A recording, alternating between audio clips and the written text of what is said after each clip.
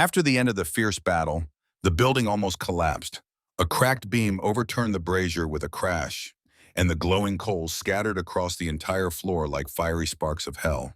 The entire floor of the building was strewn with corpses and literally soaked in blood after the brutal, merciless battle that turned the hall into a real crypt. The man who caused this bloody havoc was slowly climbing the stairs, calmly stepping over the bodies of fallen enemies.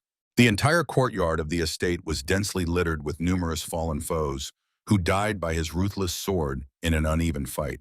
Full of icy calm, the man confidently walked forward, tightly gripping the sword in his strong hand and ready to face any new opponents. Firmly gripping the hilt, he felt his weapon as a natural extension of his own arm, a perfectly balanced blade with elegant patterns crafted by a great master. Having climbed the ancient stone staircase, the hero saw before him the main enemy, who stood in a tense pose ready for the decisive battle.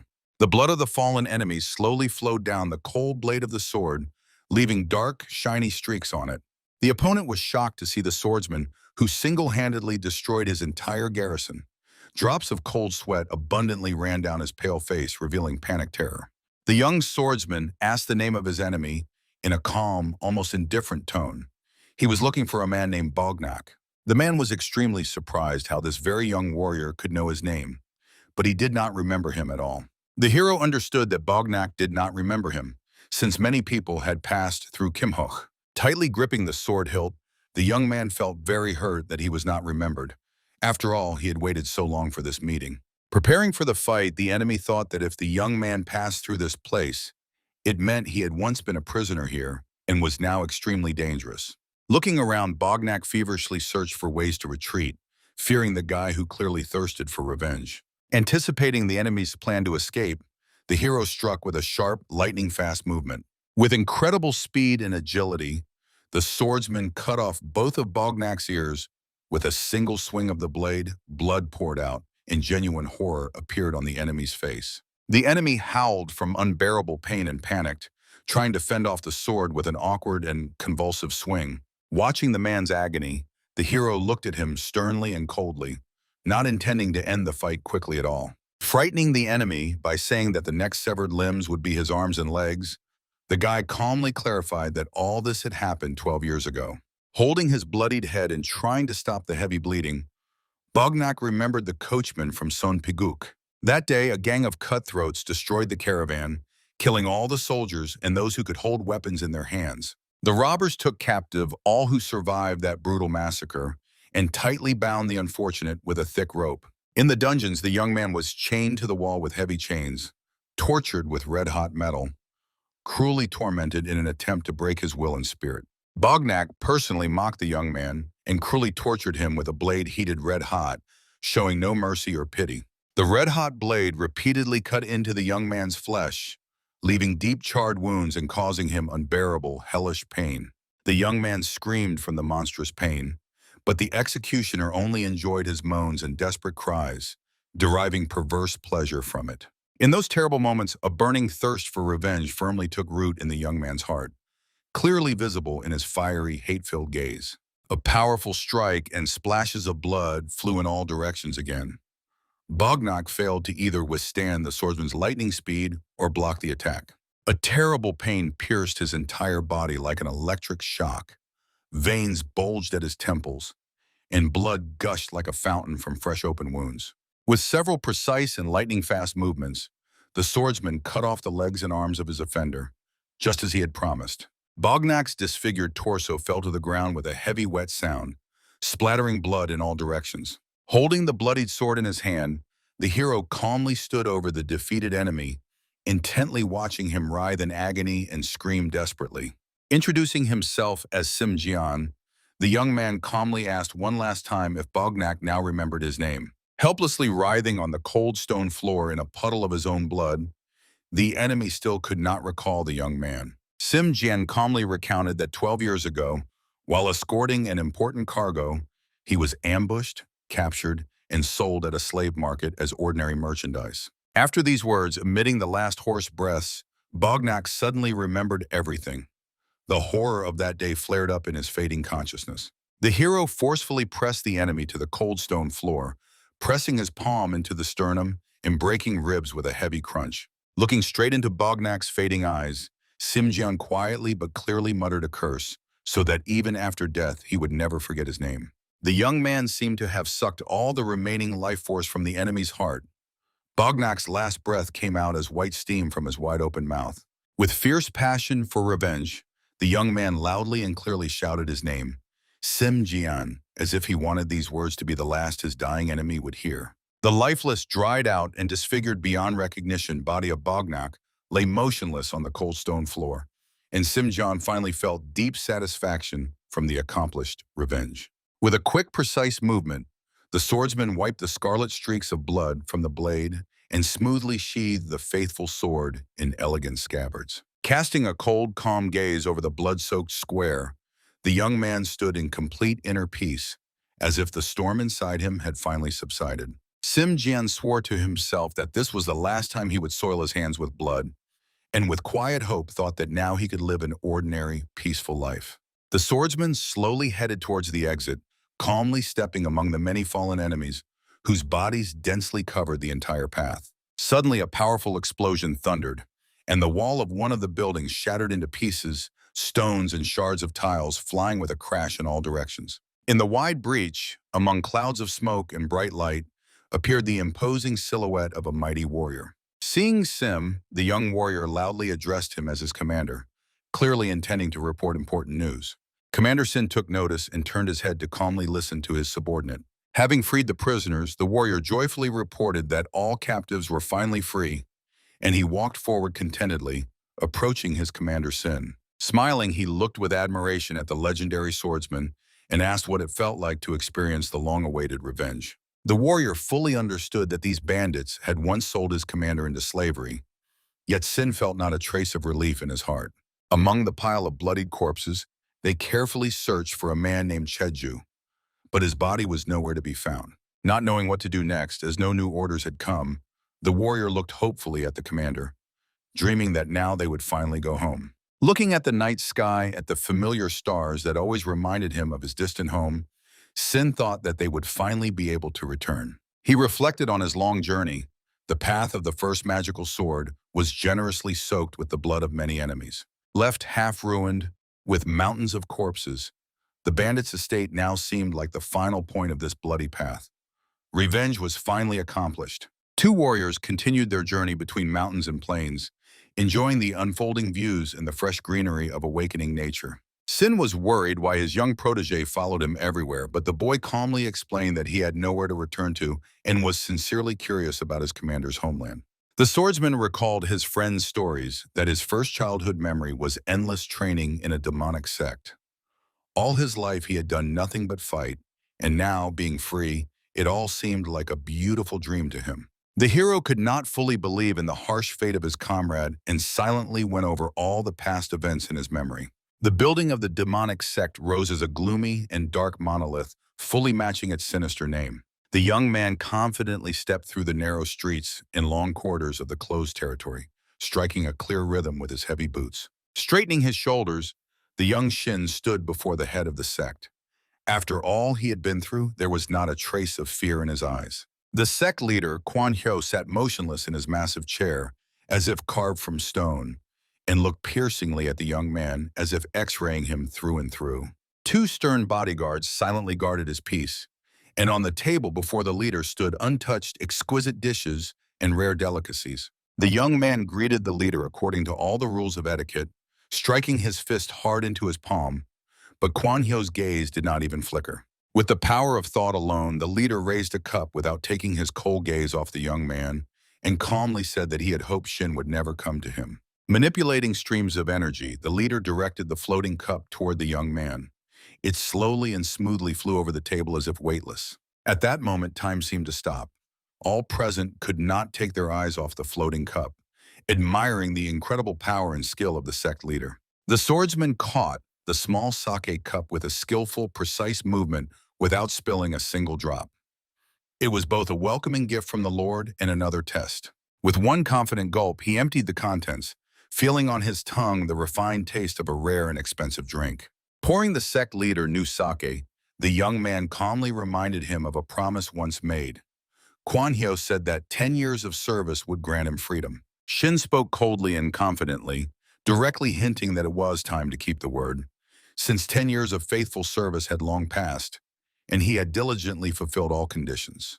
Frowning, either from the strong sake or from the young man so boldly cornering him, the sect leader reluctantly recalled the promise once given. He demonstratively struck the small cup on the table with force, almost breaking it, clearly indicating that he wanted to put an end to the matter and close the question, refusing to release the young man to freedom. Kwan Hyo explained that Shin had done a great deal for the demonic sect, uniting the scattered paths of demons in the Cheoncheon demonic sect, yet it was still far from perfect. Continuing the persistent struggle for his freedom, the young man firmly repeated the terms of the contract, conveying to the leader that the essence of the task was not this at all, but the killing of the 10 strongest Modao who held power. Watching as the Lord poured himself sake, the young man held his response with dignity. All rulers had already bowed their heads before him, and he had fully fulfilled his part of the contract. Looking at his protege, Kwan Hyo involuntarily recalled what he was like at the very beginning of his thorny path. Among all the children raised in Hukryongak, Shin truly stood out brighter than the rest. At first, Shin was noticeably weaker than Shoru, his sparring partner and now comrade in arms and loyal companion. He was inferior to many in strength. However, thanks to persistent training and countless difficult tasks, after the events in Guimon's saga, he changed greatly. The young man changed beyond recognition. His aura of murder noticeably calmed, and the entire atmosphere around him became completely different. The head of the sect spoke with undisguised pride about how Sin's martial arts had reached incredible power, and it was even hard to imagine the limit of his true strength. Sin stood silently, showing no emotion, attentively listening to the master, who kept wondering what exactly had happened in that mysterious place that had changed the young man so much. Without taking his eyes off him and having listened to the master until the end, the young man did not reveal his secret, not uttering a word about what had happened, but only apologetically asked for forgiveness. Realizing that he had lost this fight, Master Kwan Hyo furiously slammed his cup on the table, almost shattering it to pieces. Looking from under his brows with a stern gaze, the leader thanked Sin for his long service and officially released him, throwing after him that for the young man this bond might have been terrible, but for himself a bright karma. The bodyguards behind the ruler were clearly preparing for something, their angry faces revealing bloodthirsty intentions when the master said he would never forget Sin's merits. The young man remained meaningfully silent, hardly believing his luck, since the head of the demonic sect had never before let anyone go free. Not taking his eyes off Kwan Hyo, the young man calmly thanked the master, fully understanding that this bond was forever broken and now he faced either death or true freedom. Turning around, the hero walked away with calm and confident steps, never once looking back. The fat bodyguard, with an insulting shout, sharply grabbed his sword, ready to stop and kill the young man, but the sect leader instantly stopped him with a commanding gesture. Hearing the insults and the clink of the blade being drawn from its sheath, the young man did not even flinch or turn around. He already felt and knew for sure that the ruler would stop his guards. The heavy door swung open before him, and the young man confidently stepped forward toward new adventures, forever leaving this terrible place where he had spent 10 long years of slavery. Suddenly, a familiar tuft of hair appeared from behind the door. Sin immediately understood who was behind it, and the sect leader perfectly knew that the young man would not leave alone. Holu peeked out from behind the door, slightly crazy but infinitely loyal companion and comrade in arms of Sin, who always followed him. He just waved his hand and said goodbye. Walking along the road, the hero wondered if his family would recognize him after so many years, since he had changed a lot. But suddenly his thoughts were interrupted by Holu, who pointed with his finger at the old guardian oak that Sin had once told about. Looking at the ancient and guardian tree, the young man was stunned for a moment. He had not seen this majestic giant, which had become a symbol of his lost childhood, for so long. Every year, Sin's family and the village elders gathered together and performed important rituals under the crown of this mighty, sacred tree. With warmth in his chest, he joyfully embraced the wide trunk of the tree, pressing tightly against the rough bark, and for the first time in many years felt that he had finally returned home. Smiling broadly, Cholu watched his commander with undisguised amusement. It was funny for him to see this kind of Sin, because in childhood he resembled a coal stone boulder. Suddenly someone called out to him, and Sin even slightly flinched from the surprise, sharply turning toward the voice. Before the warriors stood 3 village children. Sin, without removing his hands from the rough tree trunk, carefully examined them, trying to guess how old they were. One of the boys strictly pointed a finger at Sin and loudly shouted that this sacred tree must not be touched by outsiders. Sin knew these old customs well, and with a gentle smile looking at the boy, calmly explained that he was not an outsider, but also originally from this village. The children froze in amazement. They rarely had to see strangers, especially such tall and formidable warriors. Glancing at the mighty oak guardian, the hero quietly explained that he once lived here as a child and knew well that it was the sacred protector of the village Towa. The boy looked at the stranger with genuine surprise. He could not understand who this tall uncle was, from which family he came, and why he had never seen him in the village before. Trying to gain the children's trust, Sin smiled gently and told them that on the northern outskirts of the village there was a small pond, and a little to the left of it stood his old straw house. The girl standing among the children suddenly screamed loudly and accused Sin of lying, categorically refusing to believe the words of the tall warrior. The hero looked at her with slight surprise, not understanding the reason for such distrust, and inside him anxiety began to grow, wondering if something had happened to his family during his long absence. The indignant girl shouted decisively that the Adu family had lived in that house for many years, and they had neither such a bandit father nor brothers.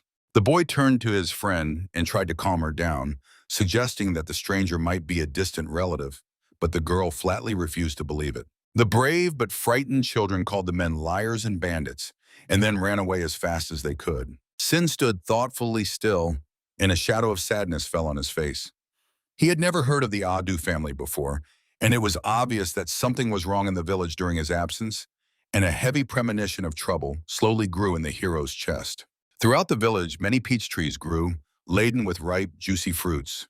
The warrior could not resist and tried a peach from every tree he approached. Crunching and splashing sweet juice, he savored each fruit with great pleasure, closing his eyes in delight. Previously, Cholu had never even seen so many fruits, let alone eat them in abundance. He could not stop admiring the incredibly sweet taste of ripe peaches. Cholu joyfully shouted to Shin to try them too, but the commander walked forward sadly and pensively, heading to his old house. The house was located near a quiet pond, a small, cozy house with a thatched roof, exactly as Shin had once described it.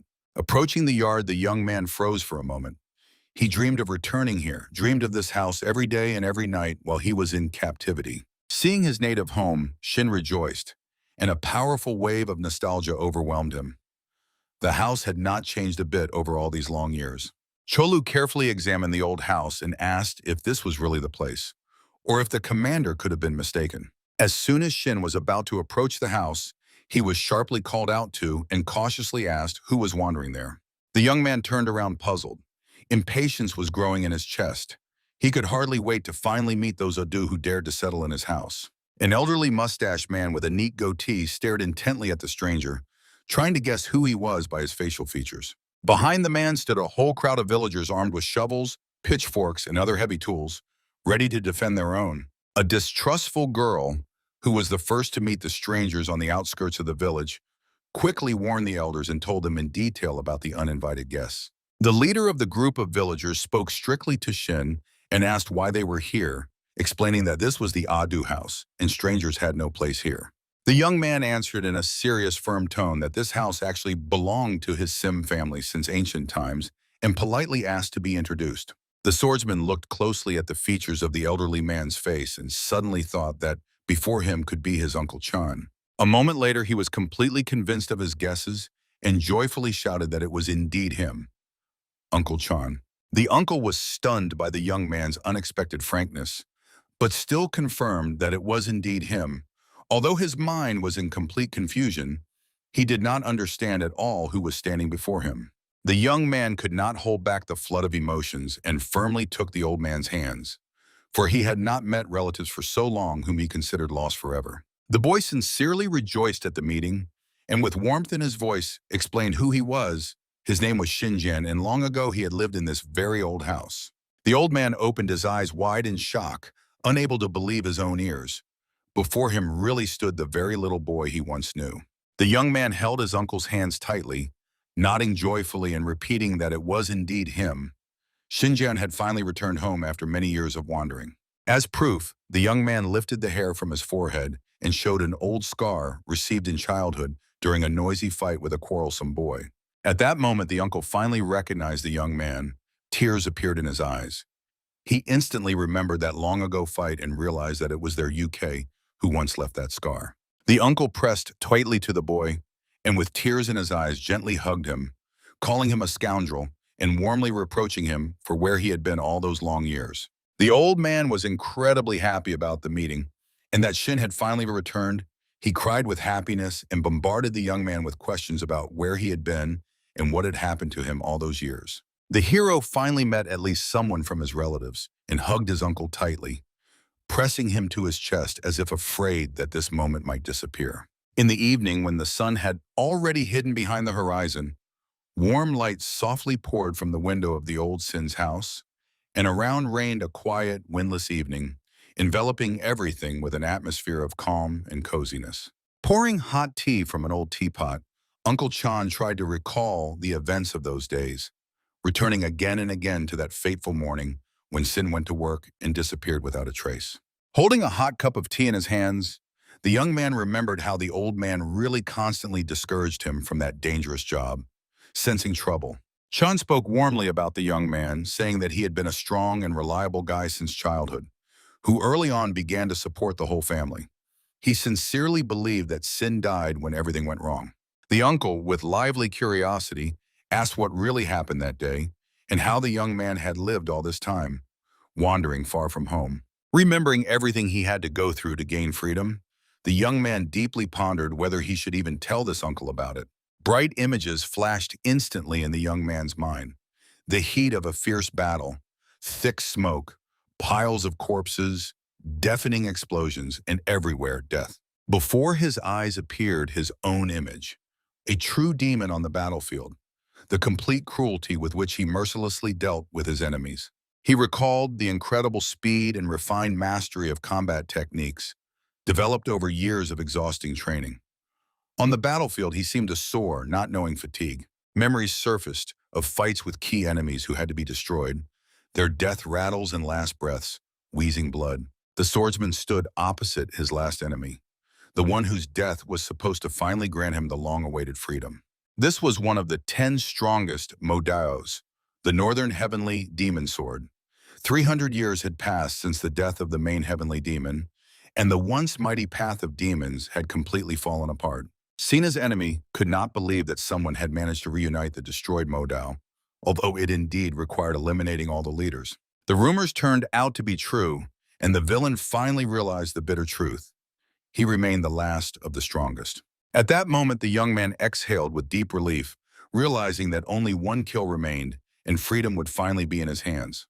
The hero challenged his opponent, burning not so much with a thirst for killing as with a desperate desire to finally break the heavy chains of slavery. The enemy accepted the challenge. If Sina managed to defeat him, he would become the strongest sword of the entire path of demons. The enemy's speed and strength were incredible.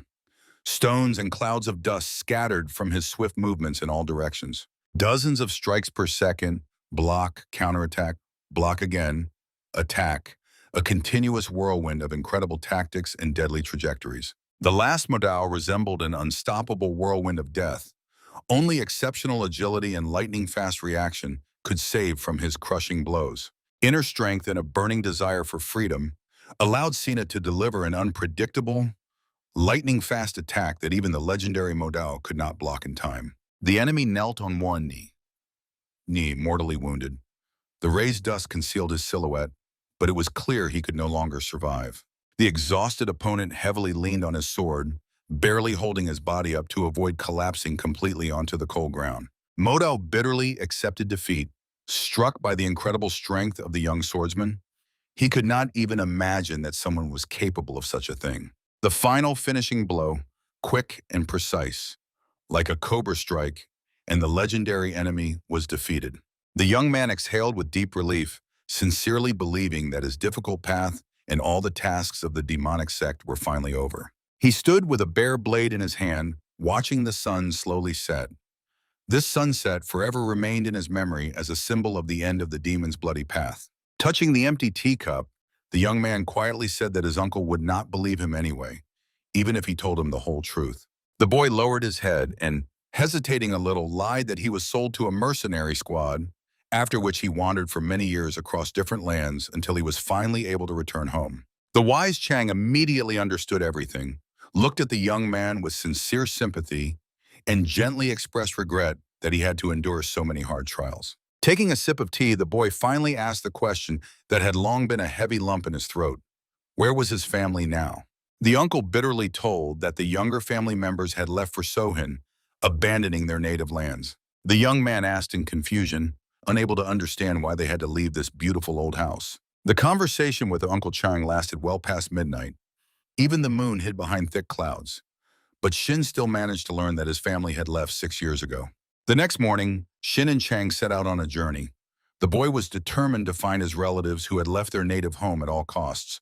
The hero felt a sharp, almost physical pain. The news he heard from his uncle shook him so deeply that he desperately wanted to leave somewhere far away and be alone with himself. With a heavy heart, Chan told the young man about his mother. She passed away last year, and the boy was instantly overwhelmed by a wave of burning guilt for not returning sooner. The mountains shrouded in gray fog perfectly matched the young man's gloomy mood. He sat on the very edge of the cliff, completely immersed in the bitterness of irreparable loss. Screaming and crying bitterly, Sin fiercely blamed himself for committing an unforgivable sin before his mother, not being by her side in her last days. He remembered his mother, brothers, and sister, and one persistent thought kept spinning in his mind: how to atone for his guilt and make amends for this terrible mistake. The hero leaned on the very edge of the precipice, trying to hide a deep emotional wound from the whole world. No blade in all his brutal fights had ever caused him such pain. Sohin turned out to be a colorful and lively city, stretching along a wide river, with a large, noisy marketplace and many green trees. Approaching the cracked little hut with a leaky, hole-ridden roof, Sin could not believe that his family was now forced to live in such poverty. With heavy bitterness, he looked at this miserable shack, clearly understanding the humiliations and unbearable hardships his sister and brothers had to endure after their mother's death. The callous companion, Shilyu, smirked at his commander and teased him, asking if the great warrior had suddenly become afraid. He laughed at Sin, for not long ago he fearlessly roamed enemy lairs as if on a light stroll, but now he stood dejected, with his head lowered.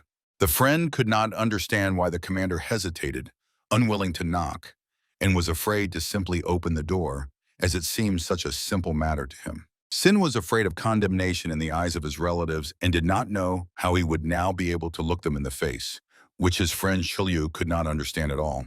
The companion tried to encourage his friend, assuring him that now, since he was here, he could handle anything, and if he wanted, he could buy not just a new house for the family, but a truly cozy hearth. Timidly knocking on the door, he thought warmly in his heart that now nothing would separate them, and they would never part again. Barely had the knuckles of his fingers lightly touched the door when a cautious voice sounded and a question was asked about who had come. Behind the men stood a girl.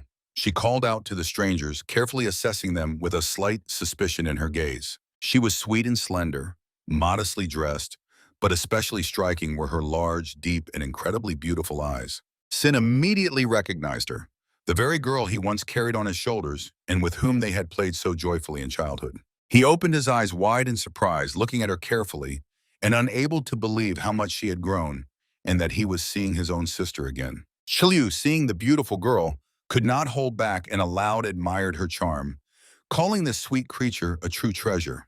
The girl was simultaneously embarrassed and outraged by the impudence of this uncultured and audacious man.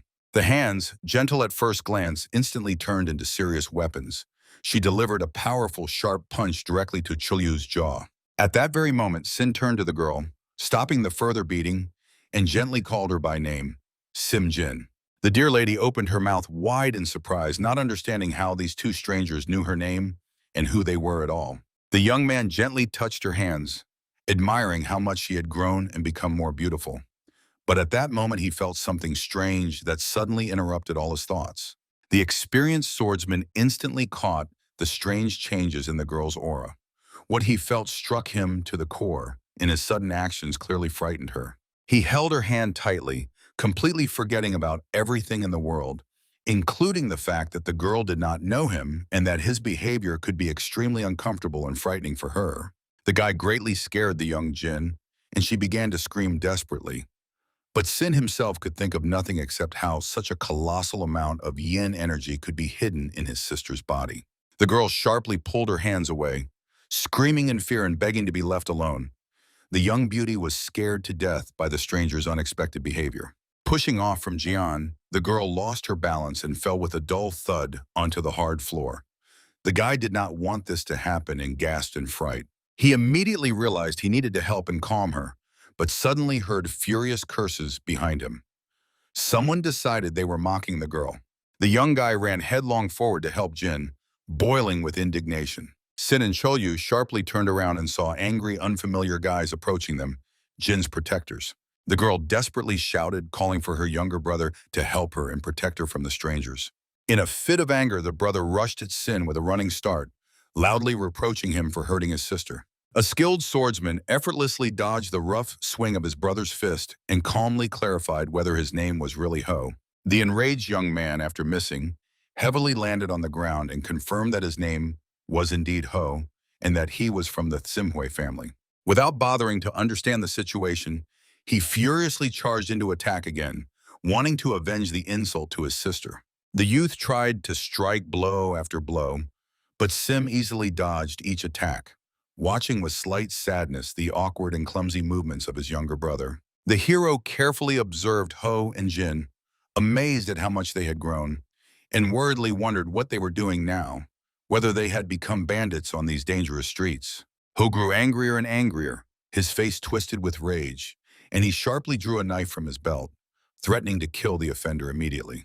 The second brother standing aside at that moment grabbed Ho's hand, firmly stopping his dangerous movements and desperately wanting to stop everything as soon as possible. He held his brother tightly, reminding him with a stern but warm voice that today was their mother's Memorial Day and everyone should finally calm down. Sim involuntarily sank into memories of his mother.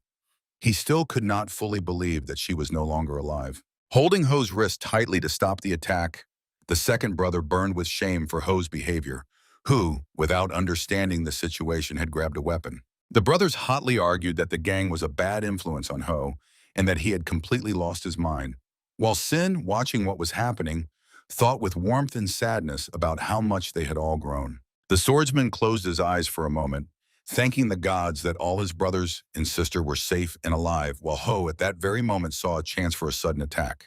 The guy suddenly broke free from the grip and furiously lunged at Sin, brandishing the sharp blade of a knife. Suddenly, a strong hand firmly grabbed the knife right by the blade, instantly stopping the dangerous attack. The big guy Cholyu, despite his impressive size, reacted with incredible speed. He squeezed the knife blade with his bare hand, and the blade shattered into small fragments with a crunch. Clenching his teeth, Ho looked at the warrior with amazement and anger. The big guy made that move like a ghost. No one even noticed how he managed to catch the knife. Cholyu clenched his fist, tensed his muscles, and proudly boasted that this power is called the Golden Yaksha, named after the formidable and fierce warriors from Indian Buddhist mythology. Gritting his teeth, Ho growled that all this was nonsense and demanded an explanation as to why such a huge strongman was robbing their poor home. The guy's words enraged the warrior, and Cholyu instantly flared up with anger, intending to put the cheeky boy firmly in his place. Raising his hand and blocking the friend's path, Sim commanded in a calm tone, "Stop." The swordsman was about to finally explain himself and tell who he was to clear up this ridiculous misunderstanding. But at that moment, Ho stared fearfully over his shoulder. Someone was there. Ha froze in a stupor. His face suddenly went pale, and he barely whispered a single word. Hiobufa. Sim sharply turned around, looking carefully around. He was extremely curious about whom his younger brother feared so much. A group of armed people was slowly approaching them, clearly belonging to some powerful clan. Everyone was tensely silent, intently watching the approaching armed men, whose intentions clearly promised nothing good. Approaching closer, the leader of the group immediately demanded that the strangers introduce themselves and explain who they were, since no one had ever seen them in this area before. Ho looked at the tattooed leader with eyes wide open in fear, while Sin and Cholyu silently and calmly examined these insolent and confident ignoramuses. The leader roughly shoved Sim in the shoulder, trying to demonstrate his superiority and make it clear who was in charge here and who should obediently submit. Firmly holding the swordsman by the shoulder, he did not even suspect who he was really talking to, and boldly demanded an immediate answer. Meanwhile, the second bandit with a strange hairstyle approached Chulyu, contemptuously called him a big brute, and also demanded an introduction. Pointing a finger at the leader, Ho finally came to his senses and shouted that this was Ton Sim Hueye territory, and there was no place here for bastards from Bufa. Sim silently pondered, deeply puzzled by the appearance of these scoundrels from Bufa. Peeking over Sim's shoulder, the leader brazenly declared that from this moment on, this place now belonged to them. Impulsive and bold, Ho could not stand it and furiously called the bandits creatures, shouting that they were never satisfied with space and were sticking everywhere. Slapping Sim's cheek with his palm, the leader smugly blurted out that if the guys cooperated and behaved well, everything would end peacefully and nicely. Smiling broadly, he looked questioningly around at everyone, but at that very moment something cold and sharp barely slipped across his neck. With the lightest movement of his fingers, Sim cut off the gang leader's head. The latter still managed to emit a short wheeze, and then his body slowly tilted to the side. The severed head rolled off the shoulders, and from the beheaded body, hot blood gushed out in a powerful fountain. The gang members did not immediately understand what had happened. They stood with dull faces, mouths wide open in shock and disbelief. Still not realizing what had occurred, the bandits finally grabbed their weapons, intending to kill everyone present. Sin cast a brief glance at Chulyu and gave a silent command to finish off every single one.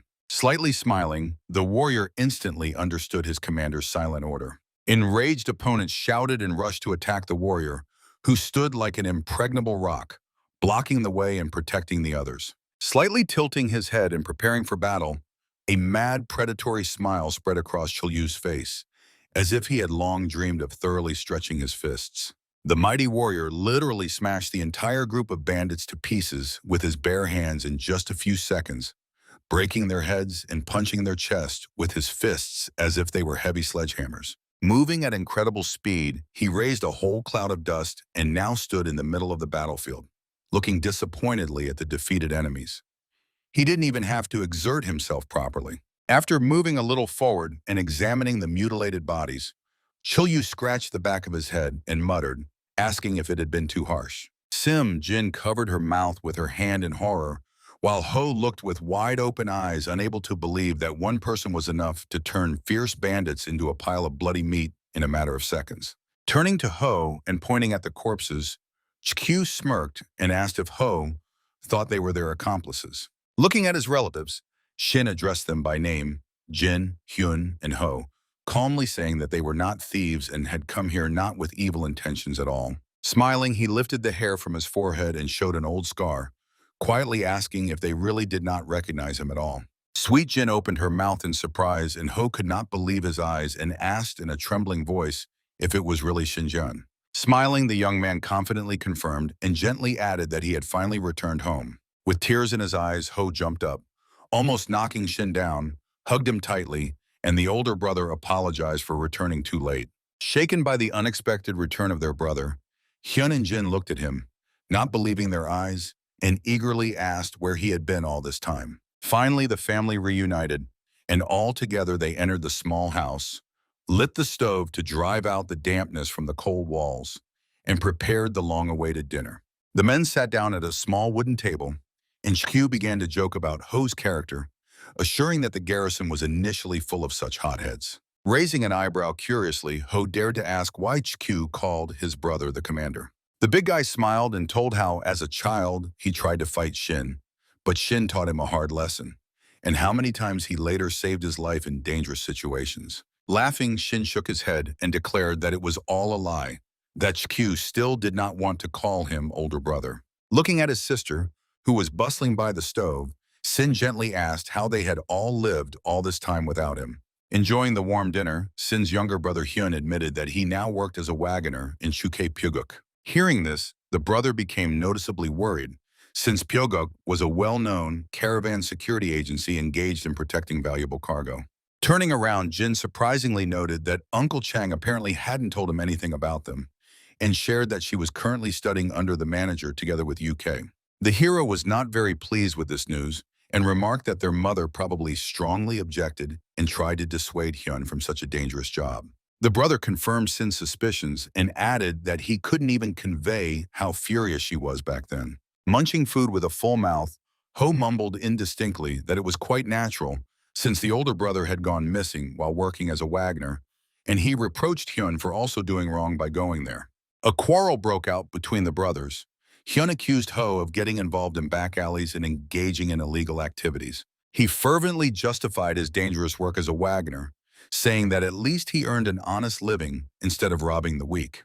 The brother's words hit Ho deeply, and he got angry, shouting that it was all a lie and that he had never engaged in robbery. Suddenly, Jin interrupted the boys' quarrel, loudly banging a frying pan with food on the table so hard she almost broke the brother's fingers. The girl got nervous and shouted loudly, reminding the guys that the older brother had returned after 12 long years, and instead of joy, they started a quarrel. She got so upset that blood ran from her nose, and Jin carefully covered it with his hand. Sin was afraid for his sister, abruptly stood up, and gently took her by the shoulders, preventing her from losing balance.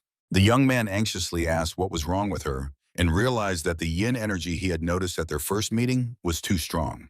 Looking at his brother, Ho was extremely surprised how he even knew about the yin energy, since no one had ever told him about it. The hero began to question the younger brothers in detail, whether they had visited a healer and what he said.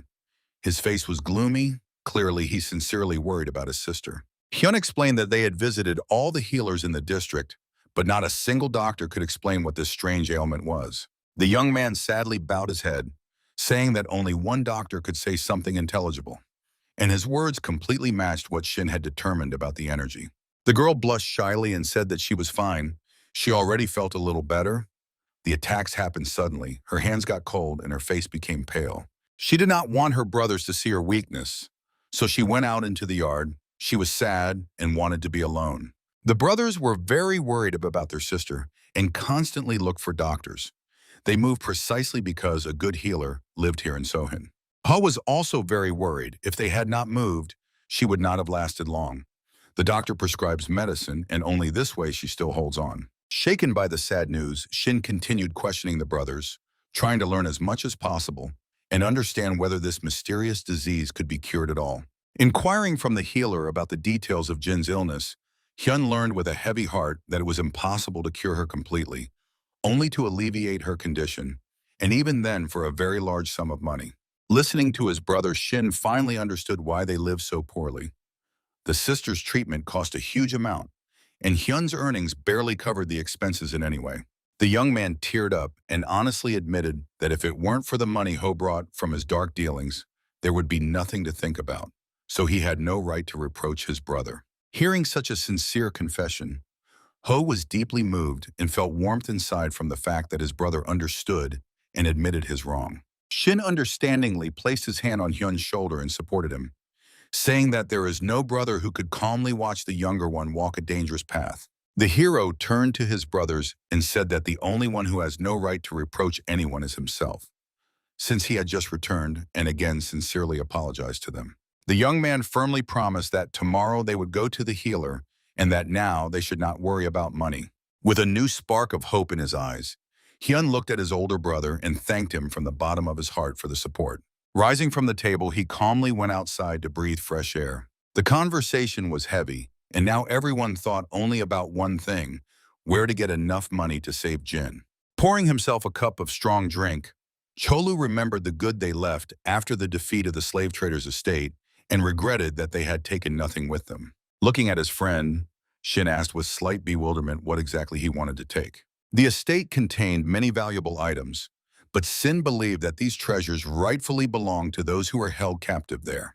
As he drained his cup, the hero added that it would also be fair to send part of the funds to the families of the deceased carters and merchants. These money were so repugnant to him that Sin did not even want to touch them. Taking another sip, Cholu suddenly became animated and suggested selling the items they had received at the Buddha temple. A lot of money should come from that. While snacking, the warrior asked what exactly Sin had noticed in Jin's aura, since he had just been examining it closely. The swordsman was not a healer and was poorly versed in such matters, but he clearly understood one thing: The energy balance in her body was completely destroyed, and the yin energy was excessively strong. Cholu knew how extensive the commander's abilities were and suggested simply pouring yang energy into Jin to restore the balance. For Sin, this should be a trivial matter. The hero sadly bowed his head and explained that it was not so simple. He had already tried pouring yang energy, but it had no effect. Surprised, Cholu stared intently at his friend, completely not understanding why he had failed and what exactly he meant. The hero's failure was not due to a lack of strength, but because he did not even see the path through which the energy could penetrate Jin's body. If left as is, she would soon die. As planned, early in the morning the friends went to the healer in Chomsamwan. They stood before the massive gates, carefully looking around. Life was already bustling in the yard from early morning. Many sick and suffering people crowded, and the queue seemed endless. Surprised by such a huge number of people, Shin thought that the local doctor must really be an outstanding master. Ho confirmed that this doctor was indeed very famous in these parts, and he immediately had a clever idea on how to bypass the long queue. Leaving his friends behind, he confidently and happily headed forward. Seeing his colleagues, Ho politely greeted them and cheerfully remarked that they were, as always, working diligently. Observing what was happening, Cholu asked who those armed guys were. It turned out they were from the Tong Simhui Guild. While Ho was explaining to the guard that he wanted to let people through without waiting, Hyun quietly explained that the Tong Simhui Guild only pretended to be law enforcers, but in reality just extorted money from people. Raising his eyebrow in surprise, Cholu thought they were the real support of the city, but it turned out they were just ordinary pawns. He laughed loudly, understanding the whole essence of this scheme, but philosophically noted that everyone started from somewhere. Having agreed with his colleagues, Ho turned around and shouted to his friends to stop chatting and hurry inside. Admiring the young man's resourcefulness, the big guy praised Kwan Ho and said how determined he was and how far he could go. The group slowly moved across the square along the long queue. Everywhere, sick people were sitting and lying down, and many doctors were bustling around them. Shin was extremely surprised by the huge number of doctors in this place. The hospital looked large, well-maintained, and truly professional. There was clearly a serious flow of patients here. Hyun traveled all over Sonpyeoguk in search of a good doctor for Jin and did not find a clinic better than this one even beyond Seoul. Learning the name of the chief doctor of this hospital, Shin was genuinely puzzled. Even the famous San Myeon in the entire district could not cure Jin.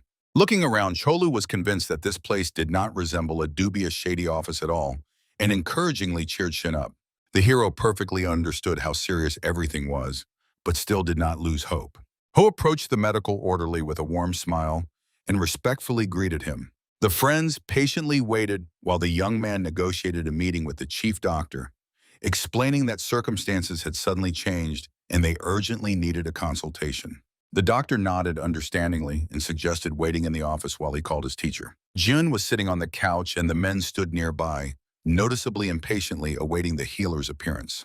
The young doctor received Jin with sincere joy and was noticeably surprised that they had come earlier than the scheduled time. He immediately began to carefully examine the girl, worrying whether her condition had worsened, and asked if there were any medicines left that he had prescribed last time. Jin's condition remained stable, and Ho explained that the reason was that her older brother had returned, who very much wanted to personally meet the healer. Shin stepped forward, politely greeted the doctor and introduced himself, and the doctor kindly said that his name was Hwang Jong, and he had been treating this family for a long time, but did not even suspect that they had an older brother. At first glance, the hero liked the doctor. He looked modest and decent, but the young man was slightly alarmed by the fact that the healer clearly possessed martial arts skills. The swordsman discreetly scanned the healer's aura. It turned out to be brightly combative and truly strong. The warrior Chilyu also noticed the healer's impressive combat abilities, and he exchanged thoughts with Sin. The commander confirmed that the healer definitely had serious fighting skills. The hero explained that he had been in distant lands for a long time, and upon returning and learning about Jin's severe illness, he immediately hurried to meet him. Smiling, the doctor was glad that Jin's elder brother had returned and corrected Sin, saying that this was not exactly treatment. Hwang gently touched the girl's wrist to feel her pulse and better examine the aura. Friends surrounding the bed froze watching the doctor's actions. Jin's illness lay heavily on Hwang's heart. It constantly made him think about how long his own abilities would last. Hearing how worried the doctor was, Hyun encouraged him, saying that only thanks to him she could live a more or less normal life. The doctor smiled and thanked him for the kind words, but he had only slowed the disease's progression to avoid the worst outcome. Hearing the words about his sister's death, Sin turned pale. He knew she could die, but hearing it from the healer made him almost physically ill. The healer stated that using higher quality medicines could give a better effect. The herbs they are using now yield results, and he was confident that materials of the highest quality could lead to greater progress. Inspired by hope, Shin immediately inquired about which herbs the healer needed. Huang used herbs with powerful yang energy to neutralize the yin energy that was binding her body. The main ingredient was the fiery spiritual herb, which had a good effect, and there was a high probability that herbs with the same or greater strength would work even better. The absolutely ideal option was the 1,000-year-old fiery spiritual herb, but the healer stated that it was very expensive, and considering its price, obtaining it was practically impossible. There was also Gongchan oil. Inquiring whether this oil was available in the city, Shin was upset, as such a place was unlikely to have such a legendary elixir. It is said that even possessing it is dangerous. Shin knew what was being talked about. For martial arts masters, this Gongchan oil was a treasure worth killing for. Looking the doctor straight in the eyes, the hero asked where it could be obtained, making it clear that he was ready to do anything for Jin. With a hint of danger, the young healer asked Shin if he had heard of the Shuren Trading Group. It is one of the largest trading groups of the Central Plains from Hangzhou. Quite recently, the son of the head of this group fell ill with malaria, and Huang was called to cure him. The head, opening a case, showed him this legendary elixir, saying that it could help in treating any disease. Shin interrupted the doctor's story with curiosity, asking if he had used it then.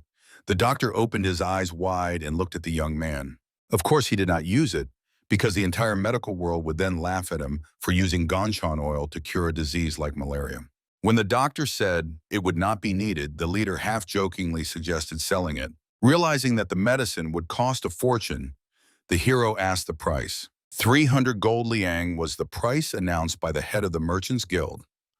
It was an exorbitant amount. The younger brothers literally dropped their jaws at what they heard.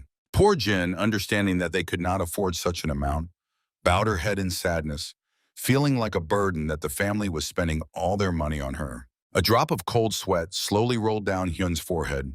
They spent 1 gold yang on 6 months of medicine and barely made ends meet. Thinking about the option of borrowing the medicine, Cholu suggested making a deal, but Shin cut off this idea, politely saying that he was an idiot. The money brought by the warriors was nowhere near enough, but Chol remembered one thing that could be sold. Then maybe that would be enough. Wide-eyed, the brothers looked at the warrior with surprise, asking what expensive thing he had. Tensing up, Shin mentally tried to shut the big guy's mouth, realizing that he was about to start talking about the demonic Buddha. But Cholu could no longer be stopped. Some time ago, when he was working as a mercenary on the Mendok Hill, he came across one thing. He thought he had found a simple glowing stone, but it turned out to be a priceless artifact. Its appraisal showed a value of 400 lion. The guys almost fainted then.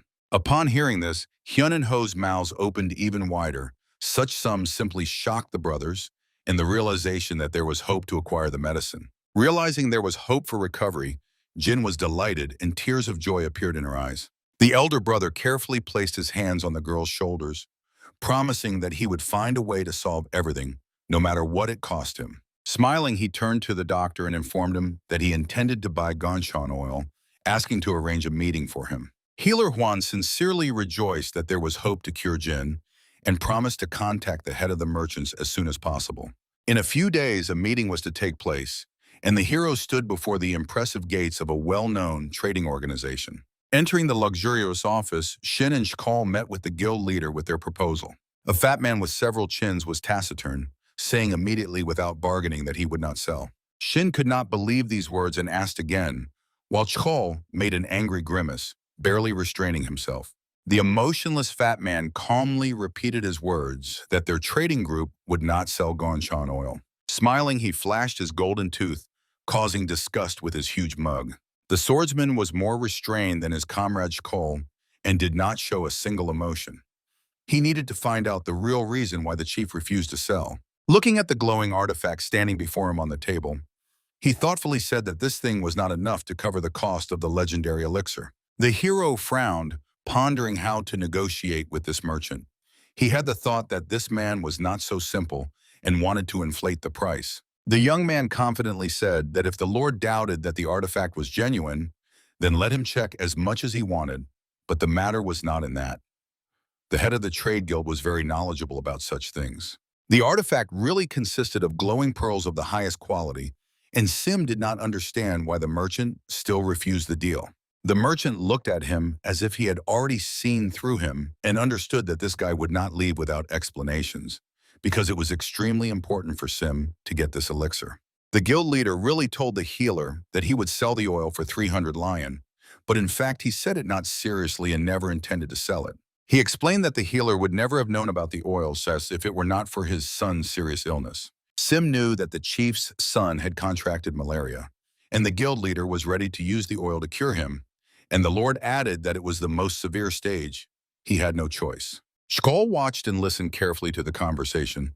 Because Ganchon oil is such a rare elixir, like snow in the height of summer, it can even revive the dead. If it became known that the trading group owned it, all the vultures of the district would flock to them. So the chief kept the information about it secret until the last moment.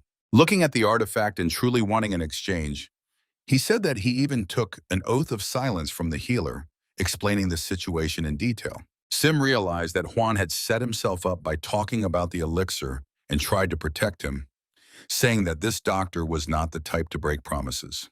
The perceptive merchant confirmed this with understanding and noted that the healer must have slipped up, desperately trying to save a patient in critical condition. When the leader said that most likely the patient was a girl, Sim frowned again.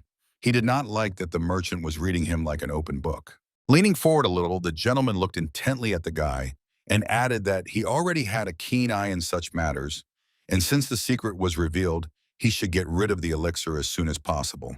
Understanding that all the cards were in his hands, the cunning merchant smirked. He wanted to get as much gold as possible for the potion and was ready to raise the price. A smile slowly spread across his face, showing golden teeth, as he announced the price of 500 gold lion. Sin looked at him intently, calculating possible options in his head, while Cholu was on edge, ready to explode at any second. With a thick hand, the trader took the stone from the decorative box, admiring the quality of the artifact. Staring at the curiosity, he stated that the stone was too small and that it would take time to find the perfect buyer. It would be difficult to reach the sum of 400 lion. Sin silently listened to the monologue of the trade leader, who skillfully lowered the price, devaluing the item and stating that at best it could fetch only 300. The merchant, with a sly smile, knocked off another 100 lion for breach of confidentiality and 100 for the sudden increase in demand for the potion, concluding that the guys needed to add another 200 gold lion, and the elixir was theirs. Exploding in anger, Chkolu called the old man a fraud. He was ready to blow everything to dust here. Pointing a finger at the leader, the warrior could not hold back. Calling the old man a fraud, the scribe sitting at another table turned to the noise and watched the situation with interest. Sim looked strictly at his friend and calmed his ardor. Chkolu was not very restrained in such matters and always tried to solve the issue by force if something went off plan. The warriors had only 120 lion with them, and Shin was ready to negotiate, paying the amount they had. Sim, looking into this merchant's eyes, said that they had only 100 lion, 20 needed to be left for living expenses. Chkolu was literally burning inside at that moment. Piercing the head of the merchants with his gaze, Sim seemed to challenge this greedy man. If he was so good at understanding people, then let him think and say who they really were. Gazing into the swordsman's eyes, the leader noticed something that struck him. This young lad had gone through a bloody slaughter. Sim revealed his secret to the merchant, telling that he and his friend had not gone through the path of the demonic sect of their own free will. Hearing the confession, the merchant's face turned pale and beads of sweat appeared on his forehead. He understood that these two could destroy everything nearby in a matter of seconds. Continuing, the young man explained that he had sworn to leave this path and live an ordinary life with his family. But now his family was dying, and he did not have the luxury to keep that promise. In such a situation, he was ready to take extreme measures. Listening carefully to the young man, the gentleman realized that the boy was not lying, because a person ready to reveal a dark past that could ruin him while counting his last money, was clearly not lying.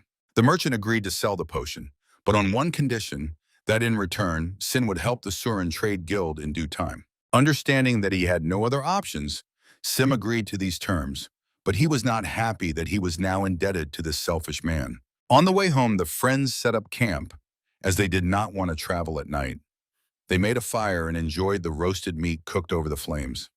Cutting a piece and chewing, the big man could not calm down, and if the commander had not stopped him then, he would have torn everything to shreds. Drinking the bitter tea that warmed him inside, Sin apologized to Cholu for spending their shared money. His friend almost choked at that moment, because it was for saving the girl. What else could it be about? The warrior was outraged that the merchant, fully understanding their situation, decided to take advantage of it without remorse. Cholu could not bear it. He wanted to go back and punch the merchant, but Sin asked him to forget about it, as it could stain the medicine meant for salvation with blood. The young man thoughtfully looked at the sky. There was deep meaning in Sin's words, and it calmed the warrior's anger. Throwing small amounts of brushwood into the fire, the hero recalled that they had no choice then. They did everything to survive, and those they killed were not saints. They were the scum of the demonic path. But the truth was that their hands were still stained with blood. The heroes had spilled a whole sea of blood, including the 10 strongest, for the unification of the demonic sect. The boy reasoned that now, having escaped, they would have to leave their former life behind if they wanted to live like everyone else. Watching the sparks rising from the campfire, the hero reasoned that here, in the Central Plains, there was a way of life based on the Murim world and the great clans, and now they had to play by their rules. When Shin gave those 100 lion, he decided to start with a clean slate, and now he considered it the right choice. The hero wanted to save Jin's life, then find an honest job, take responsibility as the head of the family, and build a normal future for the younger ones.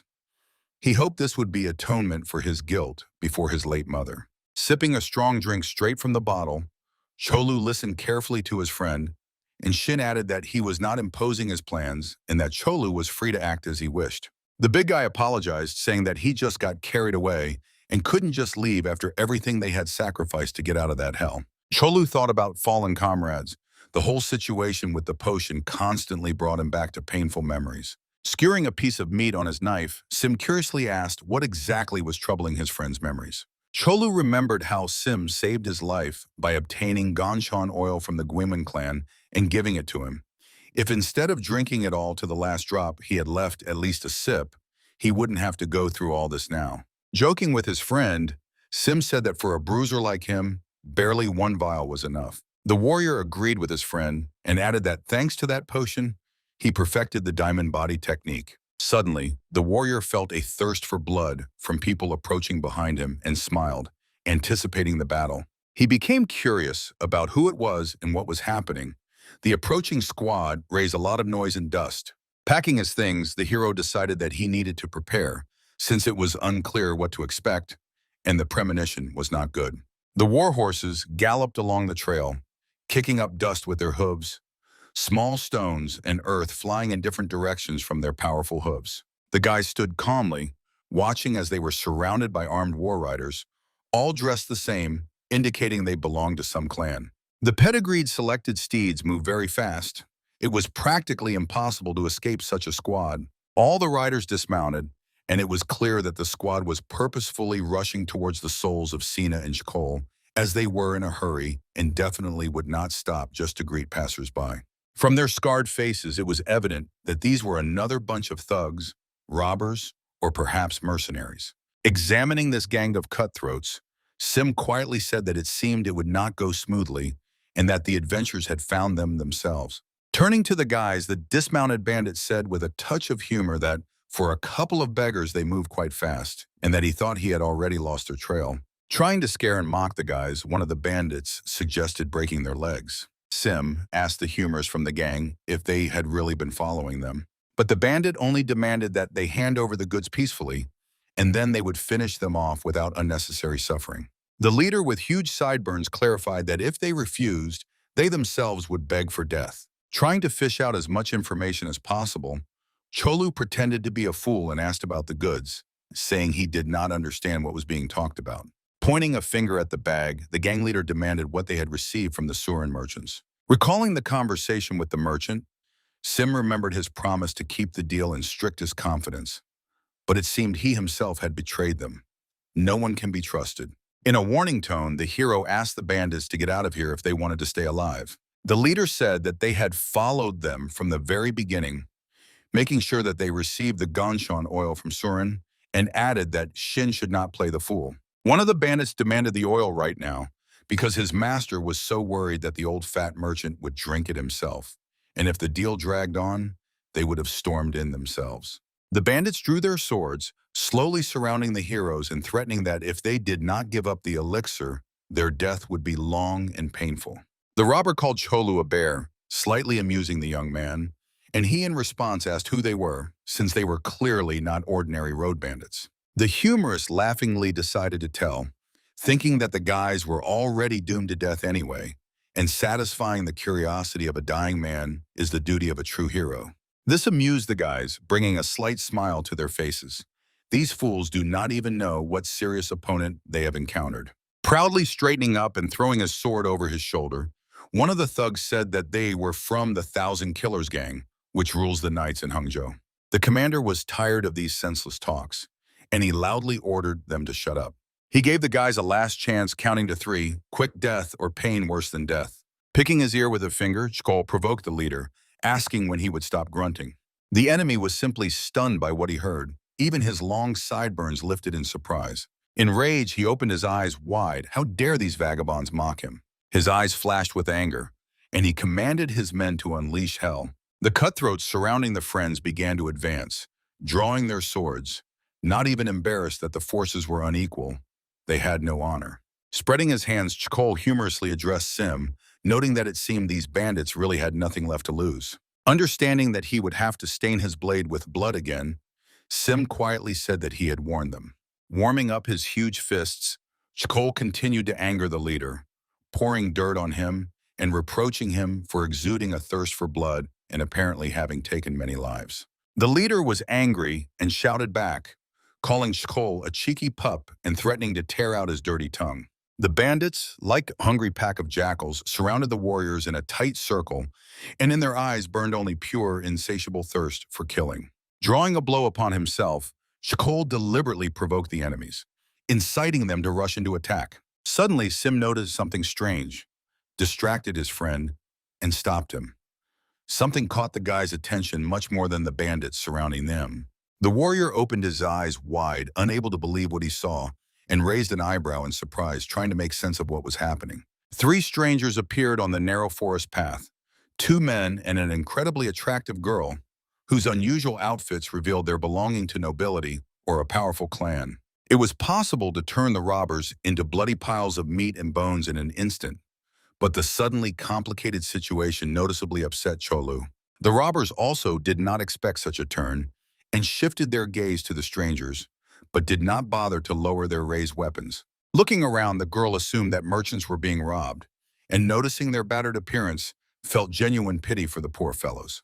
Glancing at Sim and Cholu, the girl offered her help, sincerely believing that they were doomed to certain death in this fight. Sim wondered who these strange people were, who behaved so bravely and were ready to help complete strangers.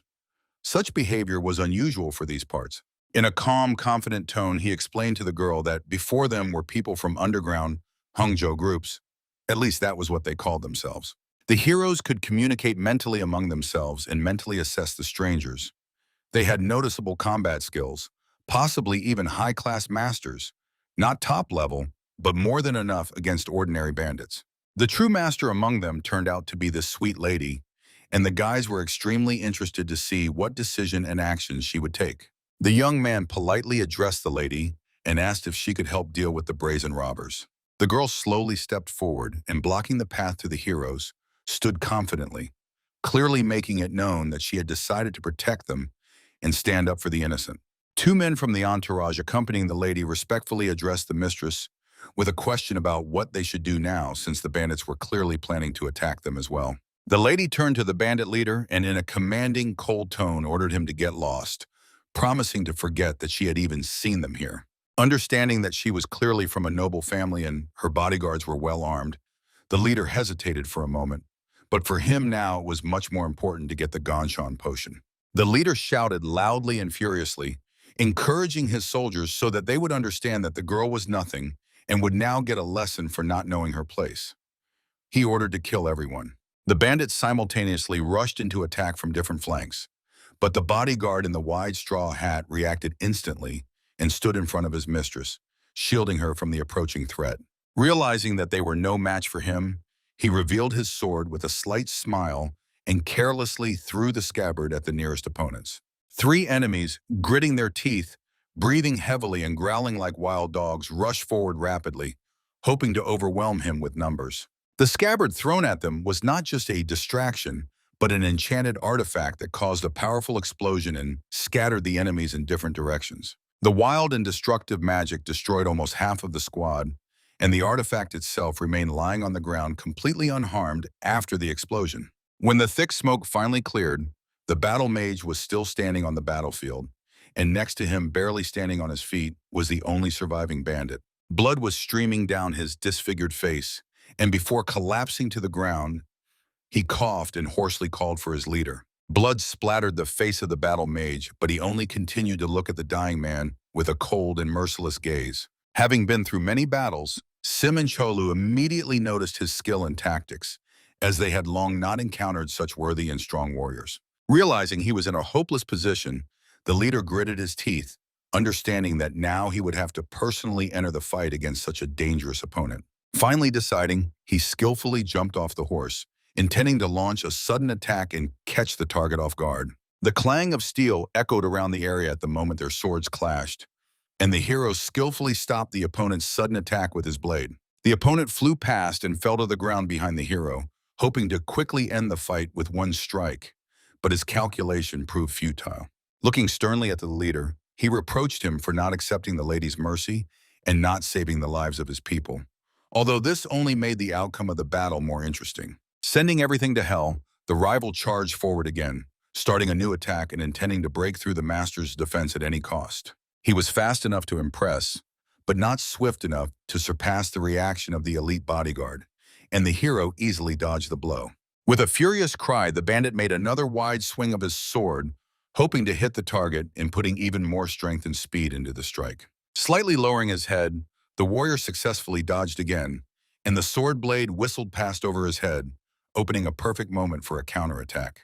The master did not even have to resort to complex techniques, as the classic combination of dodge, counterattack, and deadly strike was executed in one sharp movement. The bandit leader fell, splattering drops of blood along the clay path, and even the surviving members of the squad could not help him.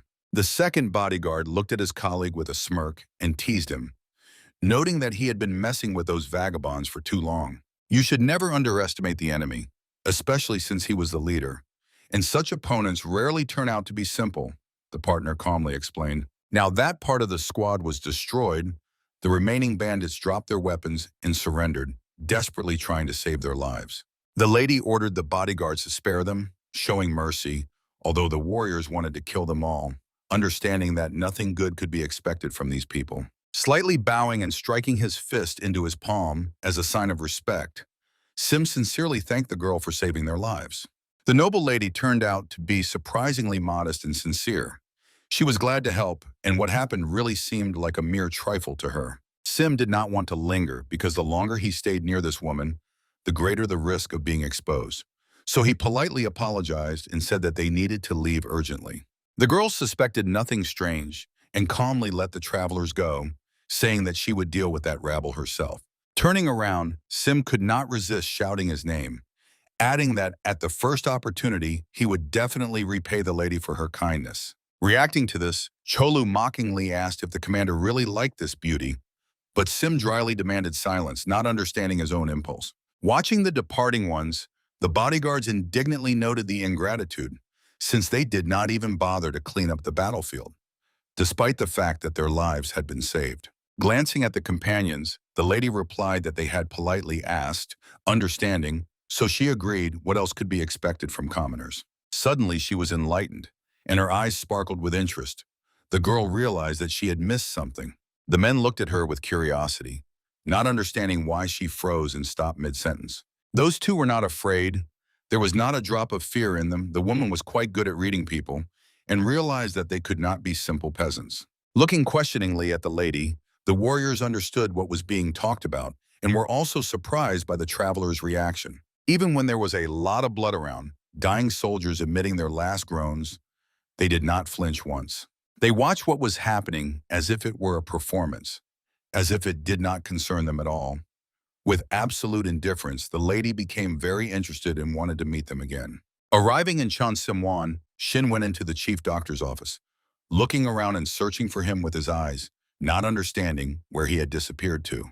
Among the many shelves with various boxes, containers with unclear things, it was indeed possible to get lost. Suddenly, Healer Huang appeared from the door. It was clear that he was hurrying to the hero as this was a matter of extreme importance, and he inquired how everything went. Shin did not go into the details of their adventures, said that everything went smoothly, and leisurely began to take the bag off his shoulder, confirming that he had obtained the elixir. Bowing in a respectful gesture, the doctor expressed his embarrassment, saying that he should have gone with them, but the hero reassured him, since the doctor had already done a lot, indicating the exact place to look for this legendary potion.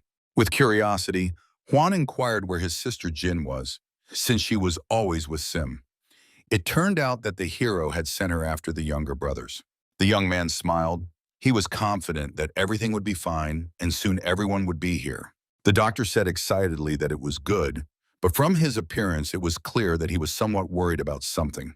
Carefully observing the healer's reaction, the hero thought that perhaps they had rushed, since Huan might have had important matters with other patients. Respectfully bowing in a half bow, the warrior apologized. Sim wanted to start treatment as soon as possible and come as soon as the medicine was with them. Smiling, Huan decided to clarify the situation, since Sim had misunderstood him. He explained that it was not about the time, but that important guests from the main family had arrived, and therefore he could not go for the potion with him. Not understanding which family was being referred to, the hero asked to explain in more detail. Raising his eyebrows and clearing his throat, Huan decided to tell everything to Sim. The doctor did not want misunderstandings between them. Looking at the young man, the healer asked in a serious tone if he had heard anything about the House of the Living Immortal. The warrior understood what was being talked about. It was the medical clan said to be capable of bringing even the dead back to life. The young man looked at the healer with surprise, not knowing that Huan belonged to this clan. Sim admitted that he realized Huan was not a simple rural healer when Huan began treating his sister, since no one could even understand what was wrong with her. But the modest man corrected the young man, saying that he did not treat her, but only supported her condition. Pouring tea, the doctor explained that due to the uniqueness of Jin's illness, he had repeatedly contacted the main family and asked them to send a doctor, and they had shown interest. However, unfortunately, in recent years, the Central Plains suffered from an epidemic, and there simply were not enough people. Sim was very happy to hear that there was an opportunity to show Jin to another great doctor, and he asked hopefully if the doctor had arrived. Huang confirmed that he had been here, but had gone on business to Hangzhou, but he agreed to examine Jin when he finished and returned. The hero thought with joy that this was extraordinary luck, since this was one of the best doctors of the clan, and compared to him, he was not even close to that level. Suddenly standing up and bowing before the doctor, Sim could not contain his emotions. He did not know how to thank Huang, but the latter, trying to stop the bow, said he was just doing his duty. The doctor promised to return as soon as possible, but Huang could not give an exact time frame. With tears of happiness in his eyes, Sim asked not to worry about the timing. They were ready to wait as long as necessary if there was even the slightest hope to cure Jin. But the doctor's face changed. There was something else that troubled him, and it was not easy because he did not want to upset Sim. Looking anxiously at the doctor, the disheartened swordsman asked what was wrong. Thinking about how to present the information, the healer saw how happy Sim was now and did not want to upset him, but with such diseases one cannot be 100% sure. The young man understood what the doctor wanted to say, so that he would not build false hopes, and as he left, the healer added that he would contact him. Smoke from the chimney of the little house rose in a thin snake to the clear sky, merging with large white clouds. The weather was wonderful and the guys decided to have lunch in the yard. The men were busy with their own affairs, and Jin was setting the table. The girl, despite her illness, tried in every way to help her brothers. She knew how to cook deliciously and prepared rice with various vegetables. Learning that Hyun was going to leave, the older brother asked where he was going. Scooping rice into a clay bowl, the young man said that he would be going to Wuxi. This place was very far from Hangzhou, and the brother looked at him anxiously. The trip was supposed to take 15 days, and if all went well, Hyun would return in 2 weeks. Sim understood how dangerous his brother's job was, since he himself had once worked in cargo security, which led to his enslavement. He was worried about his brother. He wanted to have a serious talk with him and asked if he planned to continue working as a carrier. Understanding the concern, the young man bowed his head. But what else could he do? There were no other options with a decent salary. Sim tried to explain how dangerous it was, began to tell that once, after going to escort cargo, he returned only after 12 years. He wanted to dissuade him, but Hyun interrupted him. He started working as a carrier at 17, the younger one said, and tried to convey that danger exists everywhere. If you fear everything, you might as well not get out of bed. Moreover, conditions in Pyeonguk are better than everywhere else. Realizing that it would be difficult to dissuade his brother, he offered an alternative, saying that he had savings and an idea of how to earn good money without working as a carrier. Learning that Sim had left savings and did not inform about it, the young man was upset that his brother had hidden it. Hearing the conversation, Cholu, sitting nearby, coughed, and everyone was embarrassed by this awkward situation. It turned out that Hyun already knew that Sim had saved money. Cholu let it slip, and the warrior began to justify himself, saying that this guy asked too many questions. The young man waited for his brother to confess or tell on his own.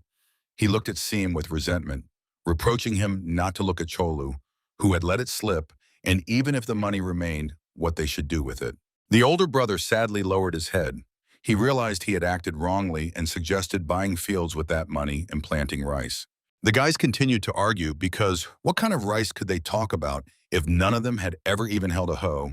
And business without instinct is the fastest way to end up with nothing. Hearing the word business, the enterprising hoe immediately got involved, saying he could find a good place. Rising from the table, the young man declared importantly that although he did not look like an important person, he had some connections. Calming down, Hyun suggested not to rush, since the brother had just arrived and Jin's treatment still needed monitoring. Thinking it over, he added that if Sim was so worried, he should go to work with him. With Cholu's size, the head of Pyeonguk would run out to meet them, and the big guy added that being a driver was not for him. If he worked, it would be as an escort. Remembering the past, Sim really did not want to get involved in Pyeonguk's affairs again, and that was why he tried to dissuade his brother. Looking at the elder, Jin's sister confirmed that for now it was better not to rush. Looking at Hyun, the hero asked him to think it over. He did not ask to quit everything immediately, just to take it seriously. Smiling and glad that they had ended the argument, the young man promised to think about his words. The guys sorted things out and started eating, while the food that Jin had so carefully prepared was still warm. The next morning, Sim and Cholu went to the center to look around and find themselves some work, possibly to find a job. The city center was quite lively. People were walking everywhere, and there were many various stalls and establishments on the trading street. The big guy sighed wearily. For him, such trips in search of work were very tiring. Much easier to kill enemies than to think with his head. He suggested to the commander to sit somewhere and rest. The hero agreed to the offer without objection. Walking a little further down the street, the friends noticed an unfamiliar man enjoying juicy dumplings. Cholu immediately wanted to have a snack. They sat down at a wooden table, and a cook immediately approached them and took an order for 2 portions of meat dumplings. While the guys were waiting for their food, Chol asked the commander what they would do next, since there was no proper work for them. Talking with Hyun yesterday, Sim realized that after a life with a sword, honest work sounded almost like a joke. Looking at his friend, Cholu asked if it was true that Sim was considering business through Ho. A friend suggested that this could greatly elevate the family if everything went smoothly. But Sim refused. He was going to pull Ho out of the gang and therefore did not want to be their debtor. Smiling, he provoked Cholu, saying he couldn't imagine how he could sit behind the counter and not hit customers in the face. The big guy laughed loudly, almost falling backward. Because Sim hit the mark, he had little patience to bargain or bow to rude customers. The guys were delighted when the cook brought them 2 huge portions of hot dumplings. Cholu cheerfully twirled chopsticks in his hands, eager to try them as soon as possible. The smell was excellent, The dumplings were neatly shaped and smelled of spices and meat filling. Munching the delicious dish with both cheeks, the hungry warrior admired with a full mouth. Sim also liked it very much. These were much better than in the other place when they ate last time. Calling out to the worker, the hero asked what kind of meat the filling was made from. Turning around, the cook replied that it was chopped pork. The young man was surprised because in the other shop the meat was the same, but the taste was vastly different. Unshaven with prickly stubble like a hedgehog, the cook boasted that they had the best meat. The guys tried to guess the secret, wondering what the difference was, in the cutting method or still in the meat. Answering questions, the cook said that it depended on who butchered the meat, which sparked Sim's interest, wondering if there were different ways to slaughter pigs. A smiling man, flattered by the curiosity of the visitors, explained that the method is always the same. The only difference is in the butcher's hands. Distracted by the conversation, Sim did not notice the approaching danger. Cholu jumped up lightning fast, reacting quickly. The young man looked surprised, wondering what had happened, who could have attacked them in broad daylight and in the middle of a busy street. Barely had the hero shifted his gaze when the nimble friend was already fighting a pig running at full speed straight towards their table. One punch, and the poor animal fell to the ground, receiving a blow right to the skull. Cholu turned to the commander to make sure everything was all right. Sim thanked the warrior in surprise, confirming that everything was fine thanks to him. Laughing, the guy wondered where she had even come from and where her owners were. After a few minutes, they appeared too. 4 men running at full speed down the street, straight towards the warrior. Running up with heavy breath, the men asked if everything was okay, if everyone was safe. Smiling and pointing at the poor animal, Cholu said that yes, they were fine, but the pig was already done for. Shrugging, the men were clearly upset that the pig was dead, and the warrior asked if they would demand compensation, to which they replied negatively, since they themselves were to blame for what happened, having been careless. Hearing the shout of their boss from behind, the poor guys turned around in fright, realizing that they were about to be in big trouble. An old man, but apparently very strict, furiously and loudly called them idiots, scolding them for the runaway pig. Bowing their heads, the workers apologized to the elder, while the gentleman scolded them that this was not the first time and they needed to apologize to the visitors. Cholu watched what was happening, thanking God that he was not in the place of those guys, as the strict boss scolded them so harshly. After the elders' works, the men turned around and began to apologize to the visitors with a bow. Sim responded with a smile and understanding that everything was fine. No one was hurt. The elder also approached the guys and apologized for the workers, expressing gratitude that Cholu reacted in time and no one was hurt. Curious Sin asked again, clarifying that these people worked for the gentleman. Since he was also looking for a job, he was interested. While the 4 men were loading the pig carcass, the elder said that he used to run this meat shop, but now he was looking for a replacement. Pointing at the table with his hand, the young man asked the old man if he was the one who butchered the pig for those dumplings. With full confidence that the dish was prepared according to all the rules, the old man confirmed that yes, it was him. The hero asked for permission to look around here and visit the shop. He wanted to see what and how things were done. The elder did not understand why they needed this and warned that the sight was not pleasant. With a slight smile, the young man noted that at least it was rare and did not change his intentions. Having examined the 2 strange strangers, the old man thought for a few seconds and agreed. He explained how to get to the farm and said that tomorrow morning he would conduct a lesson for his workers, and if they wanted, they could come. The next day, the friends arrived at the farm, which was located near the city in the farming lands. The elder, inspecting the slaughtered pig, carefully studied the mistakes made during the slaughter. After finishing the inspection, he dryly said that the one who did this was hopeless. Slowly passing by the wards, he asked how they thought why this slaughter was unsuccessful. The students guessed that the blow should be to the center of the head, that the hammer slipped, and so on. The teacher said that they were all right, but the mistake was even earlier. Sin and Cholu, standing aside, listened carefully while the elder lectured. He spoke about how the most important thing was that the pig did not understand what was happening. Laughing, the students made a noise. They believed that these pigs understood nothing and that it was worth talking to them. Importantly, passing by, the experienced butcher looked at them with a saddened gaze. The pig brought for demonstration greedily ate the porridge and grunted hoarsely, as if agreeing with the elder. Lowering himself before the pig, preparing to stab, the master told everyone to stand quietly and watch carefully. He calmly brought the iron stake to the pig's forehead, which did not even flinch, continuing to eat. The workers opened their mouths in surprise because just a second ago she was raging at the mere sight of the steak. The master explained her reaction. She simply did not feel thirst for blood from it. The apprentices looked on in amazement, and the master explained that no one feels thirst for blood as sharply as a beast. Even the faintest trace immediately puts it on alert. The elder concentrated for a second to demonstrate with a clear example. The pig immediately became alert, sensing something, and raised its head, looking at the elder. Seeing the old man's skills, the warriors were amazed. Who was he, showing thirst for blood for a moment and then immediately quenching it? Casting a glance at Sim, Cholu asked who he was. A master, but there were no traces of martial arts in his aura. Again pressing the stake and making a swing, the elder said that only when you stop revealing your intention are you truly ready. The clang of the heavy hammer striking the stake loudly echoed throughout the room, ringing in the ears. Everyone present literally dropped their jaws. The spectacle was truly impressive. Even more important is to finish everything with one blow, so that the pig doesn't even realize it's dying. Making a precise strike, the elder added. The warriors watched impressed, not taking their eyes off. They had seen a lot, but never such a killing technique.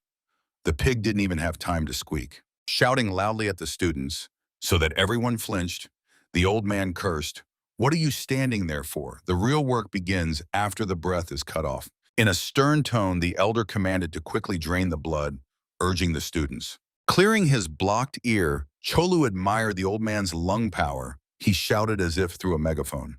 The janitor, who was sweeping the floor in the barn next to the visitors, said that the old man had no children, so he was looking for someone to whom he could pass the shop, to which he had devoted his whole life. Cholu did not understand this. For him, it would be easier to close the shop and let everything go.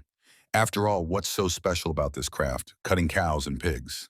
If a person has devoted their whole life to this, then for them it is not just a job, Sim reminded the friend of Master Polto, how many he had rejected before taking Cholu as an apprentice. Remembering him, the big guy pondered, is it really the same? Although his voice was no worse. Adding, the hero reminded that his physique was also beastly. Making the big guy laugh, Sim suggested that he liked him because of his size. Firmly saying Sim decided to take this shop, he was attracted by this business and the elder himself. A friend looked at the commander in surprise, asking again what we were, and the friend firmly answered yes. They had been looking for work for the second day, and nothing.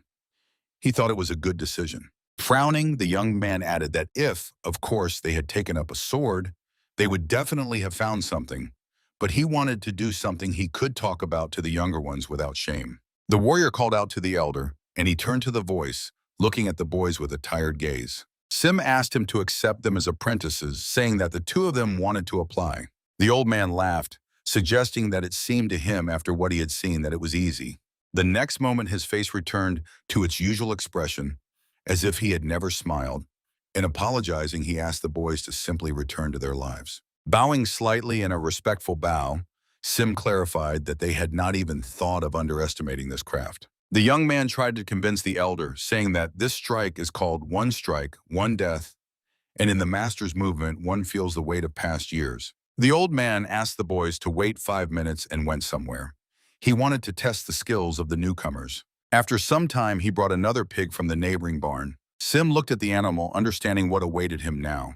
But he understood that if he wanted to gain the owner's approval, he had to cope with the task. The gray-haired man looked at the young man defiantly, saying that taking the shop means at least knowing how to slaughter livestock, and asked to show what they were capable of. Looking at the pig, the young man admitted that he had never done this before, but he would try. He sat right in front of the pig, exactly like the master, and tried to calm his thirst for blood. He pressed the stake to his forehead. Slowly and calmly, the pig did not understand what was happening and calmly continued nibbling the porridge. And again, a ringing sound rang out on the farm, ringing out long, echoing from the roof arches, blood splattered. The pig did not even squeak when the hero struck and stabbed it. The master stood over Sim, not understanding how the young man managed to do everything right the first time. The old man looked at the young man in surprise.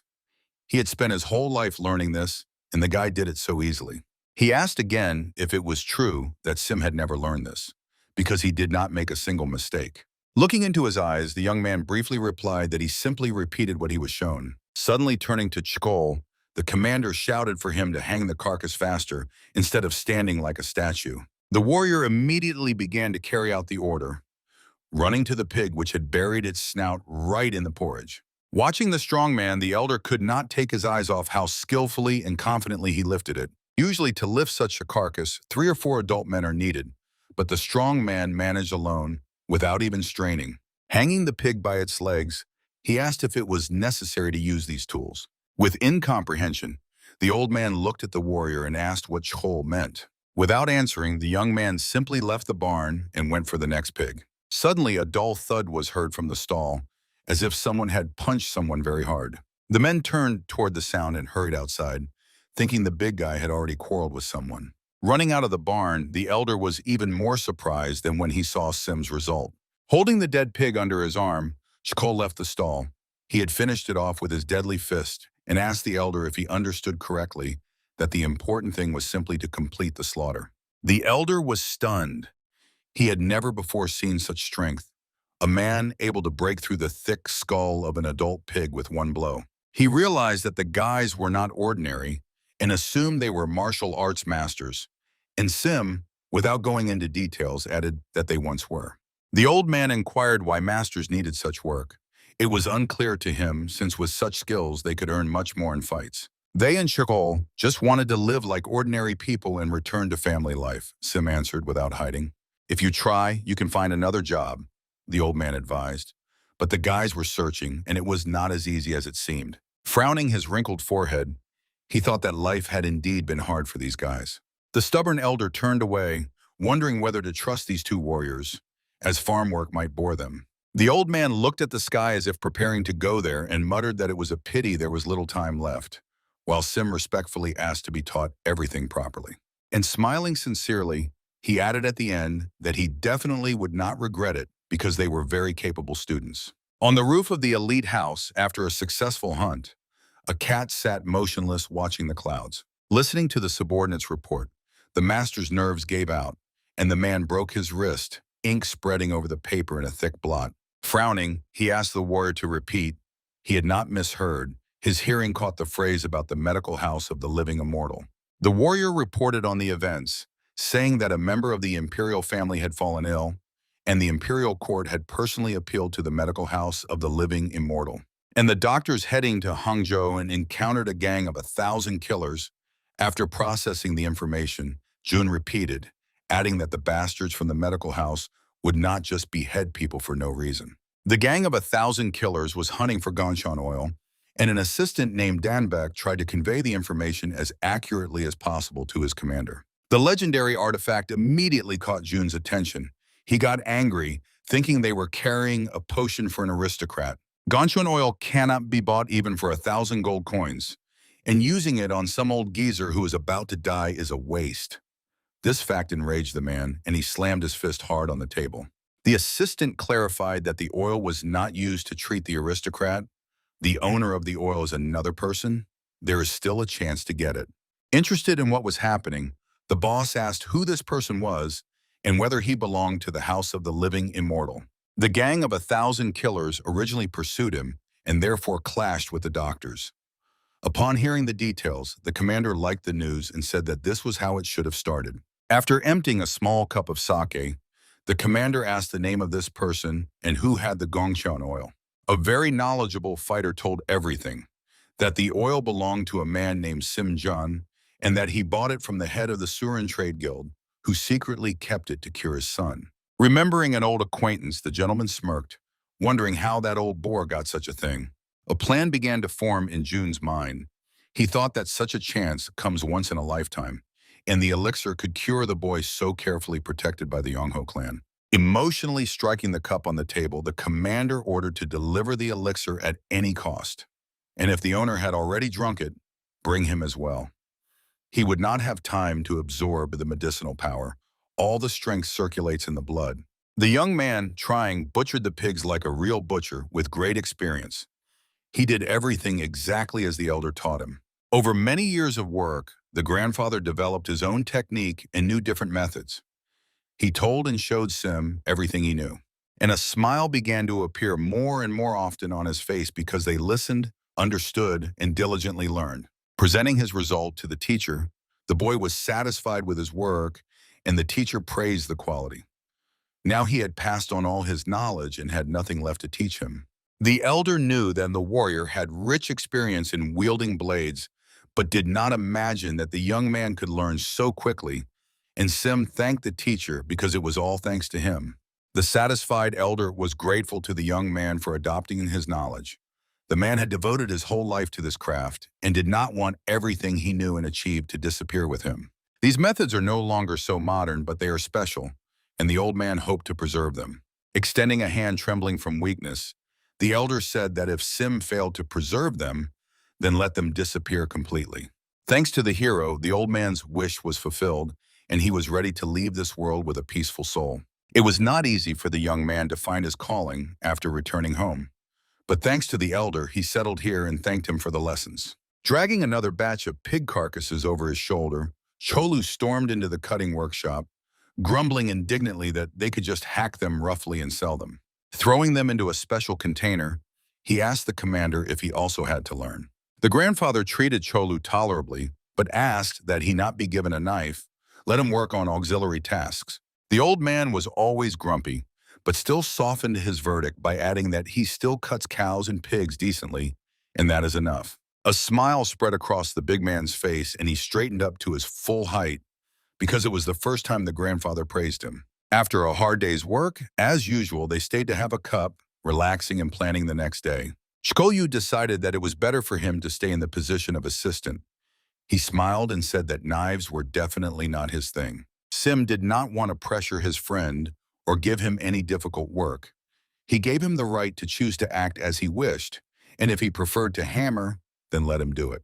Shkolyu decided to offer the elder a drink, although he was not allowed to, but today they had a celebration for the completion of training. Understanding that the elder might want to but was categorically forbidden due to his health, Sim patted his friend on the shoulder.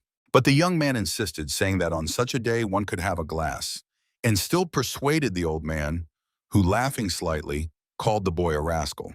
Extending his cup, the old man boldly said, "Pour it, and even if I die right here on such a day, one must drink." Returning a few weeks after he went to escort the cargo, Hyun looked with surprise at the meat shop acquired by his brother. The young man admired the hanging meat, amazed at how quickly his brother had managed everything. Seeing his brother through the window, Jin, with a broom in her hands, ran out to meet him. The girl was very happy to see him. He got angry that she was cleaning and snatched the broom from her hands, worrying about her well-being. She told him that Sim was now the owner of this wonderful meat shop, and now they had their own business. Jin tried to help with the cleaning and was just tidying up. Here she told how much effort her brother had put into the shop and really wanted to help in any way. Yahello was very interested, and he asked how things were going with the trade, but so far there was no result. The previous owner died a couple of days ago, and the shop just opened. Pouring himself some hot tea, the hero expressed sympathy when he learned that the old man had died. He used to buy meat from him. It turned out that the old man peacefully died in his sleep on the very night he handed over the shop, as if he had long been waiting for this moment. Coming out of the storeroom, Sim immediately noticed his brother and asked when he had returned. He was worried that the caravan was taking so long. The caravan had arrived quite recently, and Hyun had already heard about the shop, so he headed there immediately since it was on the way home. The trip was trivial and went smoothly. The young man was a little shocked. He had just managed to return, and here were so many changes. Laying out the meat on the counter, the hero asked if his brother liked the shop. The young man answered ambiguously, saying it was very unexpected, and he did not think Sim would decide to become a butcher. The younger brother asked if Sim was sure that this was a well-known shop and that it would bring profit. The guy was skeptical about his brother's business, worrying that if he made a mistake, he could go bankrupt and at best break even.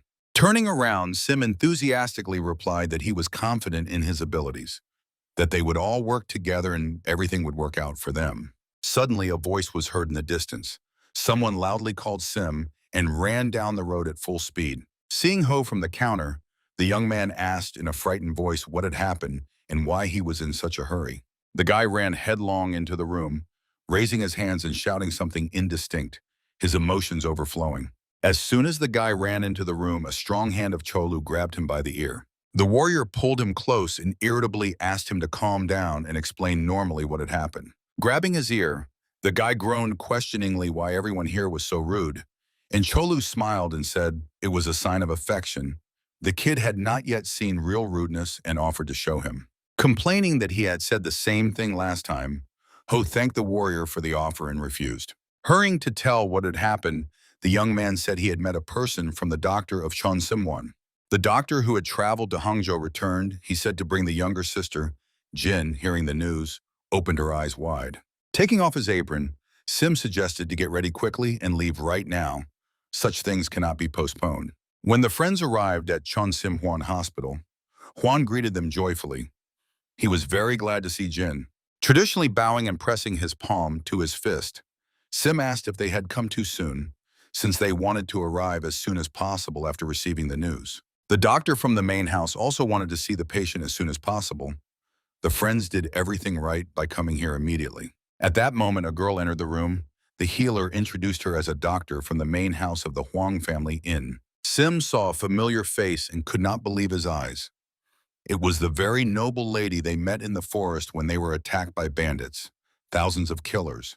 The lady immediately recognized him and smiled sweetly, marveling at the wonderful coincidence. The guards immediately understood why those bastard bandits attacked so fiercely, because the travelers had Gongshan oil with them. Realizing that Huan Yin and Sim already knew each other, Huan was surprised and asked when they had already met. Sim told the curious doctor that when they were bringing the elixir home, they were attacked by bandits, and that was when they received help and met Lady Yin. The young man laughed loudly, amazed at how unpredictable fate can be.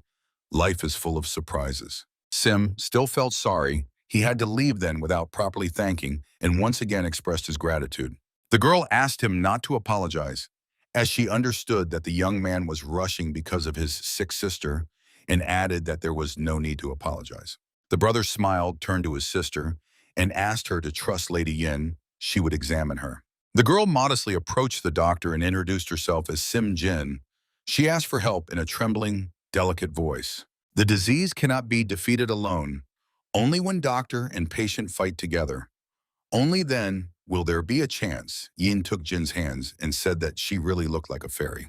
Looking around at everyone, Yin asked everyone to leave for a short while. The doctor needed to examine and talk alone with the patient. The wait turned out to be agonizing. The guys couldn't wait to hear what the great doctor would say and were very worried. After half an hour, Healer Huang came out of the office and Sim was thoughtfully pacing back and forth, immediately turning around and paying attention to the healer. Cholu was not very patient by nature and was the first to ask why it took so long. Then Lady Yin appeared from the office. She gracefully came out to the waiting guys.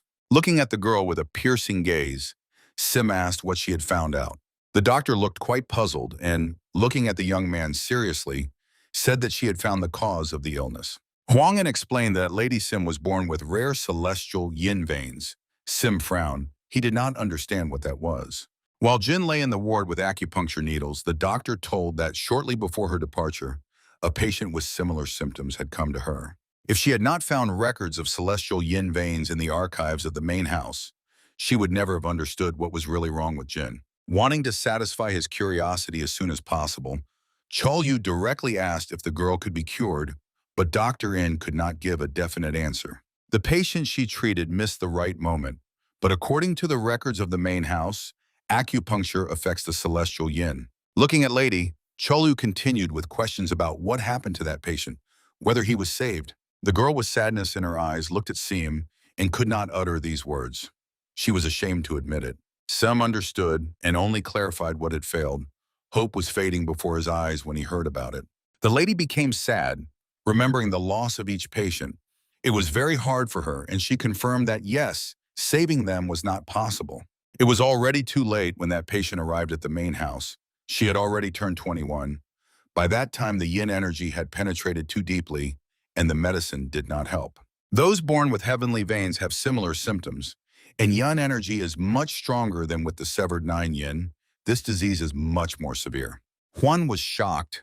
He did not know about this and thought the opposite, since people with severed 9 yin do not live past 18. Only thanks to Gongxian oil did the patient manage to live until 21. Only it allowed her to survive sometime after 20. Sim completely drooped upon hearing that even Gongxian oil did not help. The previous patient still died. Not losing hope, The doctor tried to encourage the young man, explaining that if they had been able to apply acupuncture earlier, everything would have turned out differently. Understanding the difficult situation, the young man asked to take good care of his sister. For him, she was one of the few dear people. The girl's heart trembled when she felt the young man's sadness. She understood how important his sister's life was to him. The hero sat thoughtfully on the floor, reflecting on what had happened and what to do and how else he could help his sister. He had a bad feeling inside, but Lady N spoke so calmly, and if something suddenly went wrong, what should he do? Seema was plagued by bad thoughts. The guys sat waiting on the terrace. More than 2 hours had passed, and Ho, sitting right on the floor, dozed off. Suddenly, Cholu noticed something was wrong and carefully laid down the younger one, informing the commander that they were not alone here, but Seema was already aware. Turning to his friend, the swordsman said that it seemed the uninvited guests were attracted by the Gonshin oil. There was something in the forest. The guys watched and listened to the silence. A quiet, almost soundless rustle came from the fog-covered forest. Thick and tall bamboo could hide anything, but intuition and experience never failed the warriors. A large group of ninjas was hiding in the fog, only outlines and silhouettes were visible. The scout reported to the squad leader that the target was in the central courtyard and they needed to hurry. Dembek was already here. His main goal was the Gonshin oil, and he ordered to obtain it at any cost, and he decided to deal with the medical house himself. He gave orders and divided the warriors into several squads. One squad stayed with him, and the second was sent ahead. In a strict tone, the hero ordered to first block the main entrance and let no one out. Accepting the order for execution, the ninja expressed his submission. At that moment, the first squad moved out to carry out the order. Fearless killers silently rushed through the bamboo forest. Cholu had already met them, calling out and naming them lousy rats to attract attention and deal with the uninvited guests. Noticing the warrior, the enemies immediately reacted, heading towards him to intercept. Their movements light and fast, they were trained elite assassins. Hardly had the first opponent drawn his sword when Cholu swatted him like a fly, decapitating him with a single swing of his hand.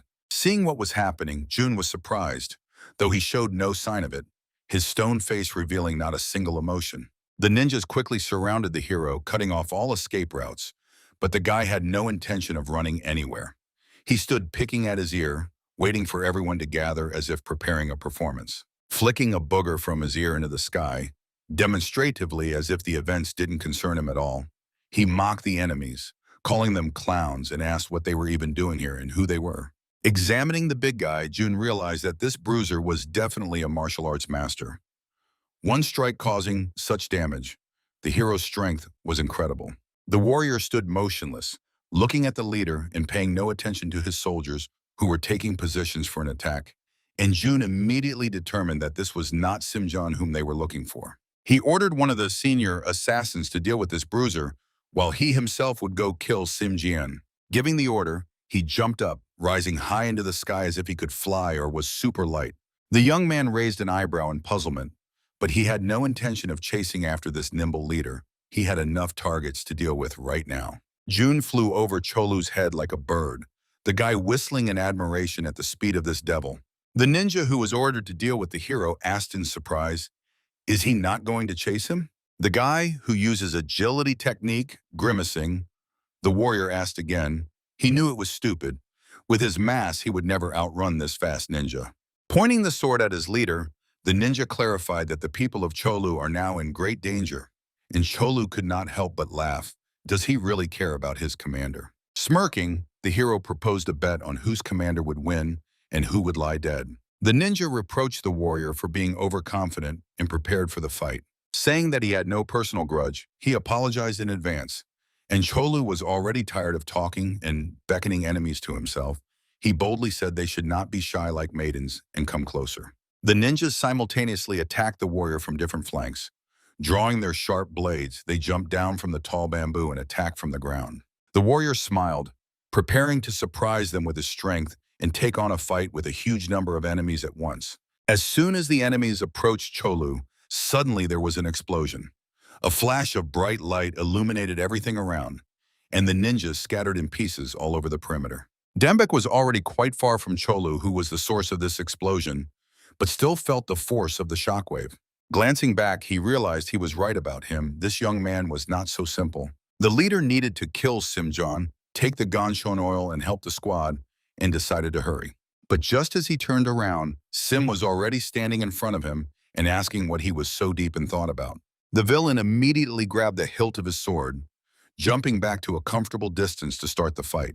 Making no movements, calm like a stone boulder, Sim asked who they were and why they had come here. Looking at the young man, Danbek realized that this was the very Simjon. They thought these were mere butchers, but they turned out to be monsters. With great speed, he launched into an attack trying to finish the fight quickly, and Sim understood that the enemy was not going to respond. The young man was as fast as a flash of light. No one could match him in evasion. He simply stepped to the left, and the enemy's attack passed by. Dembek increased the speed and power of his strikes, while the hero, holding his hands behind his back like a shadow, dodged all blows, staying one step ahead of the opponent. The enemy was furious, his eyes glowing with a thirst for blood. He gave his all, shouting in rage. Jump, attack, swift strike, swing, another jump. Like a whirlwind, he moved using different techniques and skills, trying to land at least one hit. With one precise move, Sim knocked the sword out of the enemy's hands, perfectly timing the moment when the enemy would loosen his grip to change the trajectory of his movements. Luck or a plan by the master, it is unknown, but the sword fell and precisely pierced Danbek's leg. He howled not so much from pain as from the realization of his own worthlessness before this man, a true master of combat. Grasping the hilt, the hero began slowly turning the sword, moving the blade in the villain's wound. Looking straight into Danbek's eyes, Sim asked once again who they were and why they had come here. Twisting the blade in the enemy's leg, he tried to find out if they had come for the Ganshon oil. Clenching his teeth, the ninja endured the pain without uttering a word, sweat drops appearing on his face. Looking carefully straight into the villain's eyes, the young man realized that he had come for the elixir, but where he learned this was still to be determined. Changing his expression, Danbek understood everything and bit into the poison capsule so as not to reveal any more information. Trying to extract at least a drop more of information, the hero offered to spare him in exchange for answers. But the enemy slowly fell to his side, life instantly leaving his body, leaving Sim in ignorance. His eyes turned white, and thick white foam came out of his open mouth right onto the green grass. He bit the poison and ended his own life. Sim looked down at him, understanding that someone had sent him. Someone powerful. The young man sharply turned around to tell Chol to spare someone. It was necessary to obtain information. And Chol was already walking towards him, upset that he hadn't had time to watch the commanders fight, and asking if it was all over. The young man looked confusedly at this smiling demon, hoping that he hadn't killed everyone. But the guy replied that everyone was dead. How else could it be?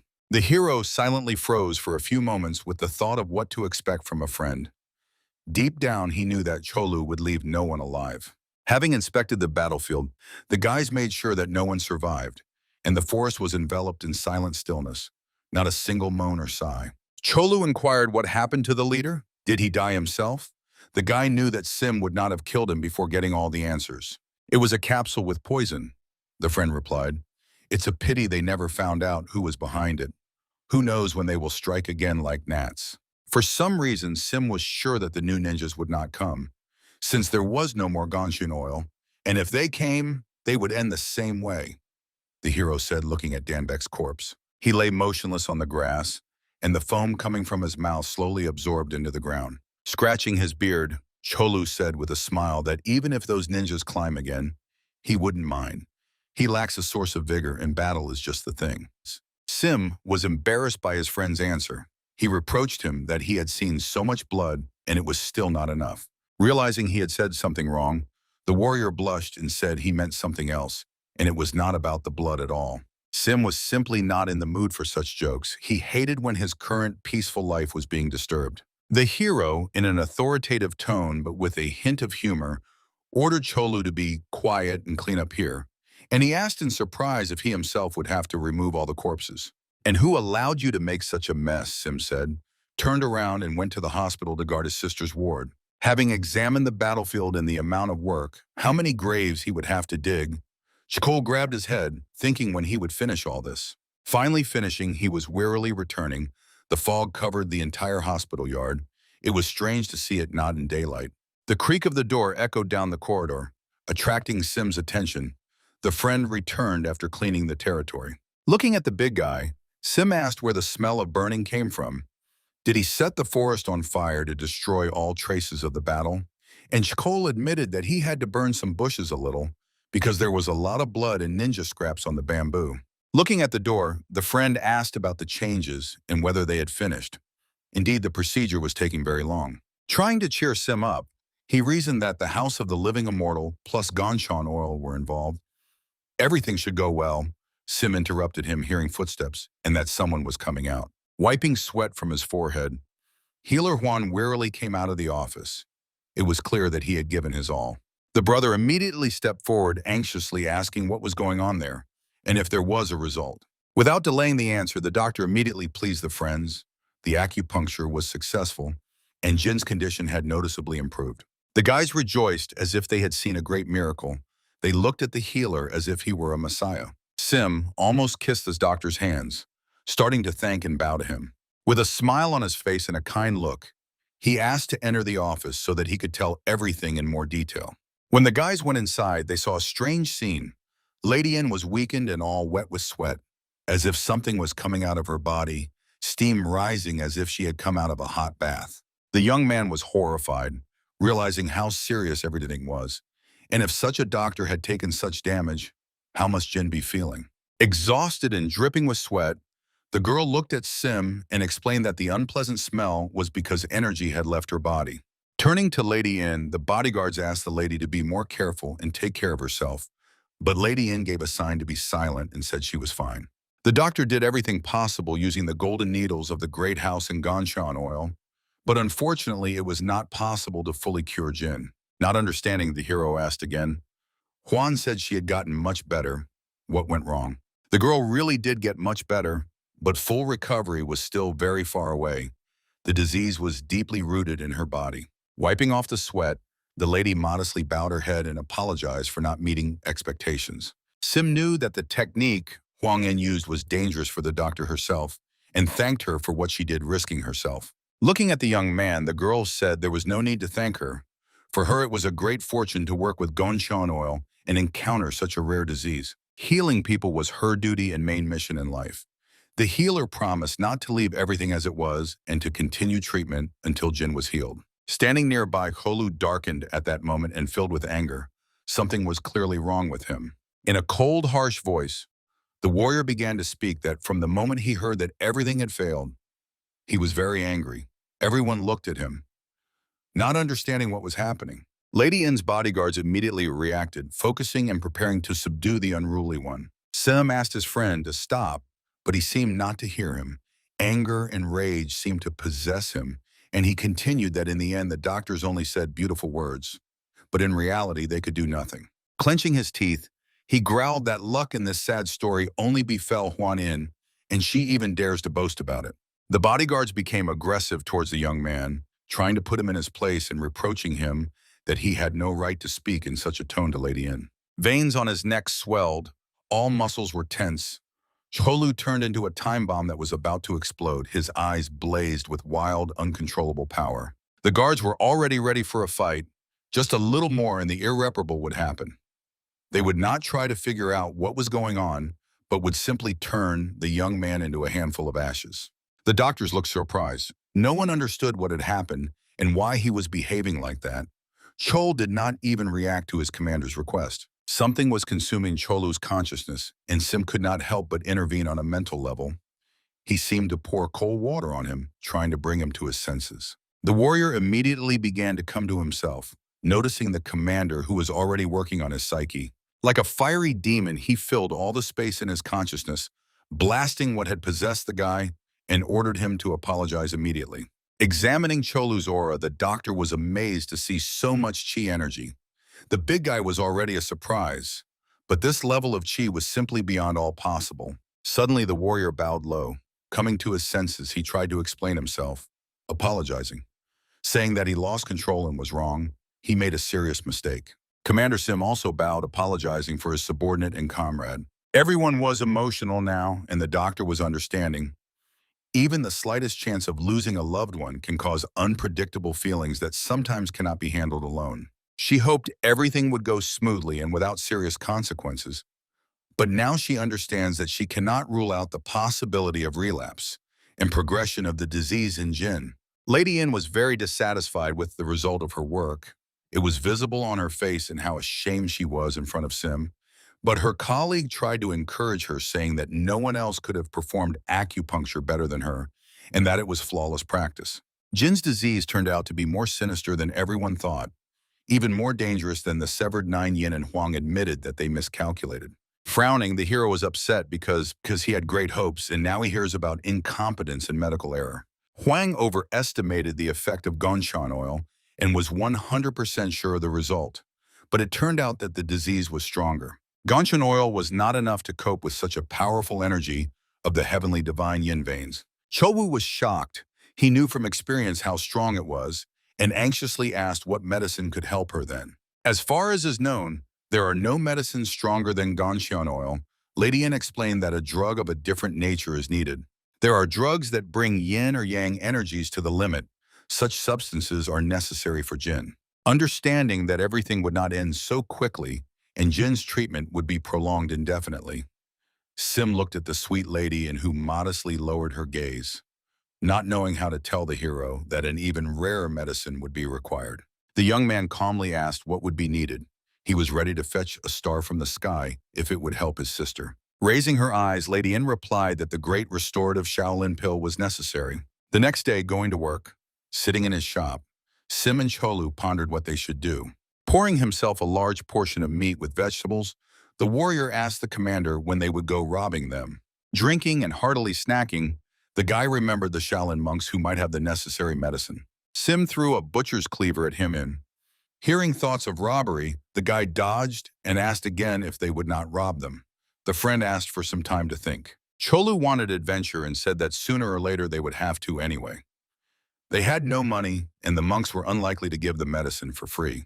But Sim flatly refused robbery. Now Jin had become much better, and since everything was stable, there was no need to rush. The hero had just returned and wanted to be with his brothers, which was hard to blame him for. Moreover, the road to them was very long, and first they needed to get the shop on its feet.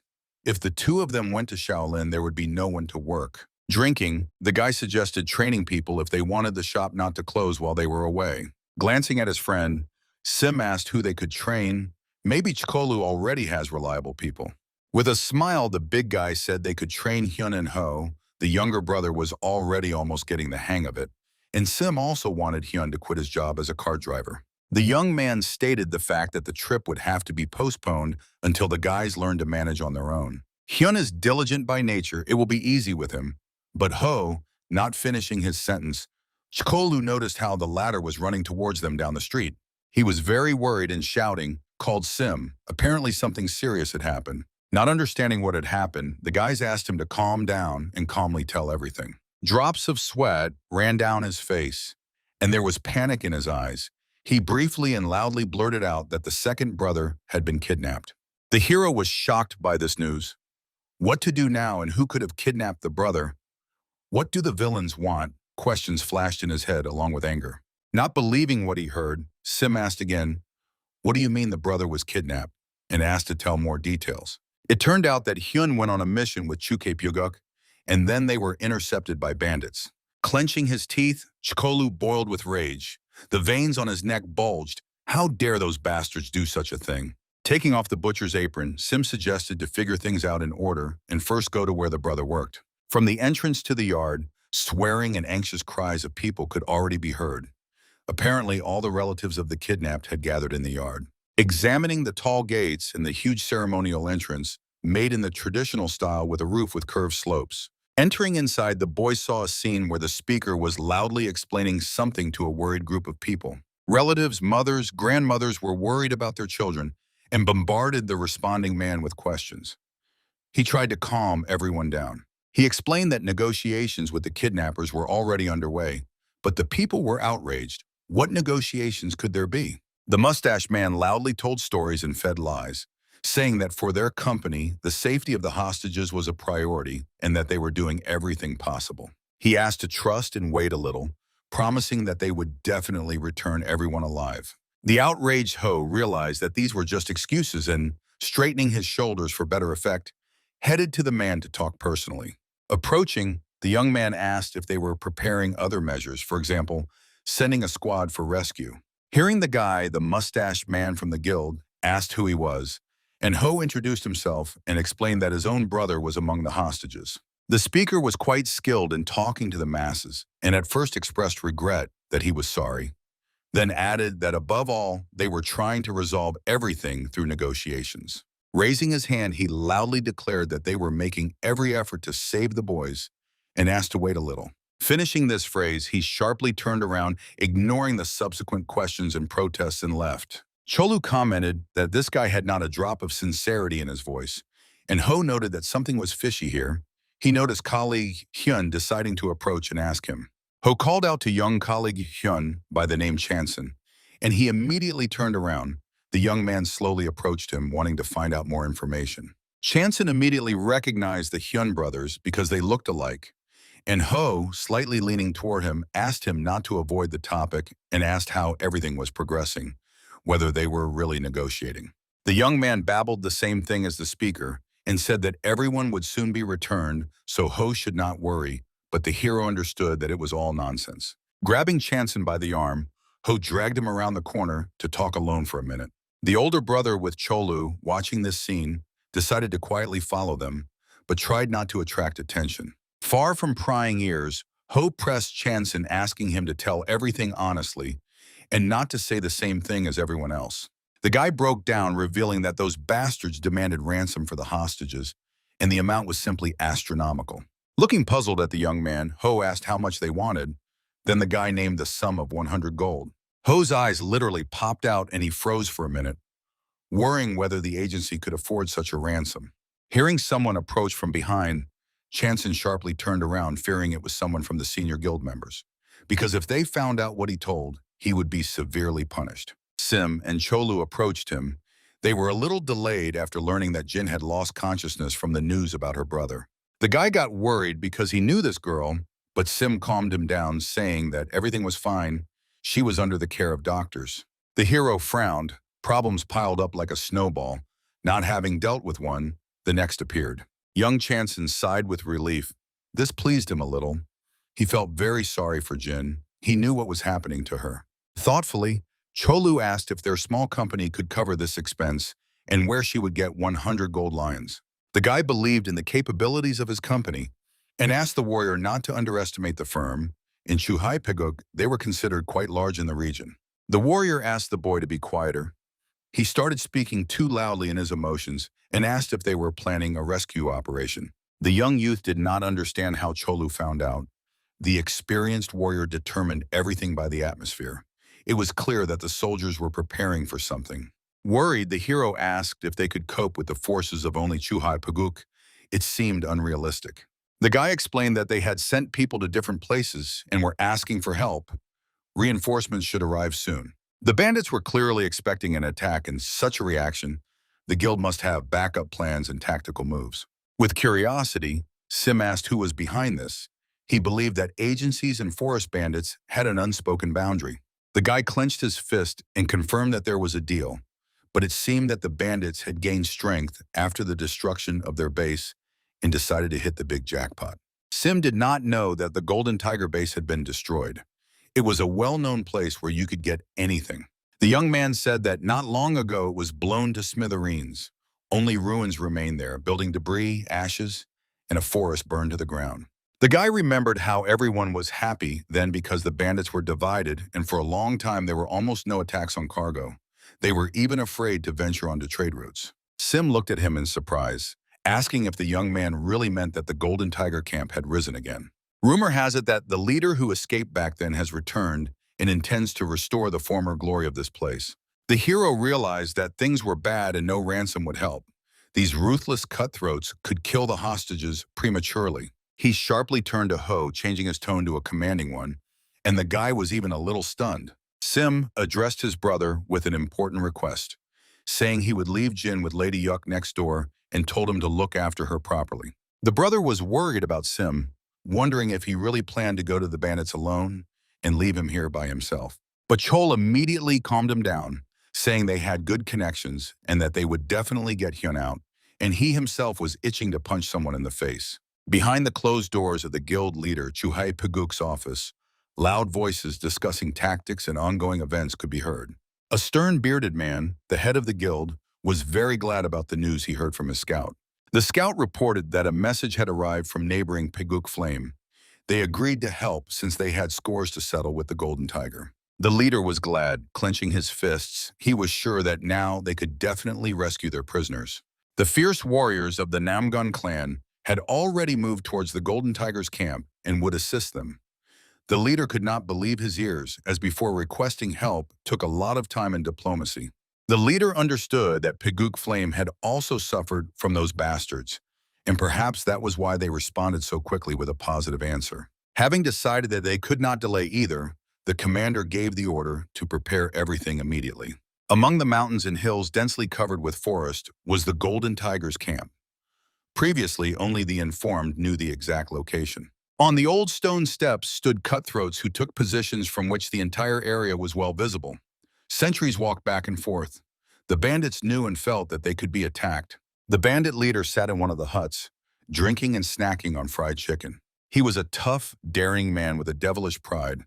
Asking his subordinate if there was any news from Paguk, he ordered to cut off and send them another pair of ears. This was already the fourth time, and he still could not calm down, leaving people crippled. He frowned and was angry because he was not getting answers.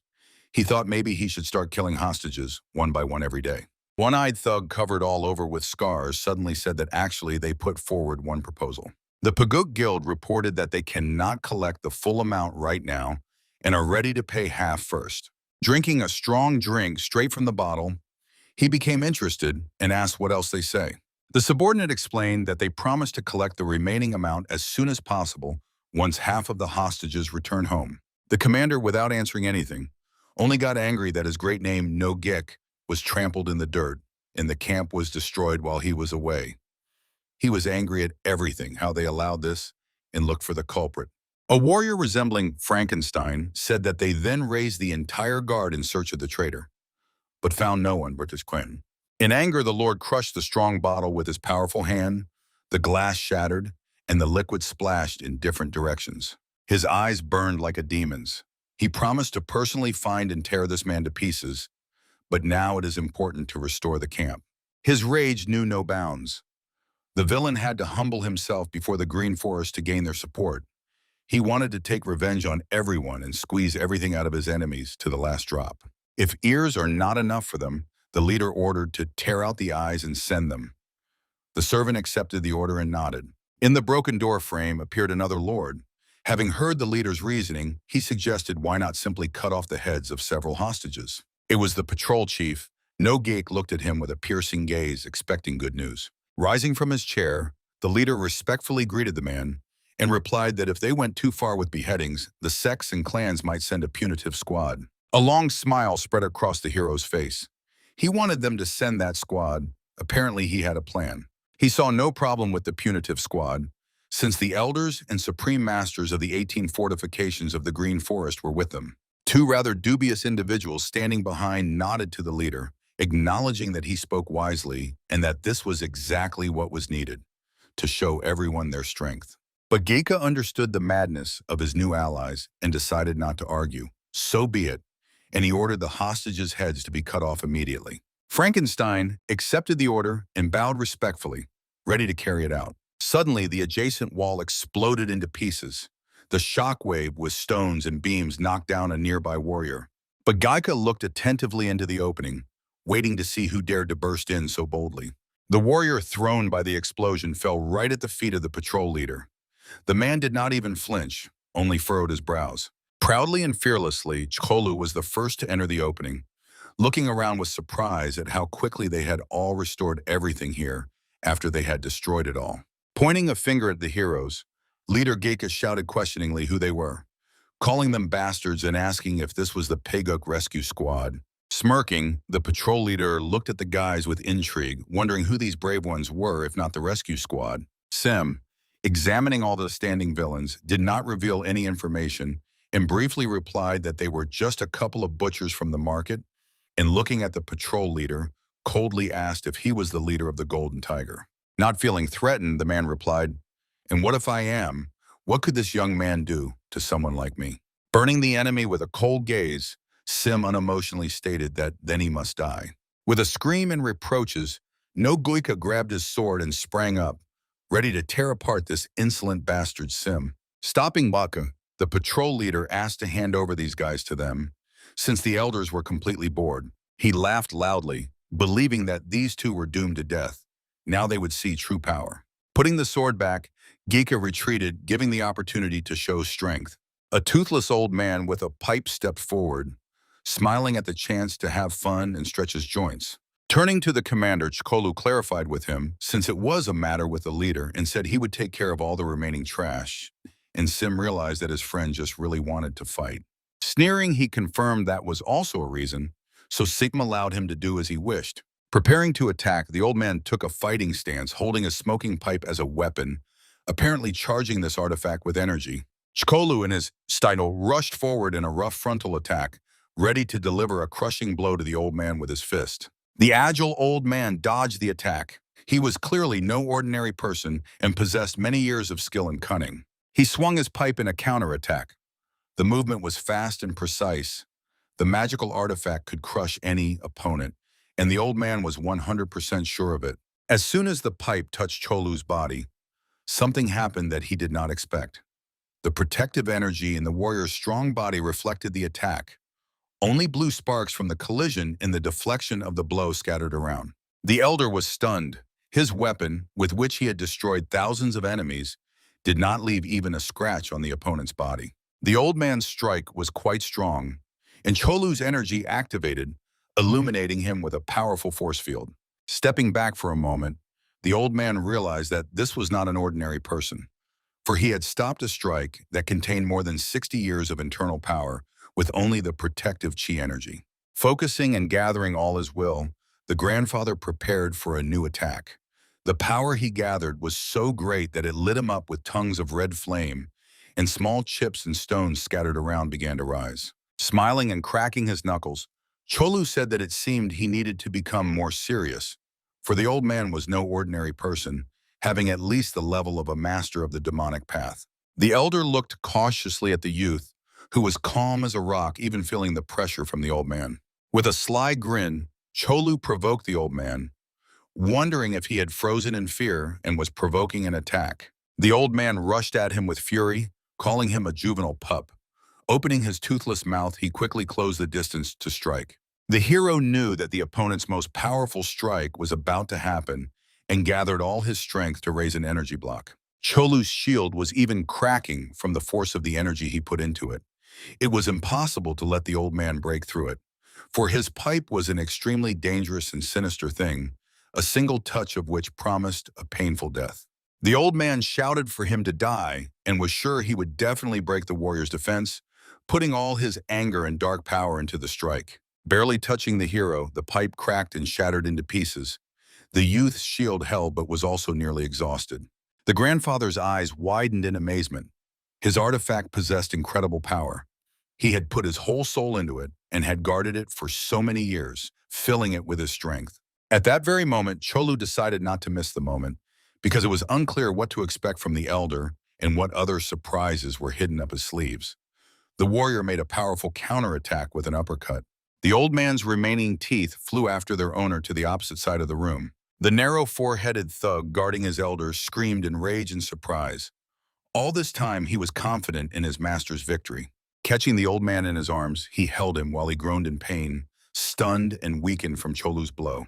Trying to bring the old man to consciousness, the strong man shook him and asked if he was okay, what that was, how the elder could fall from a single strike. Warning the thug to be careful, the old man breathed his last and his head bowed on the warrior's hands. Looking at the hero, the villain pondered.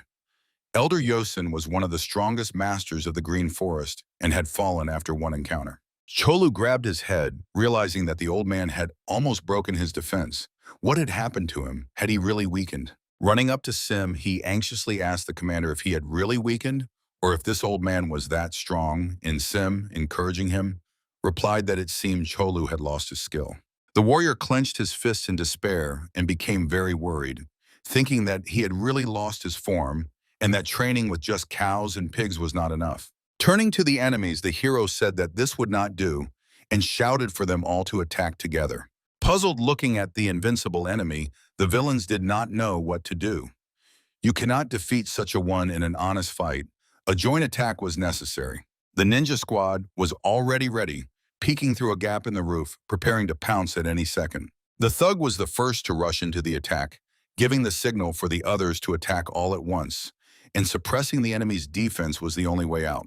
Cholu was already ready to take the blow and looked at this rapidly approaching enemy like a mad boar. At the moment the enemy came within arm's reach, the hero raised his strike, ready to crush the enemy's skull. Diving under the opponent's arm, the warrior successfully drove his fist straight into the jaw, making the thug swallow his own teeth. The opponent flew across the entire room and broke through the wooden wall behind him, splinters and boards scattering in all directions. Commanding all the ninjas to attack, the patrol leader pointed his sword at Cholu and rushed at him. About a dozen swords simultaneously tried to break through the hero's defense, but it was all in vain. The swords shattered like toys, leaving not a scratch. The hero smirked, comparing the ninja to sticky and annoying flies. He was already ready for a counterattack and wished to use his skills. Sensing what was about to happen, the elder commanded to prepare to dodge the attacks, for the strikes would be simply deadly with incredible force. The hero's eyes flashed with chi energy. He became like the embodiment of a hurricane, with fast and precise strikes scattering everything around, leaving no one alive. It was a true whirlwind of death that swept away everything in its path, from people to walls and boards torn from the floor by gusts of wind. Retreating, the warrior looked in horror at what was happening, not understanding how such a thing was even possible, doubting that he was seeing a human and not some mythical creature. Coming to his senses after the blow, the bruiser launched a new attack on the opponent. Gathering all his rage, the hero was surprised that he had not yet surrendered or fled. The opponent almost hit the young man, and the hero admitted that the enemy indeed turned out to be strong. Maneuvering, he made sweeping attacks. Considering his size, the speed of this narrow four-headed one was impressive. His movements and combat tactics somewhat resembled Cholu. Retreating and gathering all his power, he flared up with the flame of rage, promising that even if he died, he would take the hero with him. Standing like a stone boulder, the hero was ready to measure strength with the opponent. He had not met anyone in a long time with whom he could spar like this. The two warriors rushed toward each other in a deadly clash like a hammer and anvil. Time around seemed to stop, waiting for the answer as to who would win. Two energies collided, causing a surge of power and an explosion that spread around them with deafening force. Without waiting for the next attack, the hero made a quick counterattack with the other hand, leaving no chance for the opponent to react and block. A blow of terrible force, like a heavy hammer, pierced the thug's skull through and another strongest one fell. Seeing what was happening, the patrol leader retreated, afraid to continue the advance. The strongest were defeated, and he had no chance to resist such an opponent. A thug collapsed at his feet, raising a cloud of dust and breaking the floorboards. Seeing the broken, mutilated head, the man was stunned. Approaching the next target, Cholu moved like a lion among cattle toward the doomed prey. The frightened patrol leader pressed against the column behind him, and Cholu called him a coward who retreated to save his own skin and abandoned his comrades. Trying to save his life, the man began to babble about his father, who was the head of 18 branches of the green forest, and begged for mercy. But the warrior covered his mouth with his large hand, tightly squeezing his face. Looking sternly at the villain, the hero slowly crushed his skull, pressing the head to his knee, causing convulsive spasms in the dying man's hands. Throwing the body aside, the hero noted that sometimes such adventures are even pleasant, especially when such freaks fall into your hands. Brushing off his hands, the warrior loudly shouted to the commander that it was all done. He had already managed, and only one remained. Looking at Gik, Sim said in a calm tone that now it was his turn, and he was the only one left. Looking at the youth, the villain wondered what to do, since one of them had dealt alone with all the best masters of the green forest, and this man had not even entered the fight yet. He did not know what to expect. Gik decided to sacrifice the guards and retreat to fight another day. He understood that even if he defeated one, he definitely could not handle the second. Sim remembered that the villain asked who they were and said that they were the ones who destroyed this place last time. Upon learning this, Gik forgot about retreating. The thirst for revenge took hold of him, and rage began to cloud his mind. The villain's eyes flared with fury. What he had built, his Golden Tiger camp, was destroyed by these bastards. He could not leave. He shouted fiercely that he would kill them or die himself. Now for him, this battle was life or death. The forest on the way to the Golden Tiger's lair was constantly shrouded in fog that forever swirled at the foot of the mountains. The squad slowly advanced through the thorns, hiding in the bushes and trying not to attract attention. The warriors walked in a long column, 1 or 2 people at a time, trampling the path and clearing the way of branches. A young youth named Min from the Namgun clan indignantly pushed away the prickly vines. Hearing the youth's indignation, the head of Paeguk, Ho Yugun, turned around and apologized. They had to choose this path to avoid extra eyes and reach the Golden Tiger faster. The leader of the Namgun clan apologized for his nephew. Understanding that he was showing weakness, he explained that the boy was still too young, and he took him along for training in the art of war. They were almost at the designated place, and the squad stopped to listen to the commander's instructions, who said that the most important thing was the safety of the prisoners. He demanded not to act rashly and not to put them at risk. In response, the warriors nodded, understanding the order. Thoughtfully looking at these young lads, who had never even seen serious battles, he sighed. Ordering to advance quietly, he turned around and went further, choosing a path through the thick fog. After a few meters, he stopped, and his young nephew quietly asked what happened, not understanding why he froze. Listening to the silence and observing the movement of the fog, he realized that a fight was ahead. The youth curiously asked again, noticing nothing. The boy knew that Paeguk Chuke had gone out before them and assumed that they had engaged in battle earlier. But his uncle Guian added that the fight seemed to have already ended. The guild leader Namagun did not know all the circumstances and details, but clearly understood that they needed to hurry. Meanwhile, the battle between Sim and Gik was in full swing. The villain attacked tirelessly again and again, and Sim in his usual style lightly danced, dodging all the enemy's strikes and tricks. The hero did not even change the position of his hands, keeping them behind his back. The enemy's blade whistled through the air at great speed, cutting everything in its path. But Sim was so fast that his movements merged with the surrounding space. He seemed to teleport at certain moments. Gik called him a snot-nosed kid and reproached him for only dodging and being afraid to clash swords. The youth, without changing the tone and volume of his voice, not even showing signs of fatigue or breathlessness, calmly asked why he was so angry. Gik did not understand what this guy wanted from him, and Sim clarified his question by asking if he was so furious because they destroyed this place. Clenching his teeth, he explained that he had built this fortress all his life, and some puppy had blown it to smithereens, and he swore to wipe out 9 generations of his family and destroy his village. The young man significantly repeated the villain's words, so he had built it all his life. He was sorry to lose a place gained by robberies and kidnappings of people. The villain did not care what Sim told him. For him, it was just the work of a bandit. Sim struck with his fist as if anticipating time, knocking out the opponent's teeth. He stood up again in a fighting stance, as if he had not moved at all, ready to deliver the next blow. The opponent flew face first to the floor, without even having time to understand what was happening. Sim mocked him by applying psychological pressure and pain. The enemy's face was pressed into the floor, breaking the boards. It was a significant humiliation for the leader. For him, it would have been better if Sim had just plunged a blade into his chest. The hero looked at the enemy without showing any emotions, but something terrible was happening inside him. With a hard blow, he shattered the bone and broke the opponent's leg. A strange cruelty took hold of him. Gik howled in pain, and the young man told him his story about how people like him kidnapped him and sold him to a demonic cult like cattle. The hero did not stop and broke his second leg, continuing the story that their people are valued worse than beasts, and he balanced between life and death hundreds of times before getting out. Breaking Gik's arm, Sim said that because he was not there, his family suffered and lived in poverty, and his mother died from deprivation. The guy kicked the villain like a football, tearing internal organs with the blow and smashing him into the wall, saying he couldn't even be by her side in her last moment. Remembering what happened to him and his family, the anger inside the young man flared into a huge fire. Outwardly, he was calm, hiding all emotions inside. On the brink of death, Gik recalled the time when he was involved in slave trading.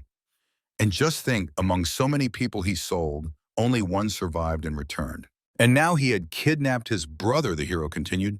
making Geek understand that he was doomed and what a mistake he had made. Realizing that his torment would not end quickly after what he had done, the villain began to beg for mercy. Looking at Gag lying on the floor, the hero had no intention of leaving him alive and promised to make him beg not for mercy, but for death. Looking at the dying Geek, the young man asked where the prisoners were kept and promised that when he told him, he would allow him to die. The opponent was silent, and Sim touched the enemy's chest with 2 fingers.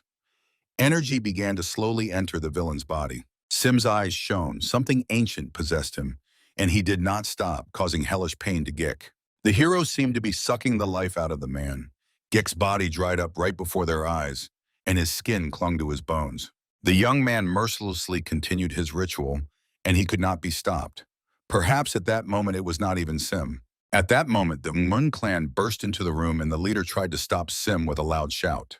The hero heard that someone was trying to stop him, but he was not going to stop.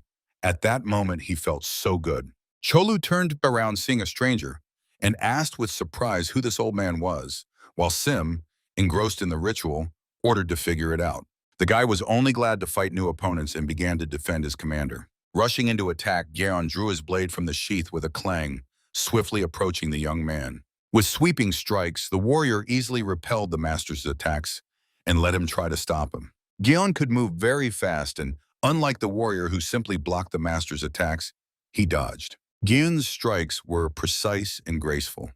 His movements showed style and thoughtful tactics, each strike delivered with a changed, unpredictable trajectory. Both had top-level defense, and the clashes were with incredible force.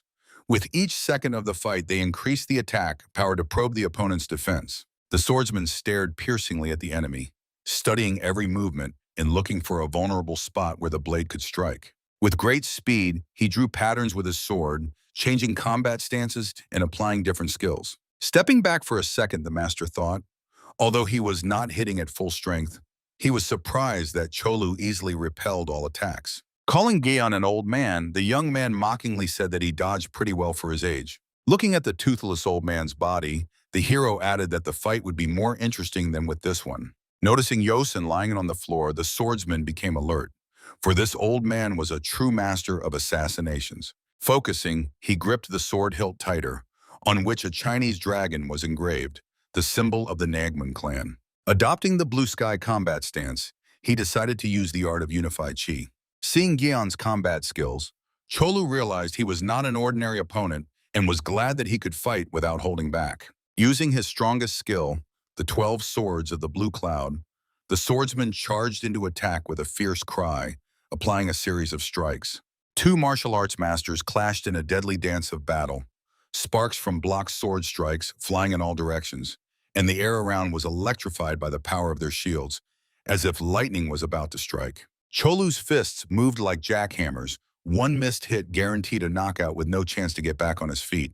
The swordsman skillfully parried his attacks with the sword, letting them graze past while simultaneously delivering strikes, trying to break through Cholu's defense. Cutting through the air with the blade's edge, he planned such a trajectory that it was simply impossible to dodge, and the blade sped toward the enemy's weakest point. The movements were simply insane. Both warriors were already fighting at full strength. The swordsman's strike reached the enemy. Sparks flew around them, and the clang of steel filled the entire space. Landing after the whirlwind of strikes, the swordsman carefully examined the opponent, assessing the damage inflicted. To get to the right place, he had to dodge a strike from Cholu, and Gayan spat blood, recovering from the injury.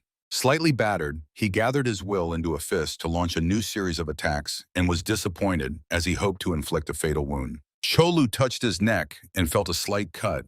He smirked, seeing his own blood, saying in surprise that no one had managed to hurt him like that for a long time. All the warriors of the Ungmun clan opened their mouths in astonishment, wondering what kind of monster could withstand the strongest strike of the elder and get away with just a scratch. The young boy Min, deciding to help his uncle, grabbed his sword with a shout, ordering everyone to protect the elder.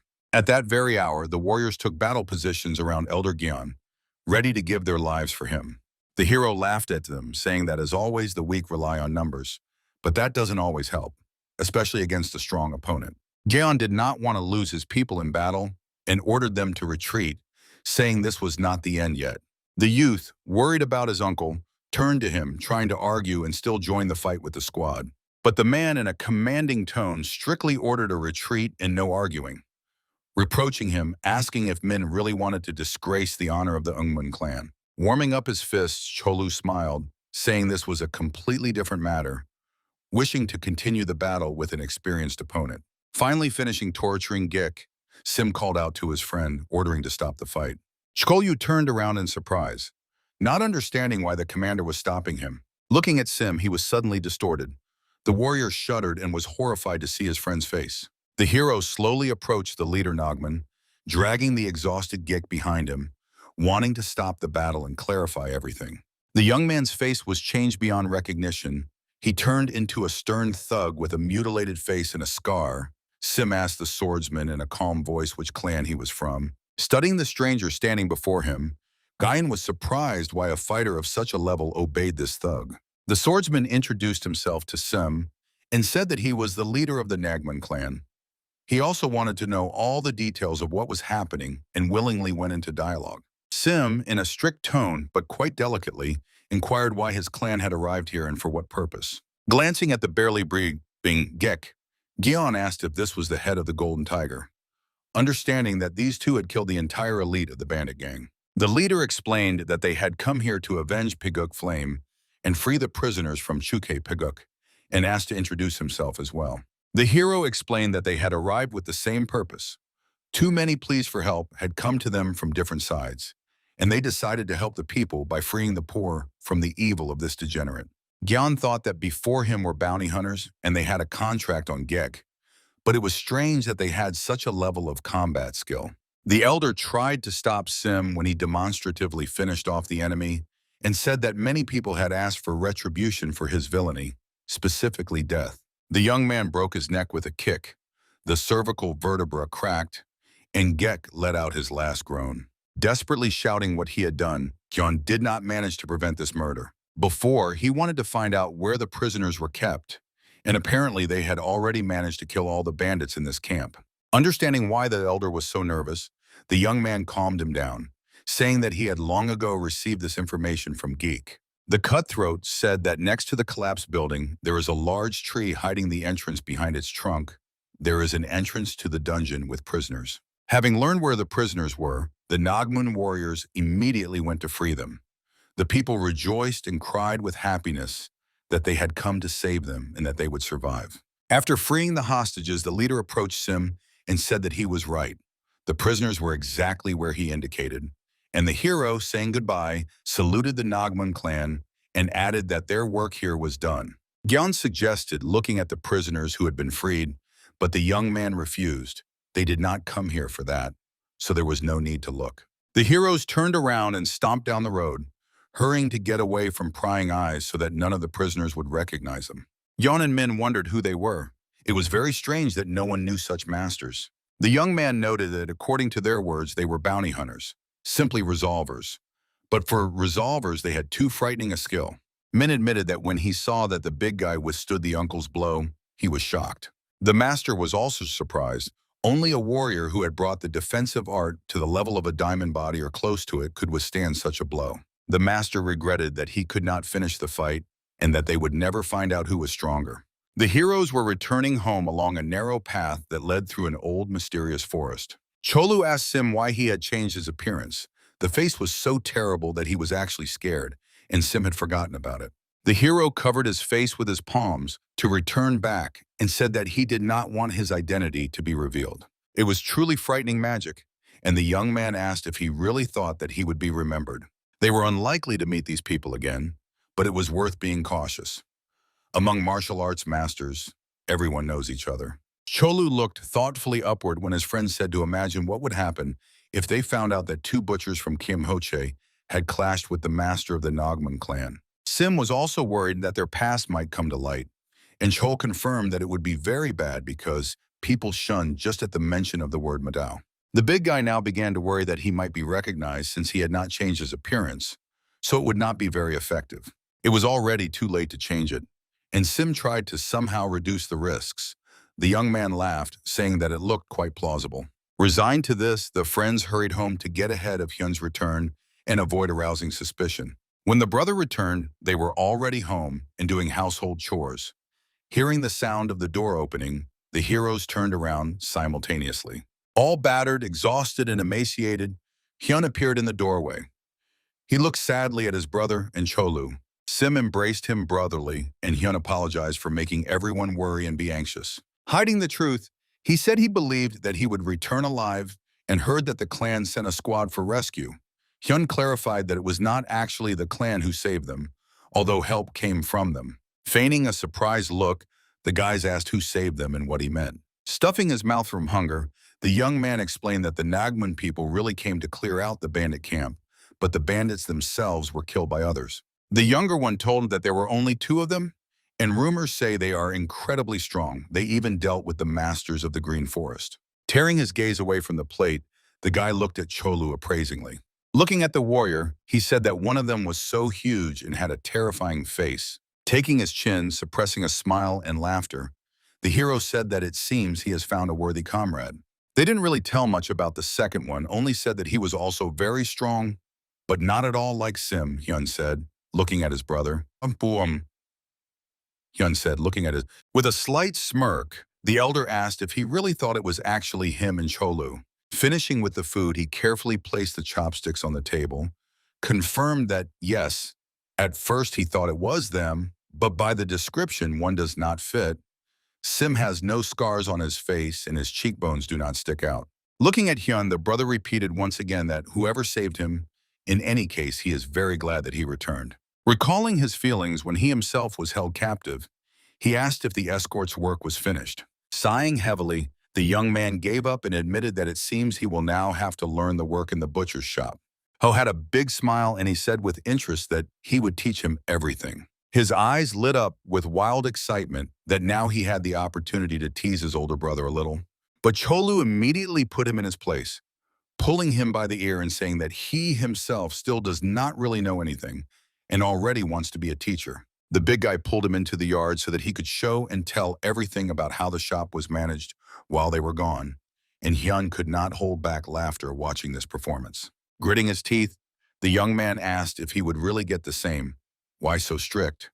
But the brother replied that no, he would not have to take up the knife. He and Cholu were quite enough. Sim knew that his brother did not really want to poke around inside pigs and decided that he would like the job of a seller and said that he would stand behind the counter. Smiling, Hyun sincerely rejoiced at this appointment. Now he would have the opportunity to practice trading. The yard of the Yeonho clan was located behind a very high stone wall. At the entrance, there was always a guard who was regularly changed. The leader was passionate about painting. He often painted landscapes. In this, he found peace. Behind the wide door, a knock was heard that caught his attention, and the ruler allowed entry. He was already informed who had come and did not even turn around, continuing to paint without distraction.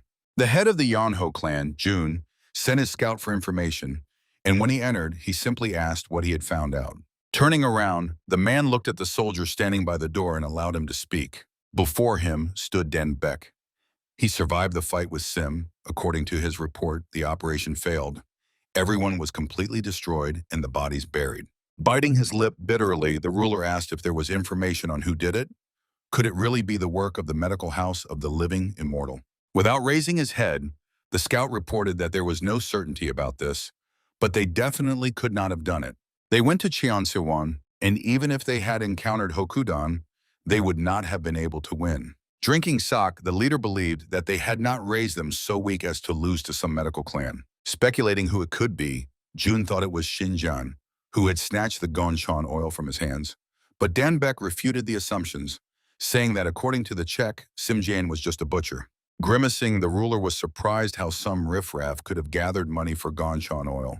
The gentleman kept wondering who it could be, and Dan Beck explained that besides the involvement of a third party, there were no leads yet. Jun from under the brow watched and thought about what to do next. His best scout had found out nothing even with his connections. After drinking, he tapped the cup and ordered to send people to Yahello to sort everything out. Dambek asked in surprise, and the ruler explained that they should put a bounty on the culprit's head. Just as he was about to let the scout carry out the order, he suddenly remembered one more thing. He wanted to vent his anger, thinking about the butcher. If not for him, the Hanshan oil would have been theirs.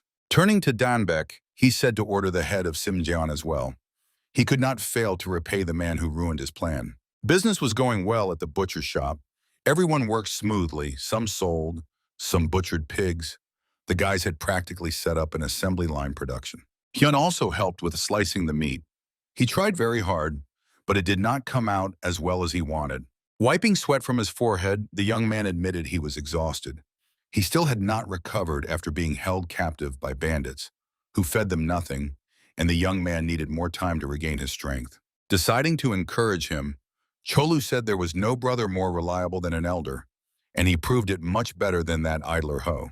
Seeing his crooked meat slicing, the young man admitted he needed more practice and said he now understood why Sim did not want him to work with a knife. Approaching quietly from behind, Sim caught his brother off guard and explained that he didn't want him to take on the butchering because he and Cholu were already busy enough, and jokingly added that, looking at his work now, it seemed he was right. Looking into the bowl with crookedly cut meat steaks, realizing it was no good, the young man asked what to do with it now, and Cholu asked him for a knife to trim it. Correcting Hyun's mistakes, he asked where that idler Ho was now. It felt like he hadn't appeared at home at all and was constantly dodging answers. Hyun also asked what was going on with him, but the brother said nothing. It seemed something was happening in the Ton Simhue guild. Glancing at his younger brother, Sim became wary. With Ho's character, he could have gotten into some trouble. The young man told that the Haisel Bufa and Ton Simhue clans never got along, but recently the clashes had become too frequent. Turning to Sim, the big guy barked that they should straighten the kid out and make him quit this business. Suddenly, everyone turned around.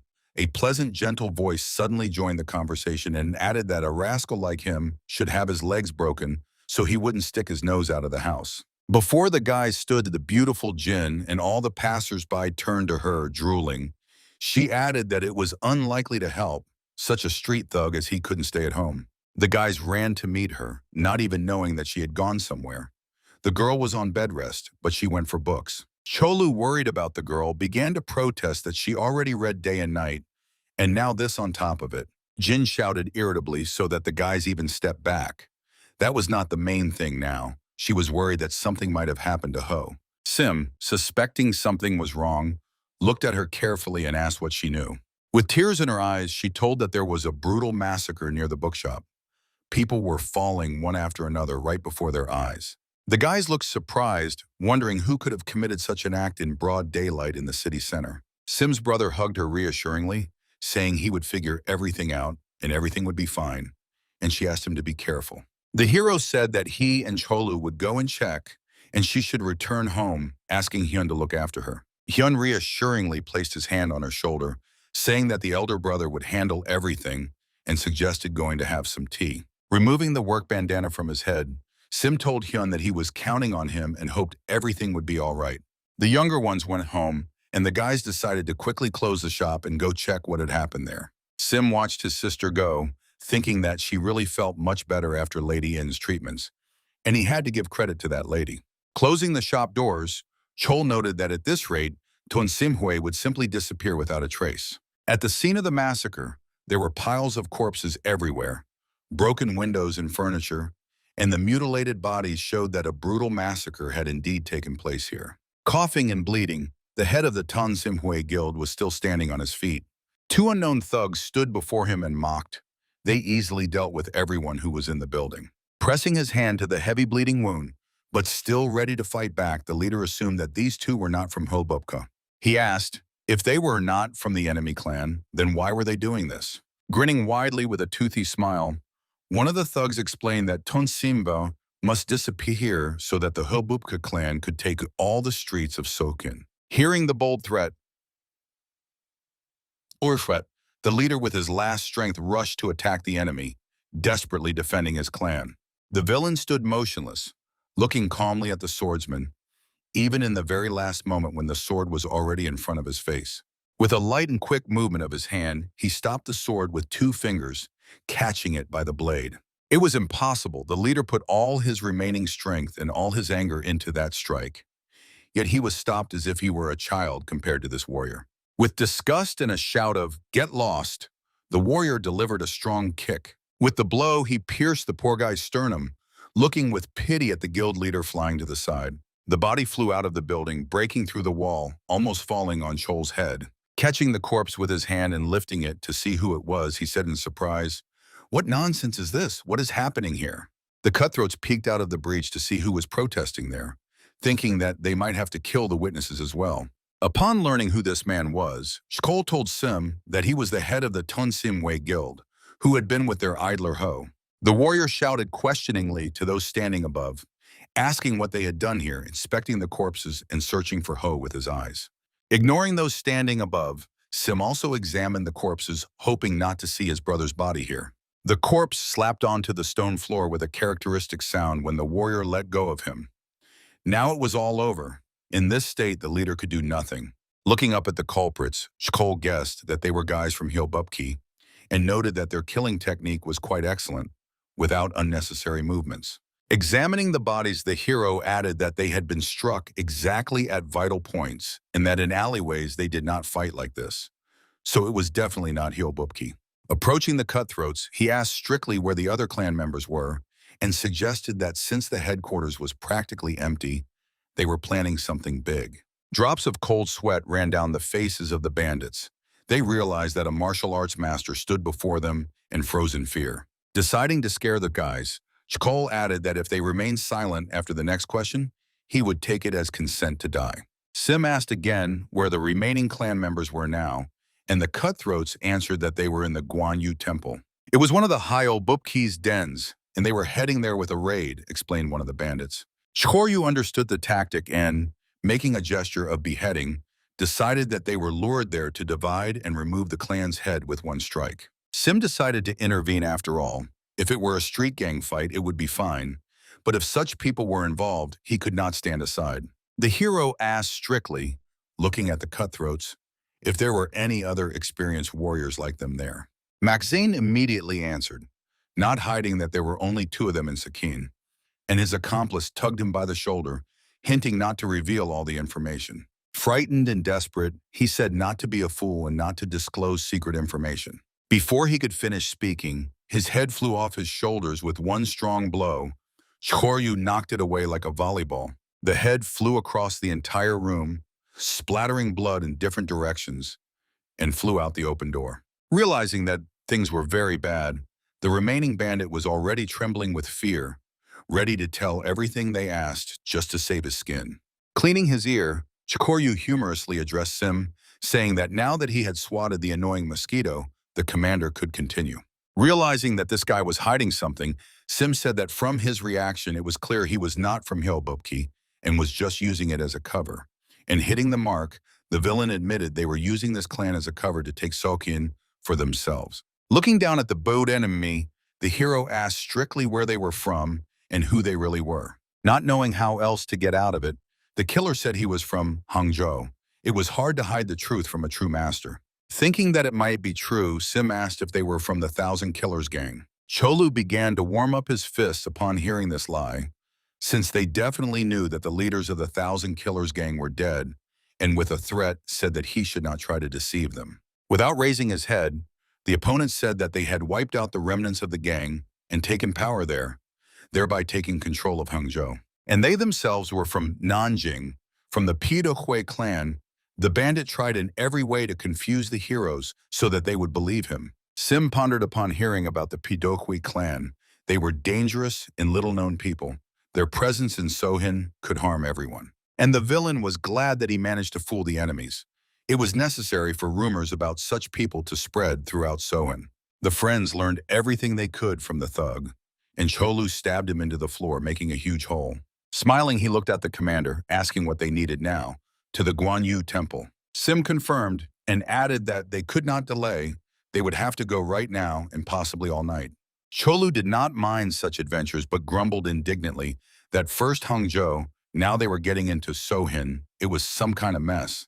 Events were developing very quickly, and Sim urged the warrior that they needed to get to the temple as soon as possible. The hero turned around upon hearing his brother's voice. He was surprised where he came from since he had ordered Hyun to be with Jin. He was standing around the corner of the neighboring house, out of breath. The boy bent over, trying to catch his breath. He had to run quite a lot. It was Hyun. The hero immediately ran up to him, asking what happened and why he was here. Sim quickly ran home, having found out what really happened. Within a few minutes, he was already near his house. Suddenly flinging the door open, calling his brother, he really wanted to see him, what was with him, and in what condition he was. Ho was even scared by Sim's sudden appearance. He immediately sat up in bed, all bandaged and beaten. After a while, Cholyu entered the room behind Sim, looking at the boy in surprise. The warrior was angry. He loved this young guy. The young man asked in surprise how they got here so quickly. Hyun said that they went to the guild to check everything there. Cholyu lightly tapped him on the head, saying that they treated him like a training rice bag. The boy did not want all this to happen. Those bastards from Hyobufa brought strangers with them as reinforcements. The boy hoped that as long as the leader was alive, not everything was over yet. The warrior upset Ho. With a sad expression on his face, Cholyu said that the leader was dead. The younger could not believe his ears. Lately, the young man was like a drowned man.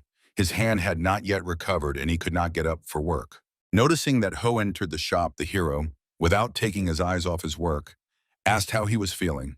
Replying that he was recovering, the younger asked where the older brother was. It turned out that a large order came in yesterday and Sim has been up to his ears in work since early morning. He is still busy with the butchering. The order was indeed large, the biggest they had received since opening, for 3 cows and 10 pigs. Sighing, Ho replied that it was hellish work. Sticking the cleaver into the table, the warrior crossed his arms over his chest and, looking at Ho, said that the funniest thing about this order was that it was from Hyobufa. The younger one flew into a rage, shouting what they were even doing, taking orders from those degenerates. Calming the younger one with a flick, Cholu remarked that the money for his treatment doesn't fall from the sky, and if he gets into fights, at least he should try not to come back half dead. Noticing that the big guy had flicked his younger brother, Jin sneaked up from behind and pinched him hard on the side. Cholu flinched and howled so loudly that his bandana flew off his head and the veins on his neck bulged. The girl, continuing to pinch him, reproached him for attacking him, saying Ho was already having a hard time. A little embarrassed, she looked at the big guy and said she couldn't help herself and someone had to protect Ho from him. Seeing that the brother was very sad, Jin asked if he was still worried about that man named Chan Hyun. The guy couldn't understand how she found out about it, since he had never told anyone about his friendship with Chan. Jin explained that Ho calls him every night in his dreams and shouts. The guy opened his mouth in surprise. He didn't know and felt ashamed. With her huge eyes, the little sister looked at him and asked questions. It turned out that the man helped him escape. Recalling the events, the young man was sad. He silently lowered his gaze and did not really want to reveal his feelings. Before Ho's eyes immediately appeared the scene of that night, his first serious battle. Smoke, dust, and sounds of fighting enveloped the entire courtyard of the lair. Grabbing the knife, the young man stood unable to move.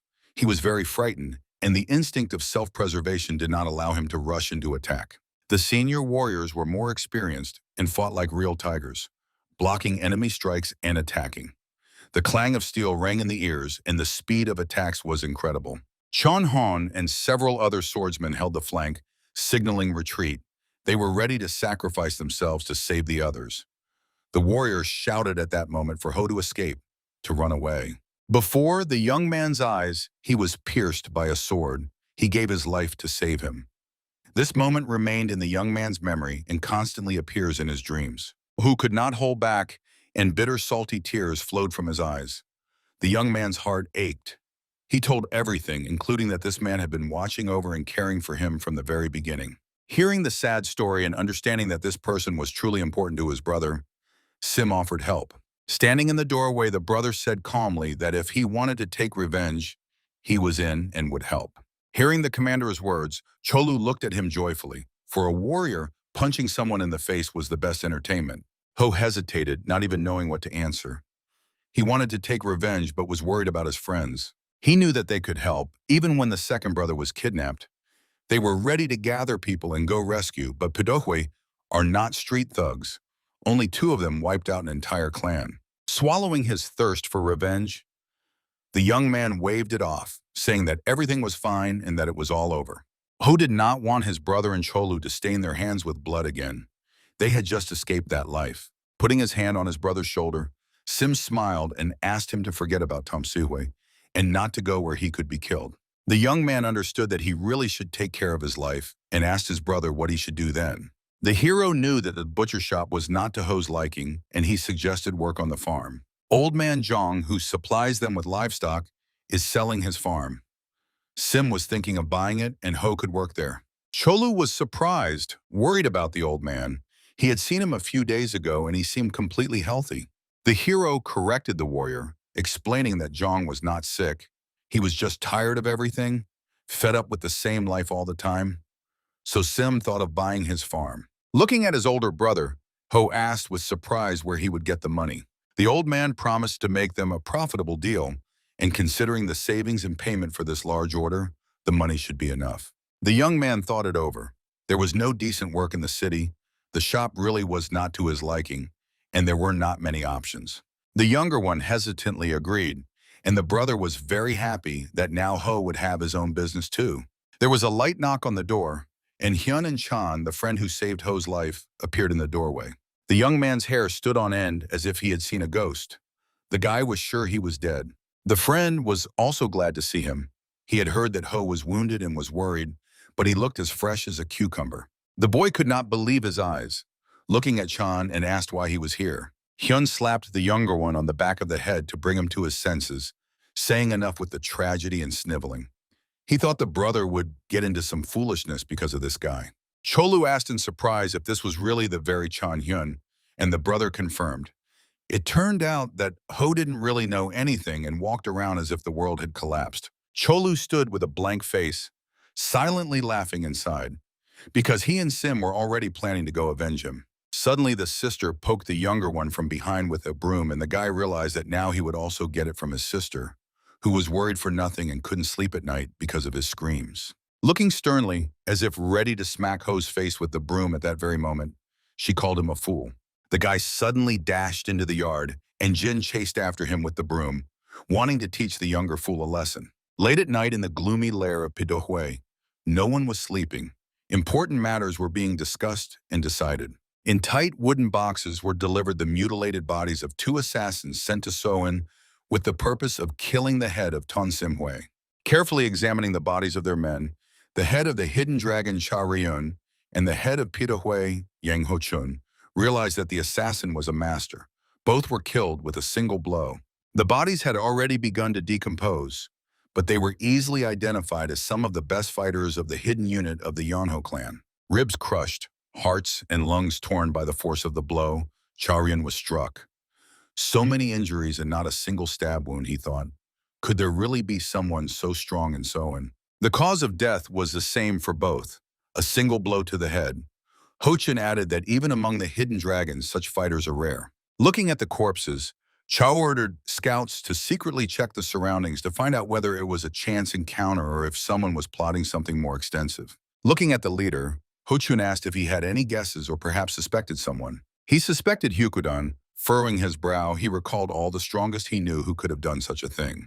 Hokon immediately refuted this idea because he knew that Yukudan had been destroyed and suggested that it could have been done by the same person. Assuming this might be true, Cha accepted this position. The probability was high, the styles of the killings were very similar.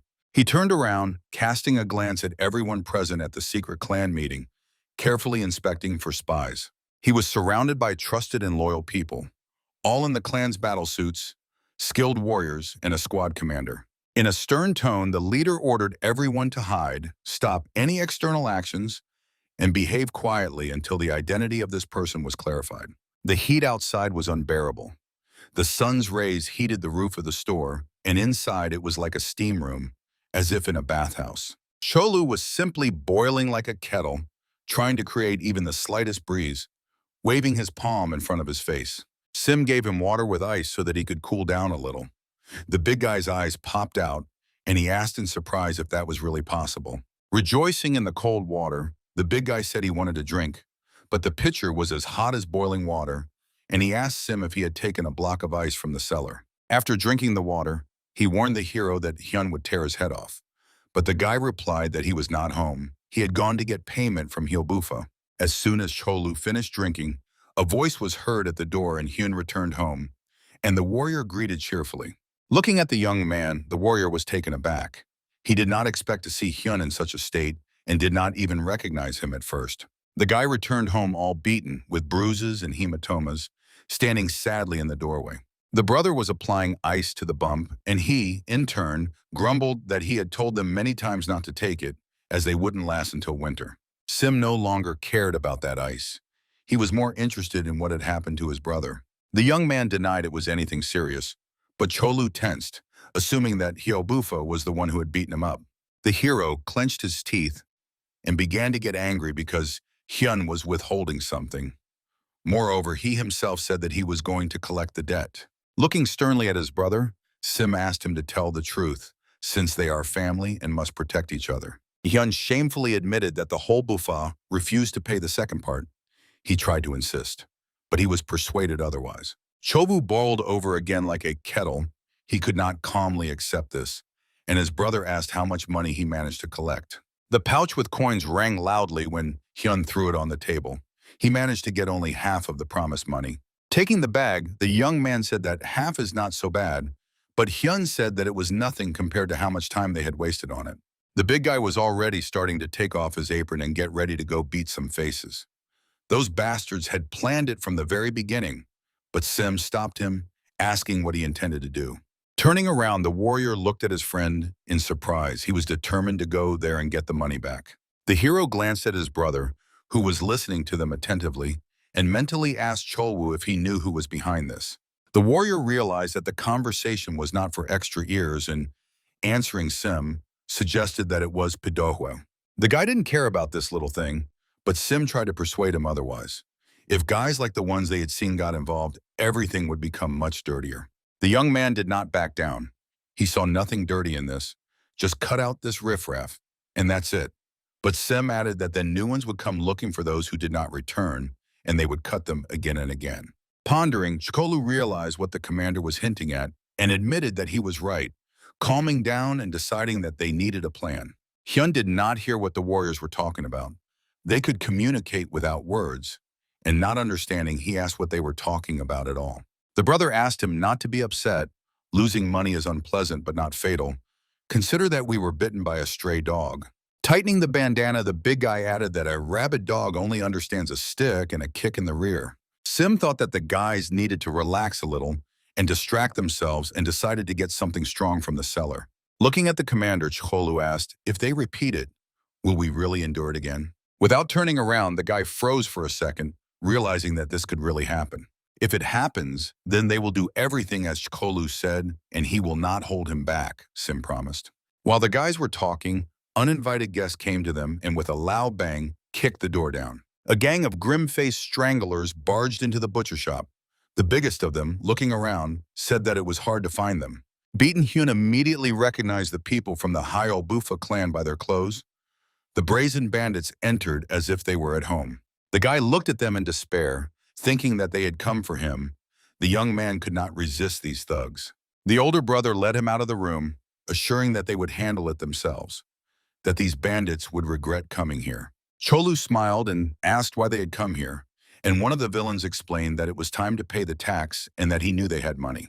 The butcher shop operated honestly and paid taxes to the state, which Cholu informed them about, and the man smiling said that the state had nothing to do with it. The warrior realized that these were racketeers shaking them down, and he expressed his suspicions with contempt. According to the bandit, their shop stood only because they were protected by them, and the payment for this had to be decent. With a threat, he demanded money for mutually beneficial cooperation. Cholu laughed at how the villain was preaching and asked him to just call things by their names, that is, payment for protection. The hero took a few steps forward to get close to the opponent, intending to scare him. He looked him in the eyes openly, showing strength, and asked if he looked like a person who needed protection and hadn't ordered it. The enemy almost soiled himself upon seeing the warrior's aura. He trembled with fear, wondering where an ordinary butcher got such an overwhelming aura. Holding this rabble by the head with one hand, the hero grabbed a piece of meat behind his back, wanting to smear it on his face. A moment later, a large piece of steak with a characteristic sound was strongly embedded in the extortionist's face. Like bags of garbage, one after another, the racketeers flew out of the doors. Cholu had a good time. Standing in the doorway, he shouted loudly after them that if they tried again, he would break every single one's neck. Looking around and watching the extortionist, like beaten dogs, limping away, the guy chuckled cheerfully. While the young man was having fun, Sim had already brought drinks and sliced some meat snacks to relieve stress. A crowd of beggars came to demand protection, and he couldn't resist telling the big guy, having a little fun. The hero laughed, talking about them and saying that if no one was around, he would crush them like bugs. But he tried to be polite. Sim looked at his friend in surprise and added that he literally threw them out the door, which is called being polite. Hyun was still worried that they would show up at their home. The guy felt that these degenerates would not leave them alone. According to him, these guys have been moving too actively lately and increased pressure on the city and the poor. Looking at the commander, the friend hinted that they shouldn't tolerate this. They are already kicking doors open. Frowning, the young man thought that Cholu was right, and he understood that they would come again, intending to take revenge, and might even burn down the shop at night. He didn't like this, and Sim, poking the big guy in the side with his finger, said it was time to take the stick. The warrior brightened up at this news. Having planned their actions, the friends went out. The gray night would hide them from prying eyes, and the moonlight would illuminate the path. The Yahello camp was quite well fortified, with organized guards and sentries. Smiling and laughing, Cholu commented that they were pretending to be real soldiers, but in fact they were nothing. The guys, like ninjas, quietly, quickly, and without unnecessary noise slipped over the heads of the sentries right into the camp yards. Jumping over the fence, they gracefully landed without making a sound, as if they were weightless. The big guy was in a great mood, enjoying the atmosphere of the night and the huge moon, which illuminated and added mystery to this night. They quickly found the main building of the garrison and, deciding to do everything quickly and quietly, silently approached the entrance. 3 board guards were guarding the entrance to the main building. None of them expected an attack, and they were lazily hanging out on the steps. The friends decided to quickly knock them out from afar, using what was at hand, stones. Hitting the targets precisely was no trouble. The heavy granite easily fulfilled its simple task: 3 throws, 3 hits. The opponents fell on the steps without making a sound. The passage was free, and the heroes calmly approached. Looking at these poor fellows, Sim asked Cholu to remove them so that the bodies would not attract attention. The big guy scooped them up in a handful and dragged them aside, reasoning that if guards were posted here, then the chief was most likely here. Not finding a suitable secluded corner, the hero simply decided to throw them out and with one motion tossed them all over the fence. Entering inside, the friends wondered if it was creepy for the leader to be here. Recently, there had been a brutal battle here, although if he cared about that, he wouldn't have come here at all. The leader was snoring sweetly. Drooling next to him in bed lay several young girls, warming their master. He had no idea that uninvited guests were already in his chambers, holding his life in their hands. The guys looked down at him disapprovingly. With a simple magical action, Sim completely isolated the girls and the entire room from sounds so that no one could hear what was about to happen here. The beauties were sleeping sweetly, pressing their fragile bodies against the man, while the leader snored like a pig. Looking at the enemy, Sim ordered Shakal to wake him up. Enough sleeping for this pig. With a strong kick to the testicles, the big guy gave him a quick awakening, interrupting the blissful sleep. Bulging his eyes, the leader howled in pain. Not understanding what had happened at all, hellish pain pierced his groin. Jumping out of bed, he grabbed his valuables. Veins on his neck and temples bulged from tension and pain. Shkol grabbed him by the hair with a strong hand to pull him off the bed. The enemy finally realized what was happening. With a sharp and strong movement, the warrior threw the leader by the hair, and he, flying across half the room, slapped onto the floor. Looking at his friend, Sim laughed at him, saying that he understood that he envied him. But hitting there was completely unnecessary. Cholu shrugged, justifying that it was pure chance. Crawling on the floor to the door, humiliated and angry, writhing in pain, the master called the guards, shouting, "Where is she?" Ordering him to shut up, Sim explained that shouting was useless. The room was completely isolated and asked if he was the head of Helbufa. Taking a bottle of wine from the table, the warrior drank it straight and added that he should answer, otherwise he would never be able to use his device again. The frightened poor fellow bowed to the floor, hoping that this would soften his tormentors, and admitted that it was him. Sim sat on the steps in front of the leader and began the conversation, clarifying whether he guessed why they had come, and the leader had no idea who was in front of him and why the warriors were here. Reproaching the leader for acting like an idiot, Cholu threw a glass at him, trying to show that his life depended on how he would answer. The glass flew at great speed straight to the head. It was meant to scare the leader so that he understood that his life meant nothing to Cholu. Sim stopped the object above the opponent's head with the power of his mind and crushed it into small shards, demonstrating his power. Turning to the warrior, he frowned and asked him to stop the act, implying that he needed to calm down. Pressing to the floor, the villain did not understand who they were at all. Drops of cold sweat ran down his face. The young man decided to explain to the leader that he did not care about his clan, about power, and about who he was. He just wanted to live a quiet life, quietly like everyone else. But lately he was constantly disturbed. The leader was bowing at his feet, begging for mercy. He insisted that it was enough to say just a word and he would settle everything. Smiling, Sim caught him on his word and mentioned that he had recently been collecting money for protection at the market. He raised his head and remembered, admitted that he had collected it and, not understanding, asked again what he wanted. The hero did not ask to stop, but only to know the measure and take exactly as much as the people from Sect took.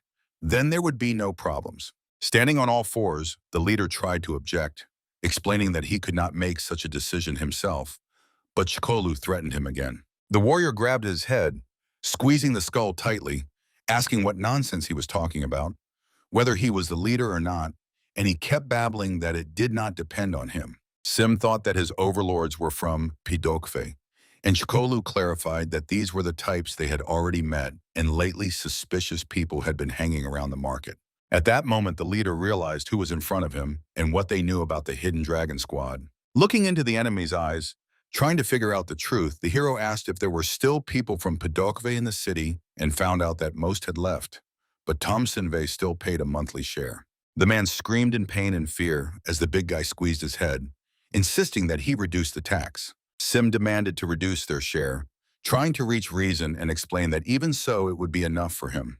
The leader still did not want to agree, and Cholu pressed harder on him, saying that if he did not like it, then they would find someone else to take his place. On this, the villain agreed, and the warrior gave him another cuff on the head, saying that it was a good choice, and if he had thought to dodge, he would have already rolled his head on the floor. Recalling recent troubles, the big man reminded the commander about the bill for the meat. Looking at the leader, the young man reminded him that they had recently held a feast and ordered meat, to which he admitted yes. Looking sternly at the scoundrel, the hero said that if they eat like lords, then they must pay like lords, and reminded him that he was going to cheat them. Understanding what awaited him now, the leader seemed to swallow his tongue, unwilling to part with his money. Feeling something hidden, Sim easily discovered a stash in a hidden room behind the wall. This place was hidden behind an arch, inside lined with stone masonry. The hero felt that the pig kept his goods there. The leader was silent, hoping that the uninvited guests would not be able to open and find the hidden mechanism. And Cholu said that there was only one way to check. With a strong punch, like a sledgehammer, he broke through the tightly built stone wall. Realizing that it was the end and his treasury was found, the bandit clenched his teeth tightly. For him, parting with his gold was the worst thing. When the wall crumbled, a tall shelf appeared in the opening, on which bags of gold and chests with various jewels were neatly stacked. Cholu turned around, looking at the fat degenerate, reproaching him that sitting on such a pile of gold, he still raised the tax. Smiling, Sim threw down 3 bags of gold, saying that they would only take their own and that it was for the meat. The leader couldn't stand it and shouted, asking what kind of meat was worth 3 bags of gold. Amused by the enemy's agony and anger, which gripped him and took the most precious, the young man calmly replied that it was with interest. The leader could do nothing but was incredibly angry. He clenched his teeth until they cracked. His rage from hopelessness felt from a distance. Packing everything into a large bag, Cholu reminded the commander that they also needed to take moral compensation and for the treatment of Hyun, who was brutally beaten when he came for the money. Looking at what was left, the leader choked on his own anger, cursing the butchers to himself. Approaching him, the big man grabbed him by the collar. The enemy, like a frightened puppy, looked at this huge man. The warrior threw the fat degenerate across the entire room, straight into the treasury shelves, so that he would hand over his money with his own hands. Smiling slyly, Cholu asked the leader to calculate the price for his own life and not to be stingy. The miser, asking how much, took another bag from the shelves, realizing that now everything would be taken from him. Without much thought, the big man replied that it was up to him to decide how much. If it wasn't enough, then he would start with the limbs. The villain gave everything that was in the treasury, hoping to save his miserable skin, and filled a huge bag to the brim. Laughing with the leader, Cholu tousled his hair, saying that a great future awaited him and that he should cherish his life. Looking at the ransacked treasury, the villain could not utter a word. Everything he had collected was taken by these two. Suddenly, a voice sounded in his head, as if Sim had penetrated his mind and told him to be smart and keep his mouth shut. He was even afraid to turn around, and the voice insisted that this way he would have a chance to live a little longer. But if even a word about tonight got out, something terrible would happen. He slowly turned his head to look back and caught a glimpse with the corner of his eye that there was no one there. At that moment, a small green leaf flashed before his eyes and pierced the brick wall of the treasury like a reminder. The leader's jaw dropped because it was simply impossible. He trembled and could not take his eyes off that leaf, not knowing what would happen now. The heroes left quietly, as they had come. Having dealt with the head of the guild, Tom Sinhui, they thought they would not be disturbed for some time. The building of the Tushan demon sect was located high in the mountains, with impregnable sheer cliffs protecting it from outsiders. The main building was in the courtyard, impressing with vintage architecture that spoke of the great history of the house. The guard protecting the entrance to the main hall knocked the door down with his back, epically flying inside. The sword fell from his hands and his body slid across the stone floor right to the center. The sudden intrusion made the leader wary. Following him, the killer reproached him for not simply stepping aside and letting him pass, saying that he wouldn't be lying on the floor in such a state now. Guanun greeted his uncle sitting on the throne, but the guild leader was not very happy to see his nephew. The ruler sat calmly, looking piercingly at the audacious young man. He did not expect this meeting. He knew that Guanun was a talented guy, but for even the squad leader to fall so pitifully was astonishing. The nearby bodyguard grabbed his sword, wanting to teach the boy a lesson for his audacity and intrusion. The hero was familiar with Guanpa's bodyguard and reminded him that he always said he couldn't sense the situation, as was the case now. The warrior began drawing his sword from its sheath, and the boy, mocking, reproached him for not understanding the situation at all. He should be saving his own life now. The warrior rushed into attack, not understanding where this freak even came from and why he appeared here. Barely having taken a step, a sword pierced him under the ribs, as if materializing from nowhere, easily piercing the warrior through. Guampa collapsed to the floor and curled up, while the nephew loudly declared that the clan now belonged to him and that he was the direct heir of the former sect leader. Looking at his uncle, he accused him of having obtained the throne dishonestly as soon as his father died. The ruler was silent, understanding that this was a revolution, and the boy clearly did not come alone. He was very curious how this rascal managed to pull this off. He did not try to justify himself before the young man, for every word of his meant nothing to this person. Looking at the bodyguard who was writhing in pain, the nephew laughed, saying that the uncle understood everything quickly, unlike this one. The ruler had only one question for the young man that he wanted to ask, and the boy curiously asked what it was. The leader asked why his people had turned away from him, since he was not so weak as to fall like that. Behind Guanun, there was already a squad of warriors standing. The boy smiled at them, understanding that the entire guild was captured, and now everyone obeyed him. He explained that the heads of the Cheonma and Zhongma squads had long been his men, and even a third of the elders had been on his side from the very beginning. This was his father's last order, and one person helped him lure the rest. The warriors parted, and a stranger entered the building, slowly dragging someone's body, bleeding, leaving a long, dark trail. The daring nephew, looking at his uncle, said that he knew this person very well. They had known each other for a long time. The stranger concealed his face, creating intrigue, and slowly moved through the hall, dragging the poor man's body by the hair. The man demonstratively threw the body forward with a strong jerk right at the ruler's feet, trying to instill fear.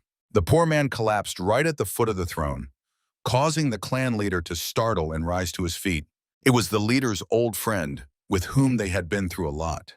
The ruler lifted him into his arms, shouting in anger. The stranger lifted his hood, revealing his face, and asked the leader not to shout so much, as the boy was still alive, just badly beaten.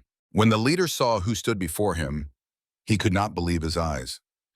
It was his longtime enemy, who was thought to be dead.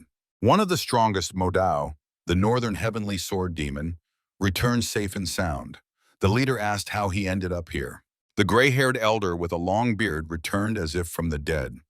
Looking at his enemy, he reproached him, asking if he really thought it would all end so quickly, and if so, then he did not know him at all. The ancient Modao uttered one word, Simjian. This was his main goal. He was searching for the youth who destroyed his kingdom to take revenge. Flashing with rage, he roared across the hall that he could not die until he repaid this man, and even the lord of the underworld could not hold him back. The blade, sharp as a razor, flashed like a mirror of steel. In a moment, a sudden deadly attack left no chance to the opponent.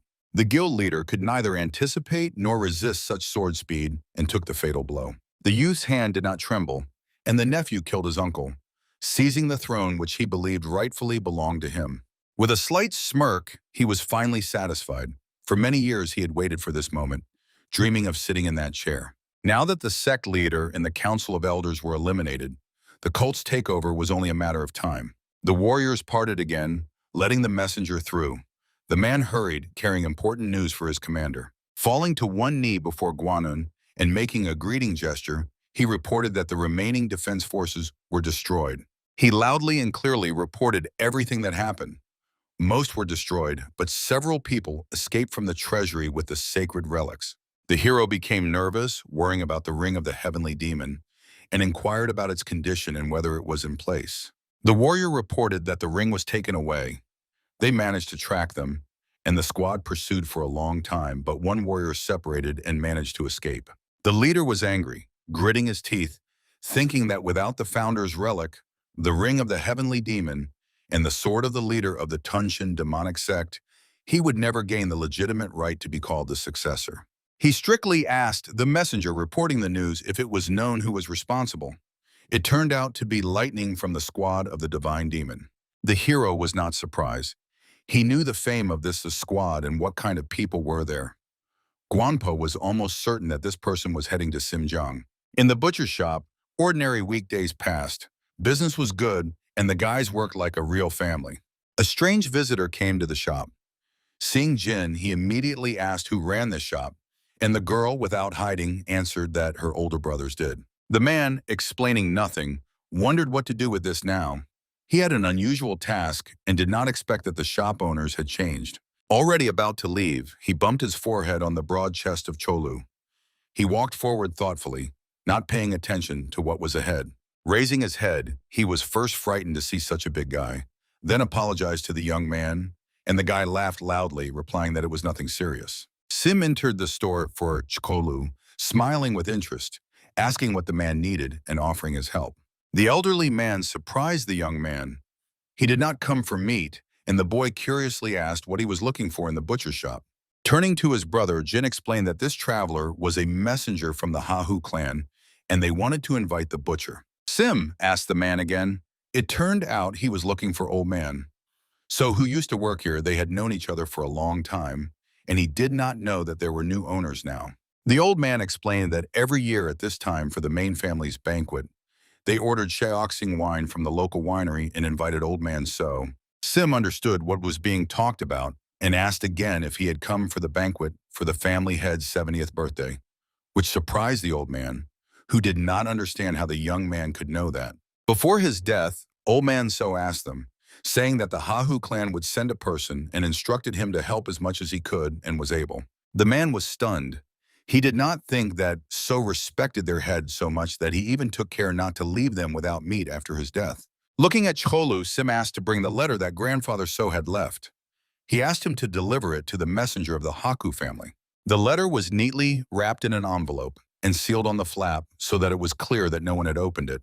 The letter said that So carefully chose a successor and his skill was in no way inferior to his own abilities, so the work could be entrusted with confidence. The traveler said that every year they hold a banquet for the birthday of the head, but this time the scale was different. The amount of food and meat would be beyond imagination, and he asked if the guys were sure they could handle it. The hero knew that they would do everything well, but he did not make promises. The young man only said that he would do his best. The old man wanted to believe this guy and had no better options, so he told him how to get there and that the banquet would take place by the next full moon. The city of Jinhua was much larger than Sokfa, that small town where the shop was located.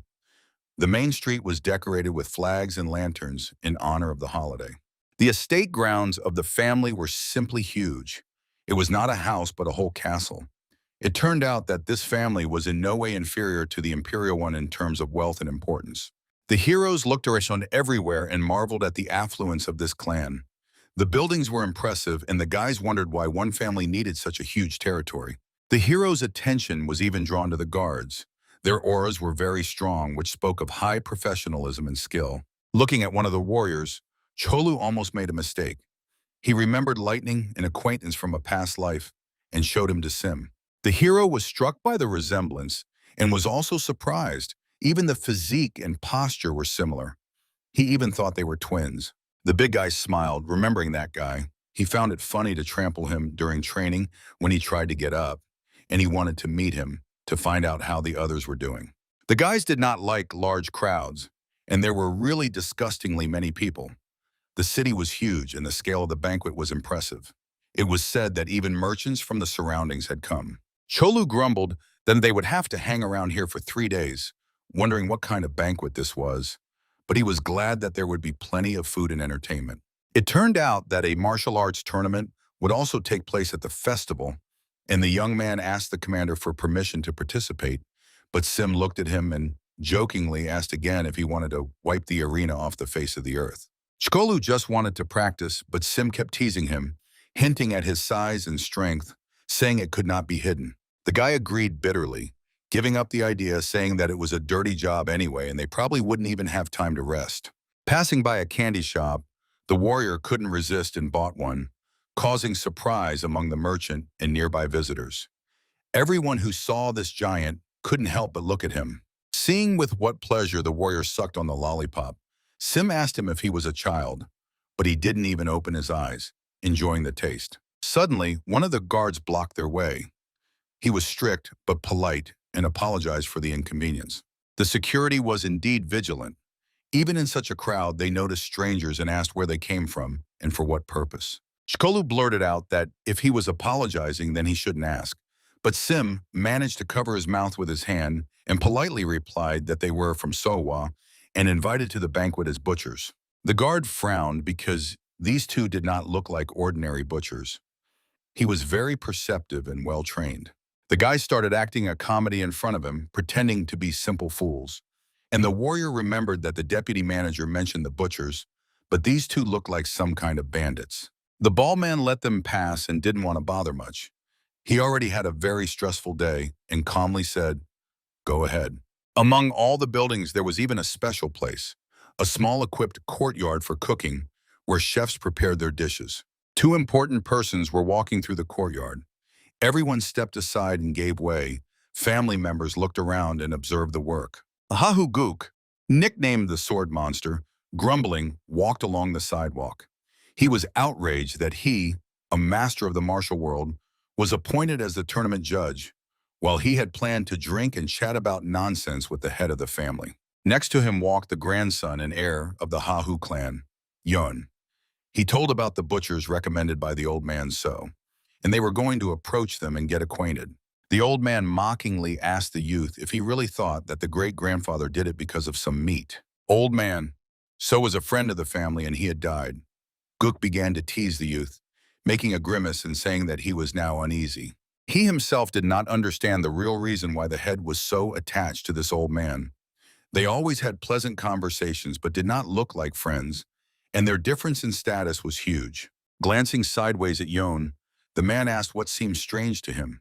Could the great-grandfather really not have friends?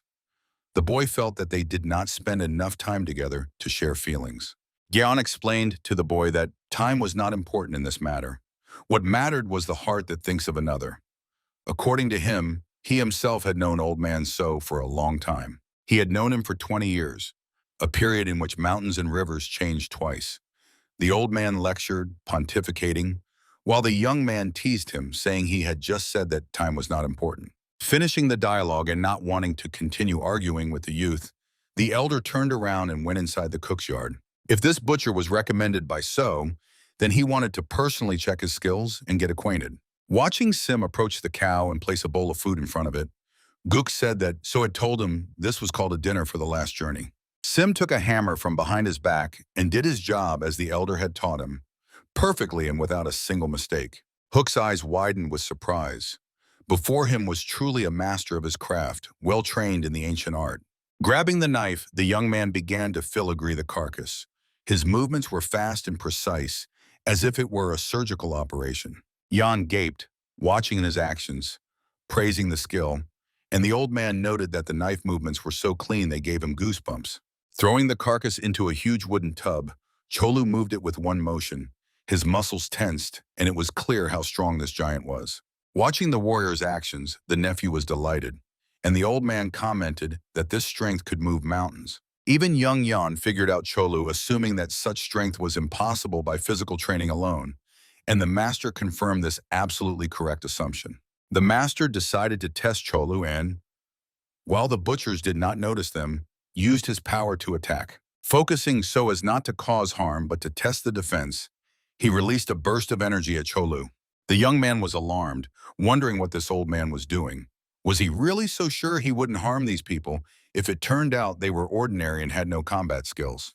The hero calmly worked, unaware of the treacherous attack right in his back, or rather that they wanted to test him. Reflexes are very hard to control, and Cholu instinctively parried, instantly turning around, letting the blow graze past. At that moment, Yarn realized he was right, and the master confirmed his suspicions. These were not ordinary butchers. Seeing the flawless reaction of the strong man, the old man looked at him with curiosity, becoming interested in who they really were. Sim furrowed his brows, understanding what was happening, but hoped they would not be exposed and asked to stop the mischief, adding that it would not be difficult to stop them next time. The master laughed, saying that it turned out they gave in to him and asked if he should thank them for it. The hero explained that he spoke like that only because he feared a delay in work, but the old man, looking sternly, interrupted him, saying that now it did not matter. With a slight smirk, he said that it was a test of lice, and it showed that they were not ordinary butchers, and demanded an explanation of who they were. Folding his arms on his chest and standing before the master, Cholu called him an old man, and adding that he had a sharp tongue, asked who he was.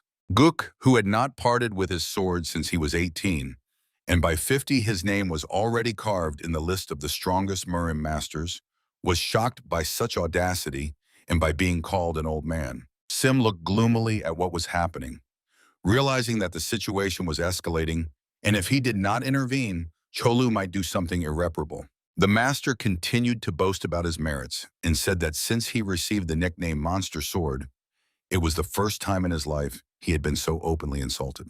The warrior did not care whether Monster Sword or whoever else.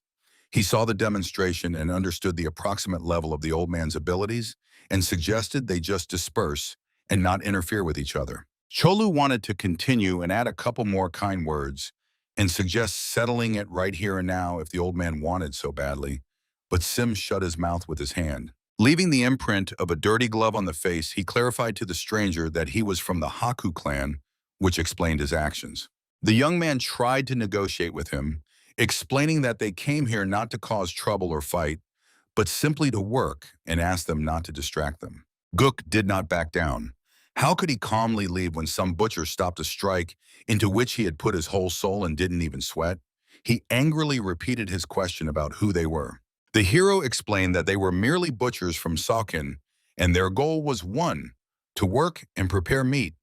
The young man added that they just wanted to live an ordinary life and were here only because of work, and asked to pretend that he had never seen them. Looking each other in the eyes, the hero understood that the honor of this master had been offended, and now he would not back down, and the young man asked what he wanted. The mustached elder straightened up and smiled, asking what a man who had lived his whole life with a sword in his hand could want, and invited him to take a walk with him. He led the guys out of the estate grounds into a small bamboo grove so that no outsiders could see their duel. The master looked around and picked up a small branch from the ground. This would be his weapon in the upcoming fight. A light wind fluttered his clothes and hair. The old man looked at his opponent with dignity and suggested to begin. Sim also picked up a branch so that they would be on equal terms and was already ready to accept the master's challenge. Suddenly, Cholu intervened, stopping the commander by grabbing his hand. He said that this would not do, but the hero did not understand what had happened. Cholu could not just stand and watch because there was an order, and some stranger could not just immediately fight the commander. The guys began to argue. Sim was worried about his friend because he saw the opponent's strength, and before they had hardly ever encountered such. But the friend did not back down since he had dealt with almost everyone himself, including one of the Modao. The warrior remembered that Modao, the northern heavenly sword demon. He was curious if he was still so strong, and the young man wanted to meet him once more in a duel. A man of such strength does not die so easily, the commander explained, adding that he was sure they would meet again. Then Cholu once again asked for permission to fight Guk. The warrior jokingly said that fighting a stronger opponent is the best way to sharpen the blade, and he felt that lately it had dulled slightly. Sim did not know what to answer and gave his approval. Smiling as he looked at the master, the big man called out to him, asking if the old man had heard everything, and the master replied that he had expected to fight him. The experienced warrior said that he would never have thought that in his old age he would be treated like this, and it was very humiliating for him. Cholu asked him not to twist everything and explained that he was fighting him only because he truly had skill, adding that he would give a 3-hit advantage, showing it on his fingers. The master laughed at the young man's arrogance and, smirking, agreed to accept this gift as a sign of respect to the elder. At that very moment, his stick spectacularly flared with bright flames that spread everywhere like a fiery salamander. The flame enveloped the master, surrounding him with a ring. It was the art of heavenly flame piercing the sky. The hero stood aside, watching the progress of the duel. The art the old man used resembled the style of the Chogyam clan. Cholu prepared to receive the blow, standing like a rock. He was confident his defense would hold. The warrior glowing with power and chi energy. The master swiftly launched an attack, concentrating enormous power into a small point at the tip of the branch. The warrior moved towards him, gaining speed and power to block the attack at the right moment. A moment later, the warrior stood like a stone boulder in his combat defensive stance.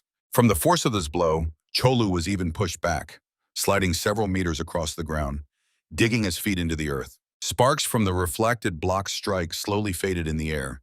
The youth was hit by the heat of fiery power, but he stood firm and smiled, asking for more. Surrounded by fire, the master was surprised. Could it be that the body of this steel giant, he put so much strength into the strike, yet the warrior endured? Cholu raised his finger and praised the old man, saying that it was truly dangerous, but not what he expected. In fact, the boy anticipated more power. The old man could not believe that at such an age the youth had mastered the external art of defense, as he himself had spent many years on it. Adding even more power to the attack, the master decided to use another more deadly technique, the Sword of 9 Dragons, the strongest strike of the fire spellcasters. The opponents rushed at each other in a new attack. The master was already curious whether the warrior would withstand this crushing blow as well.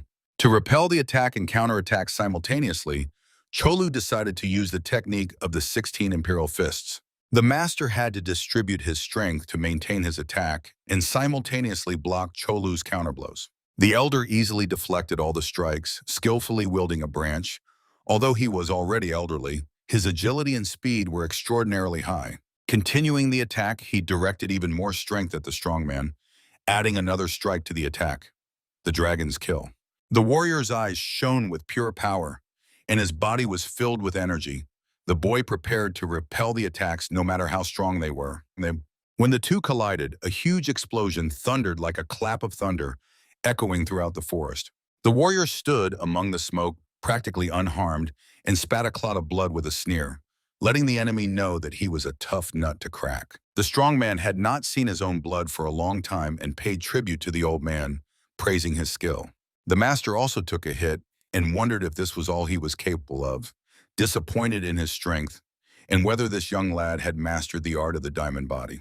Chol, challenging the old man, shouted why he stood rooted to the spot, whether he was surrendering or his strength was exhausted. The master beckoned to him with his hand, ready to show how fragile a strong body could be, and shouted for him to keep his pity to himself. Chol liked this kind of talk and concentrated his strength and will to deliver his signature strike. But Sim, more finely attuned to energies, warned him that something was wrong and asked him to use the heavenly chi of Asura. A real hurricane rose around Chol, chilling everything around. Two elements, fire and ice, were about to collide. The youth seemed to turn into a tornado and rose like a whirlwind above the enemy, preparing to deliver a deadly blow. He was flying Doreen at enormous speed, using all his energy and strength. Either he or the old man would survive. The master already understood that the opponent was so strong that he could crush him and prepared his defense, trying to save his life. The hero felt that the old man was using all his resources, burning himself from the inside. This was a technique of internal destruction, and if it continued, someone would definitely die. The collision caused an even bigger explosion and shockwave. The power of the released energy was colossal. The consequences were visible for several hundred meters. A cloud of smoke and dust rose high into the sky, as if someone had detonated a large bomb. Around the epicenter, the grass blackened, and steam from the hot earth rose in white smoke. Everything around fell silent, marking the end of the battle. Both opponents stood alive, eyes wide with surprise. They did not expect to survive or such a turn of events. Sim froze between them, as if materializing out of nowhere right at the place of collision. The guy bent down, covering the blood dripping from his nose with his hand. The hero decided to stop the fight, taking both blows on himself. Cholu ran up to him, worried about his friend, and the guy said that everything was fine and that he would not die so easily. Looking at the big guy, he praised him, saying that his skills had definitely become sharper, and the other's smile stretched from ear to ear. The master could not believe what he had just seen. Surviving the collision was impossible. The branch that he raised at the beginning of the battle slowly crumbled, turning to dust, depleted of magical power. The old man began to grumble at the youth, reproaching him for having no right to interfere in the duel. But the hero explained that it was dangerous and he had to. The grandfather was furious, since when were duels supposed to be safe, one had to survive alone and prove superiority and strength with victory. Sim simply did not want either of the two to get hurt, but just said, why risk life when an ordinary duel can settle everything? The master could not calm down, pointing his finger at Cholu, shouting that his fight was not over yet. But Sim interrupted him, saying the outcome was obvious, and he himself, as the elder, knew this better than others. After that, the old man had nothing to say, and the hero added that it was enough to understand what he was capable of. Looking the old man straight in the eyes, the young man tried to calm his anger, saying that he had already fought enough. Wasn't that enough? Why cling to victory now? The master bowed his head for a second, immersed in memories. The youth's words affected the elder. Raising his gaze upward, the clear day reminded him of the time when he left the clan, having only one sword with him. In his life, he had seen not only glory but also endured countless defeats and trials. The grandfather seemed to be transported for a second to another dimension, where he was once young but immediately returned to reality. He looked once again at the youth with an appraising gaze. To intervene in a clash of forces, one must master martial arts on a completely different level. To reach such heights at such a young age, the elder pondered what this youth must have gone through to stand here before him now. He remembered the hero's words that they just wanted to live an ordinary life and his request to pretend that he did not see them. Looking at his hand, the master realized that compared to this young man, he was just an ant on the palm. The old man immediately changed. The powerful battle aura dissolved into the air as if it had never been there. Cholu wanted to blurt something out again, not understanding the nonsense the old man was muttering under his breath, but Sim stopped him in time, covering his mouth with his hand. Noticing this time the elder simply remained silent, understanding the hot temper of this strong man, since he himself was once young. Looking at Sim, he said that he was indebted to him, realizing that the young man had saved his life, as he would hardly have survived the encounter. Sim bowed in gratitude and said he would remember, and Cholu jokingly blurted out that he always does all the dirty work, while luck goes to someone else. The old man was glad that it ended this way, and said he would never forget this debt and would repay it tenfold. After finishing this quarrel, they went back to the estate. Everyone needed to get to their duties and could not delay. Meeting Yan, Master Guk asked where he had been and why he had such a sour face, as if he had just eaten a lemon. The boy explained to the old man that he had not even finished watching the duel at the tournament when his father called him and ordered him to participate and prepare. The elder was surprised and began to worry about the young man. Although he was strong for his age, it was too early for him to participate in the tournament. Knowing that the guy also didn't want this, the master simply said to refuse. After all, he never listened to his father. But the young man replied that usually he didn't care. But now it was a direct order from above. It was an order from the great leader. The young man tried to refuse, but it seemed nothing would come of it, and he would have to participate. The grandfather opened his mouth in surprise. He was amazed that the guy tried to dispute the order of the great leader. But Yon explained that he acted cleverly. He used the name of his great-grandfather, saying that for him to participate, his approval was needed. After telling this, they both laughed. It was really clever. Hearing this conversation, Cholyu approached his friend and said that although this old man was crazy, the younger one was no slouch either. And Sim confirmed that his martial arts were not bad. The young man remembered the prizes and thought maybe he should participate after all, since it was the celebration of the 70th anniversary of the great leader, and the prizes there were simply crazy. Master Guk confirmed that usually it was an outstanding sword and various gifts collected from all over the world, but this time the rules had changed. The young man corrected him, since he knew that the sword was still a reward, but there was another prize. The master curiously asked what it was. Jan said that when he was returning from his father, he saw the chief manager carrying a strange plant. They say it was a special reward for the winner. Master Guk understood what it was about. It was a spiritual herb, and the young man said he wasn't exactly sure if it was spiritual or some other kind. Its name was strange. The guy thought, recalling the name, the word just flew out of his head. He remembered that it was considered very rare and valuable. Clapping his hands, he suddenly remembered and shouted the name, Millennial Spiritual Herb, which immediately attracted Sim's attention. Hearing this, the hero at first thought he misheard, a millennial spiritual herb.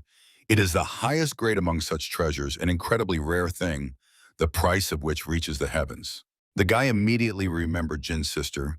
There is a chance that she will help cure the girl. Such luck must not be missed. The elder was surprised by such a valuable reward. From it, one can prepare a legendary elixir. Without wasting time and the opportunity to turn to the elder, Sim approached with a request. The master owed him, and the guy hoped for his help. Thus passed a long day of preparation for the festival and tournament. A quiet night finally descended on the Hahu estate, but important matters were still being decided in the tall building. In a beautiful, spacious office, Hahu Song awaited the final list of finalists from the deputy head of the hall, and the sun finally brought it. He carefully read the names of the participants. Legendary figures such as Haktain, Cholyon, Akido finally appeared. The Lord crumpled the scroll, realizing that they would tear the tournament and their fighters to shreds. His son Chong curiously asked his father. He had heard that Yon still refused to participate. The man did not answer the question, only rubbed his aching head. He was disappointed in Yon. The father had invested so much effort in him, and the young man refused to participate. Suddenly the door opened and a voice was heard. I am entering. Someone dared to enter without knocking, merely presenting a fait accompli. Chong sharply turned around. What audacity! Who dared to enter without knocking so rudely? The guy was angry that his conversation with his father was interrupted. But Song immediately calmed him down. Waving his hand, signaling that everything was fine, he did not want any arguments now. His uncle, the elder Guk, entered the office. He decided to skip formalities at such a late hour to finish quickly. With respect to the elder, the men still bowed in a greeting gesture, and Song added that they had not seen each other for a long time. The master asked Chong to leave. He wanted to talk alone with his father. Guk had a conversation for him, and that was why he came. The elder asked why he clung so tightly and chose Yon for the tournament. After all, he had his own sons, and the main house already had enough talents. Answering this question, he explained that 4 great clans had gathered for the tournament, and they intended to humiliate their main branch. The master understood the point. The opponents sent their best masters, and Song added that these were far from ordinary masters. Their level had significantly increased in recent years. For example, the Nagmun clan sent the son of the sword god, and his skill had long surpassed his father's level in his best years. Sitting in a wheelchair, the gentleman continued to explain that not only the Nagmun clan, others also sent their best young martial arts geniuses. Scratching his gray beard, the elder understood and assumed that the blow they dealt to them in the last union leader elections really hurt them. Among the youth of the Hahu family, only Yon can stand against these monsters. Song reminded his uncle that he himself trained him and knows his talent. The elder understood why it was so important for Yon to participate. Song really found the reason why the master could not refuse him, and he agreed to talk to the young man and make him participate. The nephew thanked his uncle for understanding. showing a respectful gesture and smiling, glad that he had found support.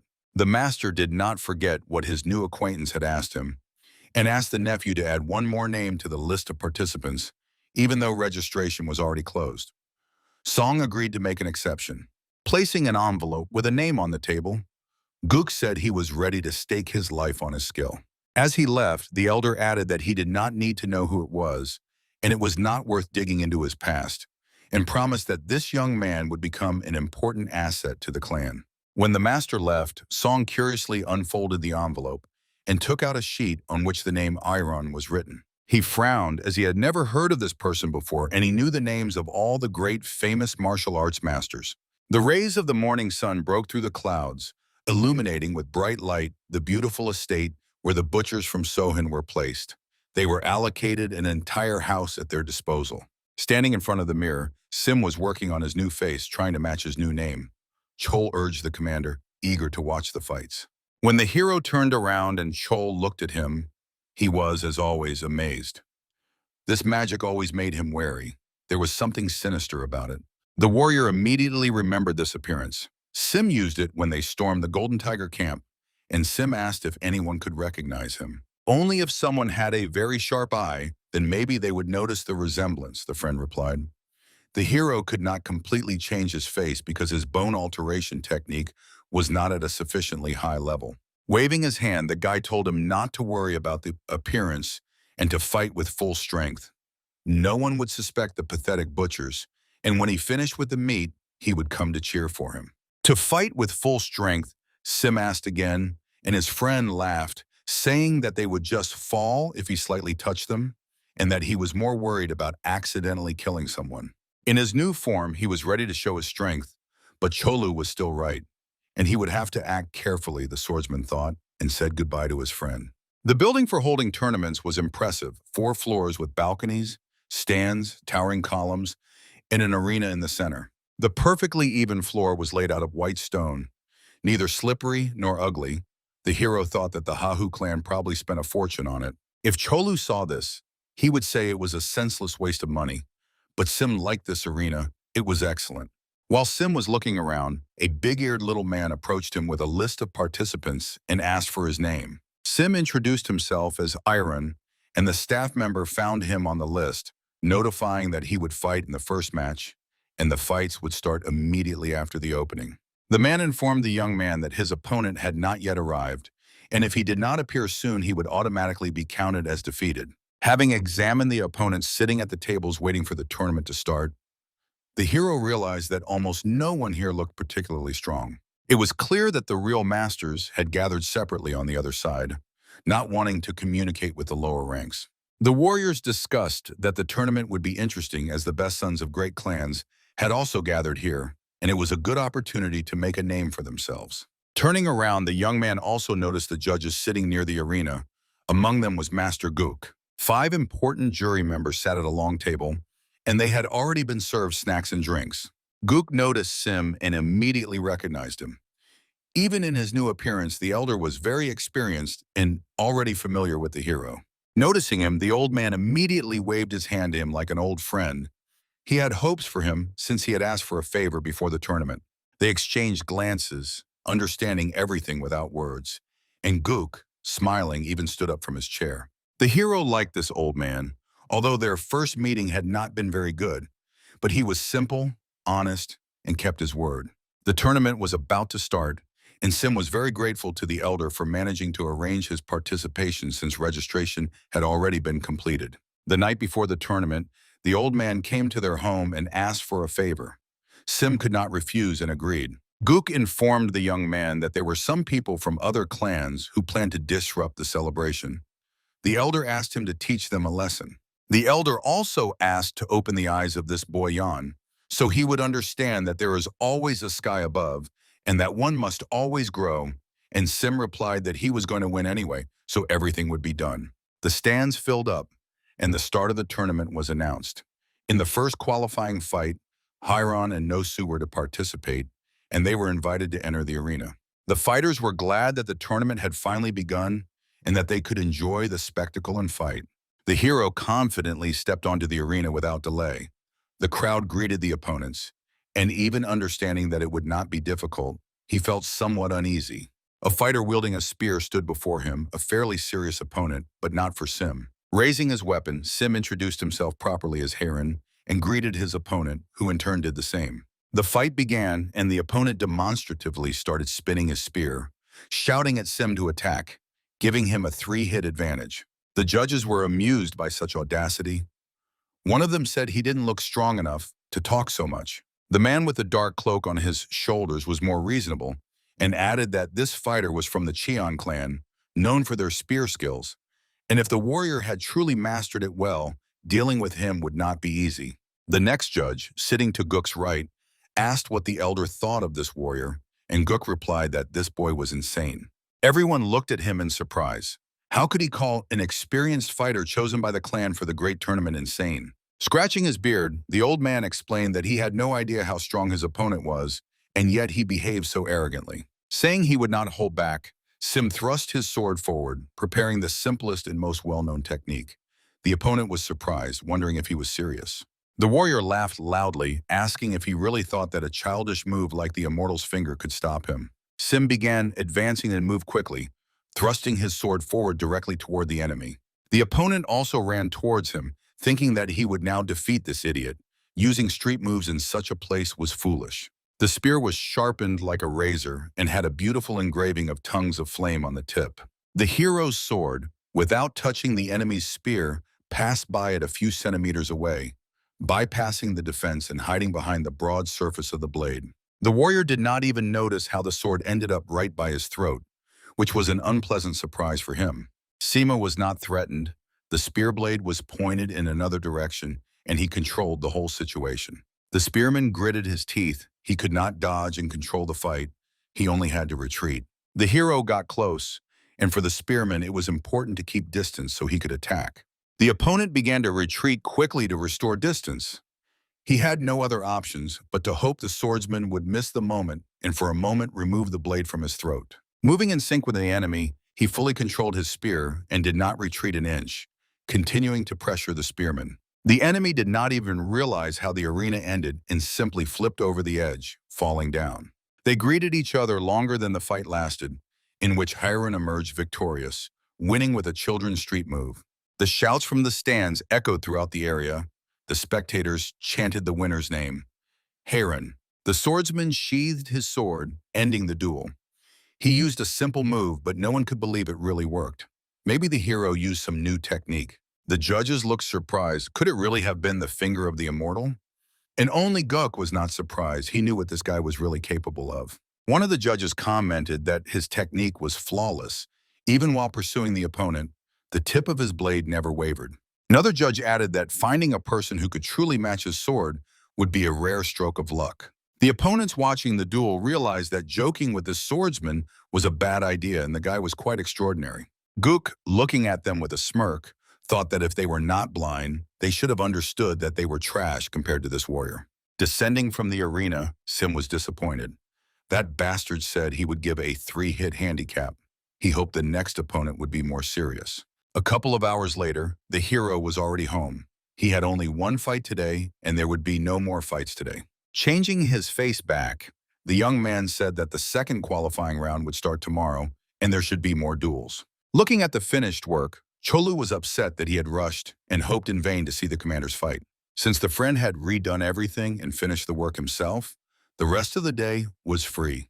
Sim decided to treat him and suggested going for a drink. Sitting at the table and pouring a strong drink for his friend, the big guy asked why he chose the name Heiran. Cholu remembered that was the name of a guy from their squad, the wolf of the demonic god Heiran, and asked if the commander was really missing him. And Sim replied that when he saw that guard, he also remembered the guys. Having emptied the cup of sake, he carefully placed it on the wooden table, thinking of drinking a couple more for them. Frowning, the young man recalled his friends from the Lightning Blade squad, Sosurin, Jong, and Heiran. He wondered how they were doing now. The fugitive was running swiftly through the forest, trying to hide in the fog and confuse the tracks.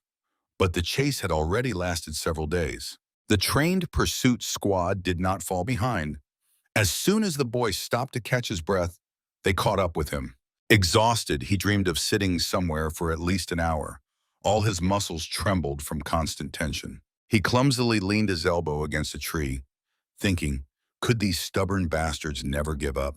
Taking the sacred relic out of his pocket, he understood that they would never stop as long as he had this item. The main task of the warrior was to report to the squad commander as soon as possible and preserve the relic, and to accomplish this, he had to survive.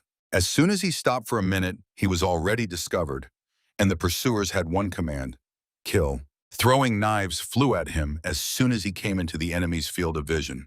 These were not ordinary warriors, but specially trained, resilient killers with a scent like hunting dogs. The knives plunged into the tree exactly where he had been half a second ago.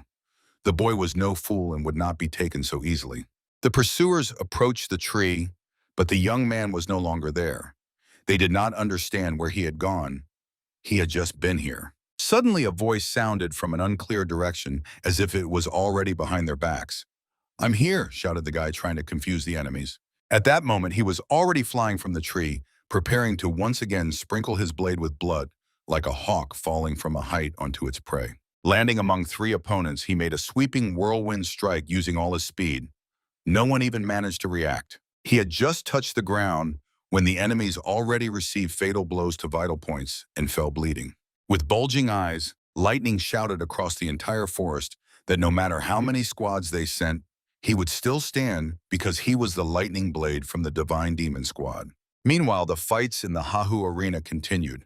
Sim defeated another opponent who, exhausted, bowed before him. Barely withstanding the opponent's attack, he leaned on his sword, trembling and trying with his last strength to get back on his feet. Raising his hand and shouting loudly, "Hiran," the referee announced the winner of this fight. The crowd in the stands chanted his name again. He defeated Nogman Haka with one strike, the very one they said was more talented than his father at his age. The masters whispered in the quarters discussing his strength, and the chief of the finalists already understood that he would have to fight him. The mentor and leader told him how important this tournament was, and that he must humiliate the Hahu family by winning. The next fight was the final. The two strongest fighters were ready to battle in a duel, and the crowd shouted, anticipating the spectacle.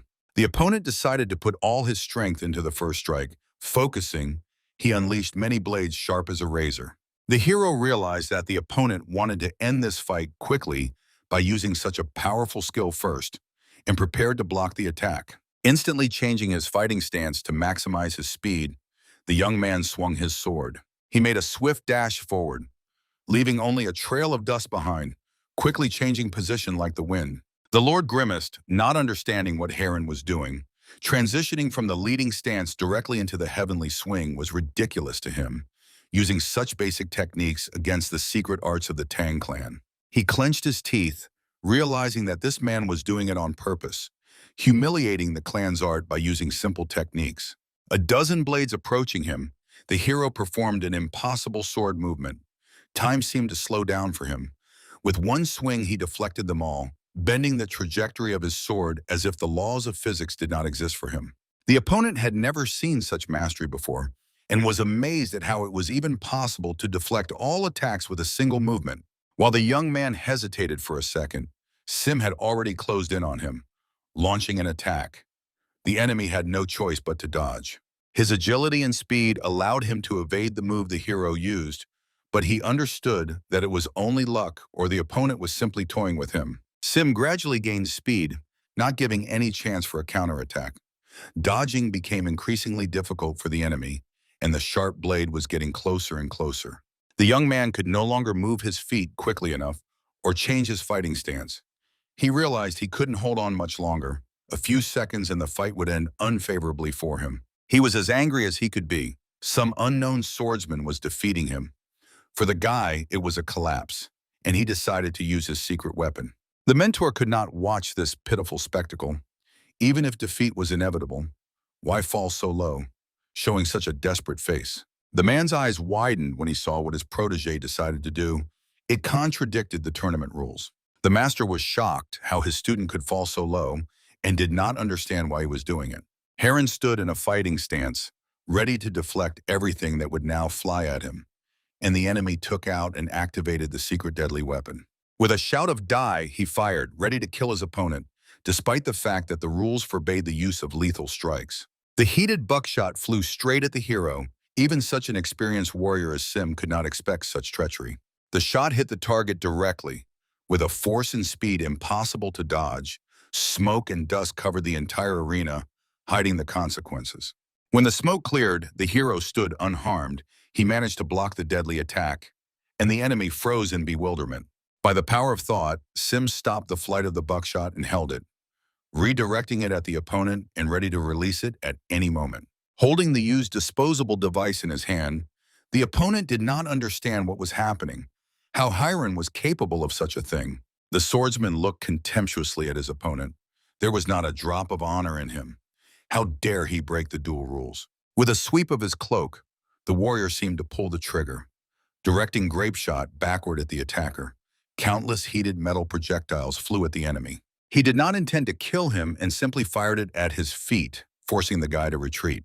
The opponent helplessly fell on his backside, looking at the hero fearfully, like a puppy with its tail tucked. Sim grabbed the young man by the collar, intending to teach him a lesson. He understood that victory was already in his pocket.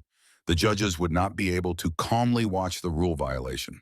Pulling the enemy closer to himself, the hero looked at him and asked sternly if he was ready for the consequences. With a strong kick, the hero made a harsh sweep on the guy, intending to knock the enemy off his feet. The opponent boiled with rage, his eyes flared with angry fire. This guy did not know how to lose at all. Hoping for a lucky hit, the impudent man raised his fist, trying to hit Heron right in the jaw. But the attempt was futile. The hero easily blocked the blow with his strong hand, catching the opponent by the wrist. Without much effort, the hero bent the enemy's arm and broke it. The crunch of bones and a desperate scream echoed through the arena. At that moment, Master Hook jumped up from his seat, loudly banging on the table, stopping the duel. Approaching the edge of the arena, Heron looked disapprovingly at the Tan Clan section and the standing mentor. Like a dirty rag, he threw his opponent straight at the master. The warrior completely lost respect for these representatives. He barely held him when the young man fell with all his weight right into his arms, almost knocking him to the floor. The man looked with anger in his eyes. The honor of his clan was humiliated, and his ward was left with broken limbs and could not even stand on his feet. Proudly standing in the arena, the hero did not even pay attention to the insult directed at him, which the master was showering, calling him a snot-nosed kid. He wanted to take revenge on Heron, who snatched the coveted victory, but now he had to retreat. His ward was wrong and everyone was on the winner's side. Suddenly, the master was called, asked to stay for a minute, and questioned what kind of weapon his fighter had used. Elder Gut clarified, "Isn't this one of the 10 great secret weapons that the Tan clan is so proud of?" Bowing, the master apologized and added that members of his clan are obliged to carry this weapon with them at all times. Gook was quite delicate in his communication with him and said he respects traditions, but this sounds like a very convenient excuse, and if someone else had been in Heron's place, it could have ended tragically. The other judges supported Gook and demanded clear explanations, since this is a regular tournament and the use of deadly techniques was prohibited. Bowing, the master offered his deepest apologies for his ward, explaining that the boy is still young and the thirst for victory clouded his mind. Realizing he would get no more from this lackey, Gook said in a stern tone that forgiveness should be sought not from him, but from Heron, and to be thankful that he spared the young man's life. On behalf of the elder of the Tan clan, Hagyo apologized to the warrior.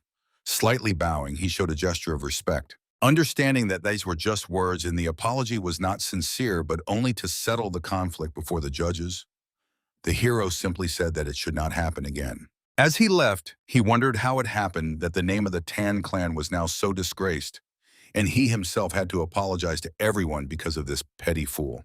Stepping onto the arena to deliver his speech, the great master and elder of the Hahu clan, Gook, announced the winner of the tournament and congratulated Heron on the victory. The hero stood silently listening to the crowd shouting his name. He did not feel any strong euphoria. He was just glad to have the opportunity to get the spiritual herb. He demonstratively grabbed the sword, raising it, slowly turning around. He thanked the spectators for their support and applause. Sim wanted to return home as soon as possible because he had found a way to cure his sister, and the herb needed to be delivered as quickly as possible. When the hero brought home and opened the box with the plant, everyone gasped. It radiated incredible power. and Hyun began asking how his brother managed to get it. The hero could not tell that he had won the martial arts tournament, and he said that he was just lucky. The young man lied that the elders of the Hahu clan and Grandpa So had very deep relations, and one of them had given it as a gift. Hyun was a very clever guy and kept asking questions because this was a great rarity that could not be bought for any money, and such things are not given just like that. Coming out of the shower, Cholu barked. Enough with the interrogation, he had slaughtered so many cows and pigs that they had taken a liking to him and simply gave it to him. They were going to hand it over to the old man. But since he died, they decided to give it to his successor, the warrior added. Smiling and looking at the brothers, Ho said that it didn't really matter how they obtained it. The main thing is that it exists and now they can cure their sister. Raising his finger up, he praised the guys for their efforts. They earned a lot of money and brought the legendary herb. Thinking about how it should be used, the hero decided that he needed to consult a doctor before that. Jin looked at him anxiously, not knowing what to do. Since there was no doctor, the healer had temporarily left the city. Sim was upset because there was little time. The herb might lose its properties, and asked when he would be back. Jin explained that he had gone to treat an old official in Chuzhou and said he would return no earlier than in half a month. It turned out that Jin had recently become very interested in medicine, and the doctor even wanted to take her as an apprentice, which is why she knew the doctor's schedule so well. The hero smiled, proud of his younger sister, and said he would support her if she wanted to continue studying. The girl was very pleased to hear praise from her older brother, and she broke into a sweet smile. Looking at the exotic plant, the young man wondered what to do if there was no healer. It needed to be used as soon as possible. Looking closely, he noticed that the leaves had started to wilt a little, and the root was turning pale.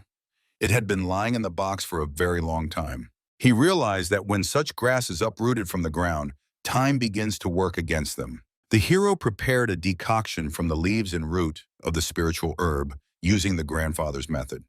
The healing properties were supposed to be preserved. Taking the cup, Jin drank the bitter medicine in one gulp, hoping for a cure from the insidious ailment. Impatient Ho watched her, observing her reaction, and immediately asked if it had worked. Sim was also eager to know the result, but he understood that it might take time for the medicine to start working and the decoction to be absorbed. The hero asked his younger brother to carefully watch over their sister, and he himself went to the butcher's shop to check how things were going there. Walking down the busy street, he still could not believe that they were lucky enough to catch fortune and find the 1,000-year-old fire herb. It was a real miracle. He was sure that Jin would finally recover and everything would be fine. Raising his head, he noticed uninvited guests at the entrance.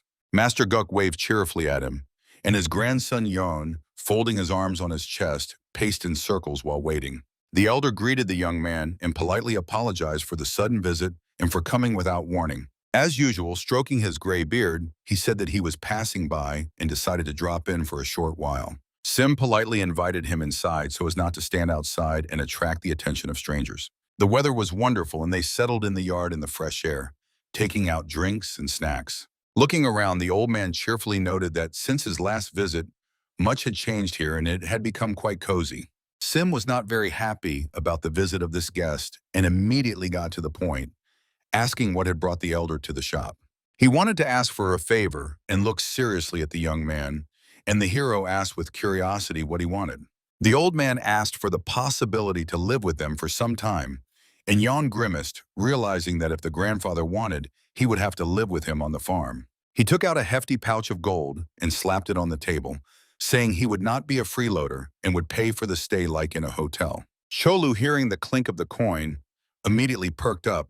Slowly opening his wallet, he giggled, saying that it was too much. Understanding that this threatened to expose them, the young man apologized and refused the old man, hoping that this person would understand him. The elder was surprised. He did not like being refused and did not understand why Sim was refusing. Making it clear to the elder that this was not up for discussion, the young man explained that they had no free room to accommodate them, and he did not want to live under the same roof with him, explaining that he did not want to disturb the peaceful life they had built for so long.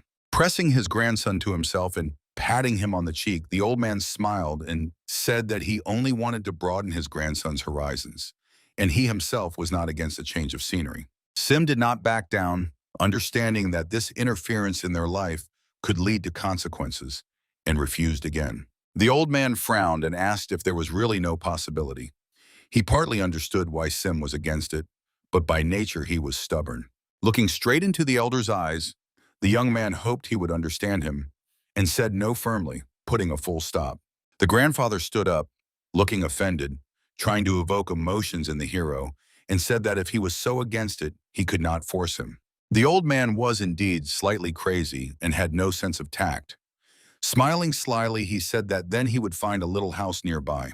The hero got angry at such discourtesy and intrusiveness and raised his voice, shouting that he was joking now. Hearing the noise, Hyun came out of the neighboring barn and approached, greeting the guests and asking who they were. The hero introduced Hahaguk to Hyun and reminded his brother that he had told him about him, that this man was closely connected with the old man. So, upon learning who was standing before him, Hyun immediately began to bow and thank the elder for the elixir he had given, thanks to which their sister was recovering. The old man did not understand which elixir was being referred to, and the young man explained that thanks to the 1,000-year-old fiery spiritual herb he had given, they had prepared the elixir. Gook realized that it was about the herb given as a prize for first place in the tournament. He did not tell that he had not given any herb and laughed, saying that although it was a rare treasure, it was nothing compared to the value of human life. The elder asked with curiosity if it had helped, and Hyun said that their younger sister had suffered from an incurable disease since childhood, but thanks to him, she would now recover. The guy wanted to thank the master, and he said that he had one small request. Sim glanced sideways at his brother as he tried to please this cunning old man, and Hyun said he was ready to do anything, just let him say the word. Gook told him that he was going to live in Sohan for a while, but he had no acquaintances here and nowhere to stay. Young Hyun didn't even let the old man finish speaking and immediately offered to stay with them, politely adding that their house was modest, but they would find a place. Stroking his beard cunningly, the elder politely replied that he appreciated his offer, but Sim had just said that the house was small and there was no room. Hearing that the elder had refused the old man, who, in his opinion, had saved their sister, the young man angrily looked at Sim. He shouted that it was nonsense and invited the guests into the house, promising that they would definitely find a place, and the old man agreed. Suddenly, the men's conversation was interrupted by Ho bursting into the yard with a cry that they had a big problem. The guy was very scared and worried. He reported that Jin had become very ill and had lost consciousness. Everyone ran quickly to the girl. The healer Huanzhong also arrived as soon as he received the news. The poor girl lay very weak, her pulse barely palpable. The healer carefully examined Jin, trying to understand what had happened. He worried about the girl as if she were his own sister, and it was very fortunate that he was already almost in the city when he received the news. Everyone quietly stood by the bed and listened to the doctor. Sim anxiously asked how his sister was. Reasoning, Juan said that the girl had not yet recovered, and this energy was definitely from the illness. This should not have happened, and the healer began to suspect that something was wrong. He asked if Sim remembered what the herb they gave her looked like. Ho then carefully examined the herb and helped prepare it. He described in detail that the root was yellowish-brown, covered with fine hairs, and the bud petals were dark red. The healer understood the problem and dryly replied that the petals of the fiery 1,000-year herb are not red. The hero widened his eyes. He could not believe Juan's words and asked again if he really meant that they gave Jin the wrong herb. Master Gok, who was in the room at that moment, also did not believe it. She had been checked several times in the clan's main house. The doctor explained that this plant is so rare that even in the house of the living immortal, only a few have held it in their hands. No matter how great the Hahu clan is, if there is no expert there, this plant can easily be confused with another. Taking a bundle out of his bag, the healer said he needed to see what they gave him to accurately determine what it was, but he already had suspicions. He suspected that they gave Jin the cold immortal herb. It looks very similar to the fiery one, and showed how it looks. The cold immortal herb over time turns into the spiritual and then into the fiery. The hero realized that they gave Jin the wrong medicine and looked bitterly at this legendary herb. It was a big mistake, and they gave a huge boost to the dying yin energy inside her body. Now only the great pill from the Shaolin Temple can help. Sim felt broken and guilty because his own actions had worsened his sister's condition. Looking at the hero, Huang said he would try to buy some time and do everything to stabilize her condition. Master Guk also felt guilty for his clan and said he would report this and ask for their help. Huang did everything possible, but as he was leaving, the brothers stopped him, asking if there were really no other options and begging him to find a way to save Jin. That night, the hero did not sleep. He sat on the porch with Cholu and drank, trying to drown his feelings. Looking at the commander, the warrior asked him what the plan would be, and Sim replied that it was unnecessary to ask. They were obliged to cure her. The elder promised to use the influence of the Hahu clan to find a cure, but that was nonsense. Cholu noted that to stop the broken dam, a much greater force than before was needed.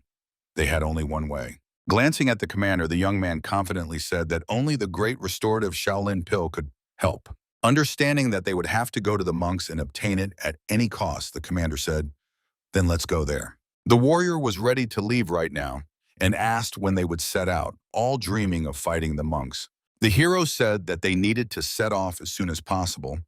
The healer would try to slow the progression of the disease, but no one knows when the condition might suddenly worsen. The warrior grabbed the bottle and, pouring all the contents into his mouth, said that it was an excellent decision, and if he hadn't agreed, Cholu would have dragged him by force. But if they leave, then what will happen to the shop? It can't be left to just anyone. The quality of the meat will immediately drop, and the shop cannot be closed. Cholu looked at the commander in surprise. Could it be that he was going to leave it to Ho? Then all the customers would scatter. Pouring another cup, Sim already knew whom to ask to look after it, and replied that he had one person in mind. The warrior couldn't even guess who it might be and stared at Sim with incomprehension. Drinking, the guy replied that he knew this person, wanting to prolong the intrigue and make the strong man think hard. He had in mind the elder Gook. The old man would not be able to refuse him, especially after his clan had so badly set them up with the herb. In the morning, when the hero conveyed his request to the elder, the old man did not immediately understand whether the guy was joking. Could he really think that a person like him would be involved in such nonsense? But the guy reminded the elder that it was precisely because of him that he now had to leave his place. The old man understood that if he refused, the friendly relations between them would be destroyed forever. He began to say that he wouldn't manage, as he had never done such a thing before. But Sim said not to worry, he would teach him quickly. The hero convinced him that with his skill level, it would be a piece of cake, and in just a few days he would be butchering pigs no worse than a master. The elder asked why not just close the shop and offered the guy gold, but the hero said it was not about money but about the trust of regular customers. The old man began to protest how this brat dared to ask the elder to deal with such a matter. Gook resisted strongly and refused, and the hero decided to offer him a deal. In return, he would have a duel with him every 5 days. The guys set off on a long journey through forests and mountains, trying to shorten the path as much as possible. Tired from the long journey, they decided to make a stop and settled on the edge in the middle of a green forest. Cholu drank water in big gulps, trying to quench his thirst. The heat was unbearable, and it was stuffy in the forest. Almost a week had passed since they left, and Sim was worried about how things were at home, if everything was okay. Tightly screwing the flask, the warrior asked what exactly he was worried about, Jin or the shop. If it was about the shop, Cholu laughed loudly, then there was the old man, and it even suited him. He was doing great. Sim had trained him well, and the old man turned out to be capable and caught up with the hero in skills in 3 days. The big guy praised Sim for coming up with leaving the old man in charge, but the guy sharply stopped him. Something was in the forest. The swordsman, with a sharp eye, noticed movement in the forest amid the fog. Someone was approaching them directly. A wounded and battered man was dragging his battle comrade on his back with his last strength. Noticing the heroes, he collapsed weakly to the ground. He was already in a severe condition and could neither resist nor even bypass them. The stranger was covered in numerous cuts and various wounds. All his clothes were torn. Cholu precisely determined that these were not animal marks, but traces of a battle. He was alive, and it was a miracle despite having lost a lot of blood and received so many injuries. Sim examined the second person being carried on the back, and he was in much worse condition, almost on the brink of life and death. He needed to be given water and energized, and further everything depended on himself. The hero had decent skills in first aid and tactical medicine. He applied his abilities, which once saved the lives of his brothers from the squad in the demonic sect. Sim performed energy manipulations, transferring strength and reducing the pain of the injured, trying to bring him back to a more or less normal state. Cholu provided first aid to the second stranger and asked about the condition of the first.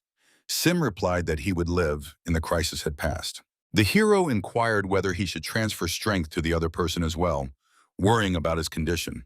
But the warrior answered that it was not necessary. He had only a few scratches, just dehydration. Suddenly, from the depths of the forest, the boys were shot at with arrows, clearly trying to kill without identifying the target. The big guy reacted in time, blocking the volley with a sweeping strike. His diamond-like body was not so easy to pierce. The swordsman also easily dodged the attack, catching one of the arrows with his hand. With his skills, it was no trouble. Many warriors came out from different sides, surrounding the boys. Archers hid in the bushes and behind trees, covering the vanguard. Meeting the enemies, Cholu was already preparing to deal with them, while Shin was near the wounded in case of a flank attack.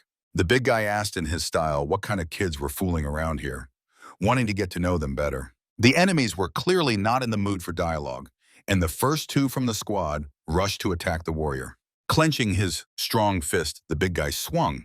He did not need a sword. His whole body was a deadly weapon. A few quick moves and the opponent's swords were broken into pieces.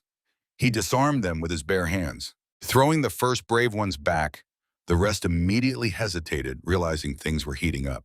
Two archers decided to catch Cholu off guard, shooting stealthily from cover. The attack could have struck the warrior. Noticing their cunning plan, the hero threw the caught arrow to intercept, to repel the attack and protect his friend. Flying along a curved trajectory, it knocked down two arrows that the archers shot at the warrior. Drawing the next arrow from his quiver, one of the archers shouted that these were not humans but some kind of monsters. Raising his hand, the squad commander loudly commanded and stopped all attacks, understanding that if he continued, he would lose the entire squad. He made a wise decision, showing a respectful gesture and saying that it seemed they had greatly underestimated the enemy. Smirking, Cholu mocked the enemies, saying that they attacked intending to kill immediately, but as soon as they sensed danger, they tucked their tails like puppies. The warriors of the squad were outraged and shouted at their commander, asking why he tolerated this, wanting to destroy the audacious strangers. The leader explained that those they helped were the killers of their teacher and apologized for his fighters who acted rashly. Turning to Sim, the big man said with a smile that it really brought back memories. Once they were like that too.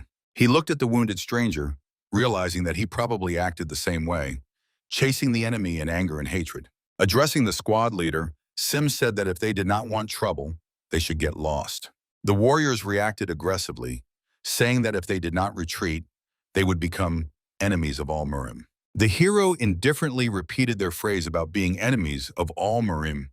The young man was not scared at all. Cholu added that their teacher must be a very famous person since they throw around such words. The guys deliberately provoked the enemy to find out more information, and one of the soldiers shouted that their teacher is one of the 8 heavenly swords, but the commander angrily shut his mouth. The sensible leader apologized again for his brothers. It turned out their teacher was dying, and they were all on edge. Demonstratively picking at his ear, Cholu said that it didn't concern him at all, and if their master was taken down by a bunch of pathetic bandits, then he wasn't such a great master after all. The warriors growled, or yelled, gritting their teeth like rabid dogs about to break free from their owner's chain. One of them lost control and emotion, and with a shout of "Die," jumped at the big guy, raising his sword. Cholu was about to knock his head off with his huge fist when someone stopped the enemy by grabbing him by the collar. Some caught him just in time by the scruff of the neck, thus saving the poor guy's life and stopping him midair. The leader didn't even notice how the hero moved from his place. Impressed by the speed, he opened his mouth in surprise. Turning the flying enemy in another direction, the hero threw him at the leader's feet like a rag.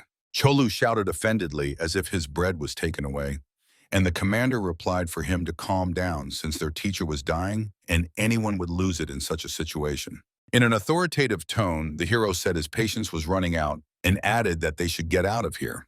Warriors from the squad asked why Sim was helping the killers, and the hero replied that they themselves had just shot and attacked, and at that moment they lost their right to speak of justice.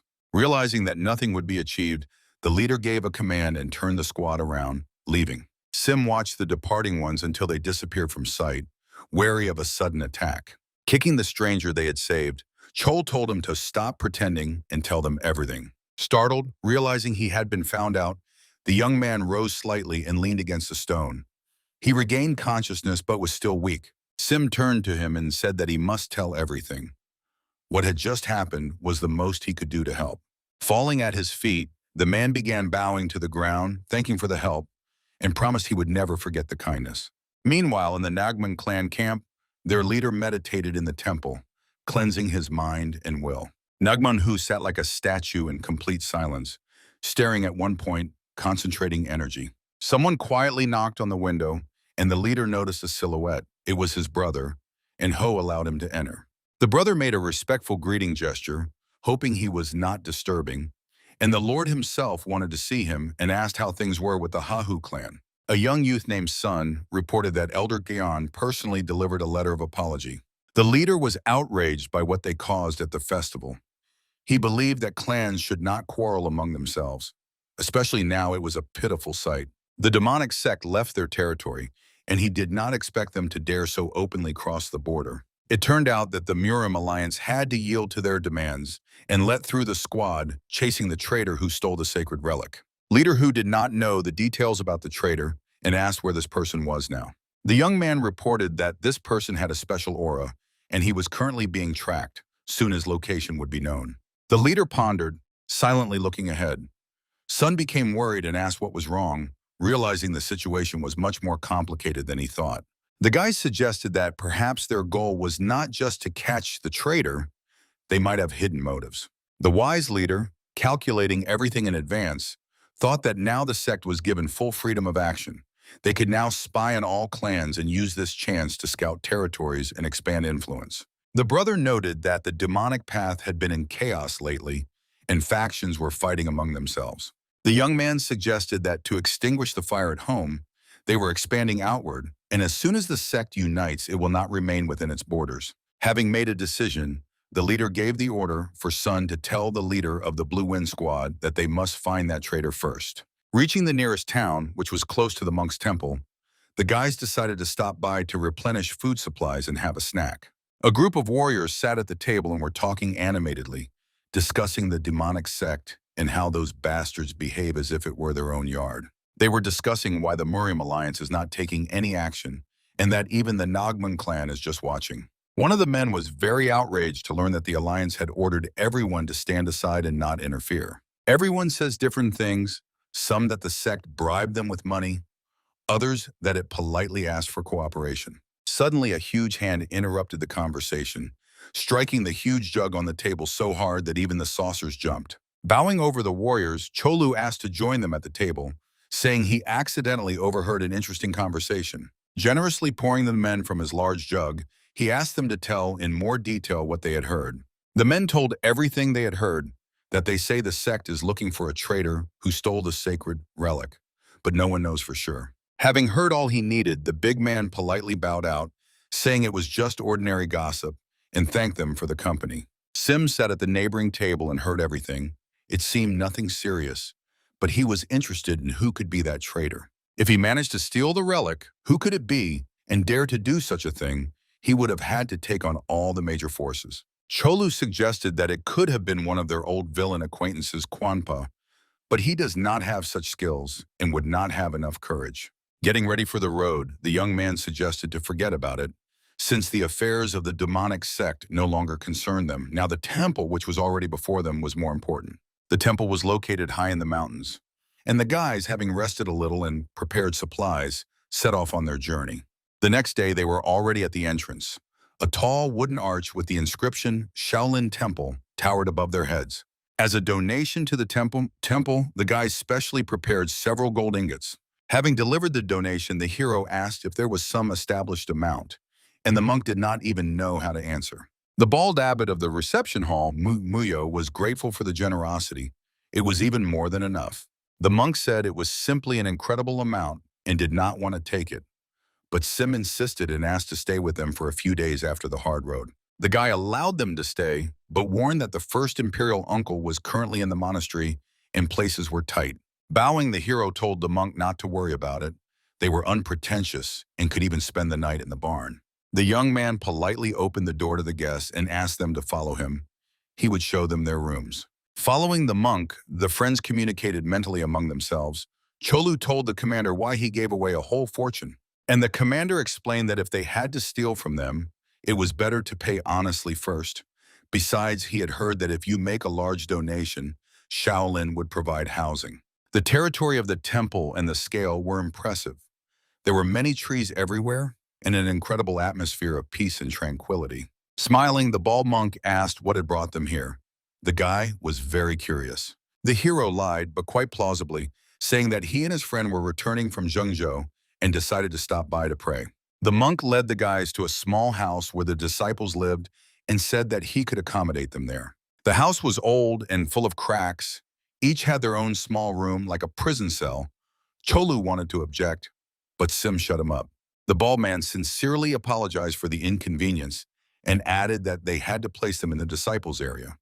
The conditions were modest, but there was no other place. Sim thanked him, saying that they did not come here for luxury and everything was fine, so the monk should not worry. He politely said goodbye, wishing them a good rest and peace of mind, and if anything, to contact him with any questions.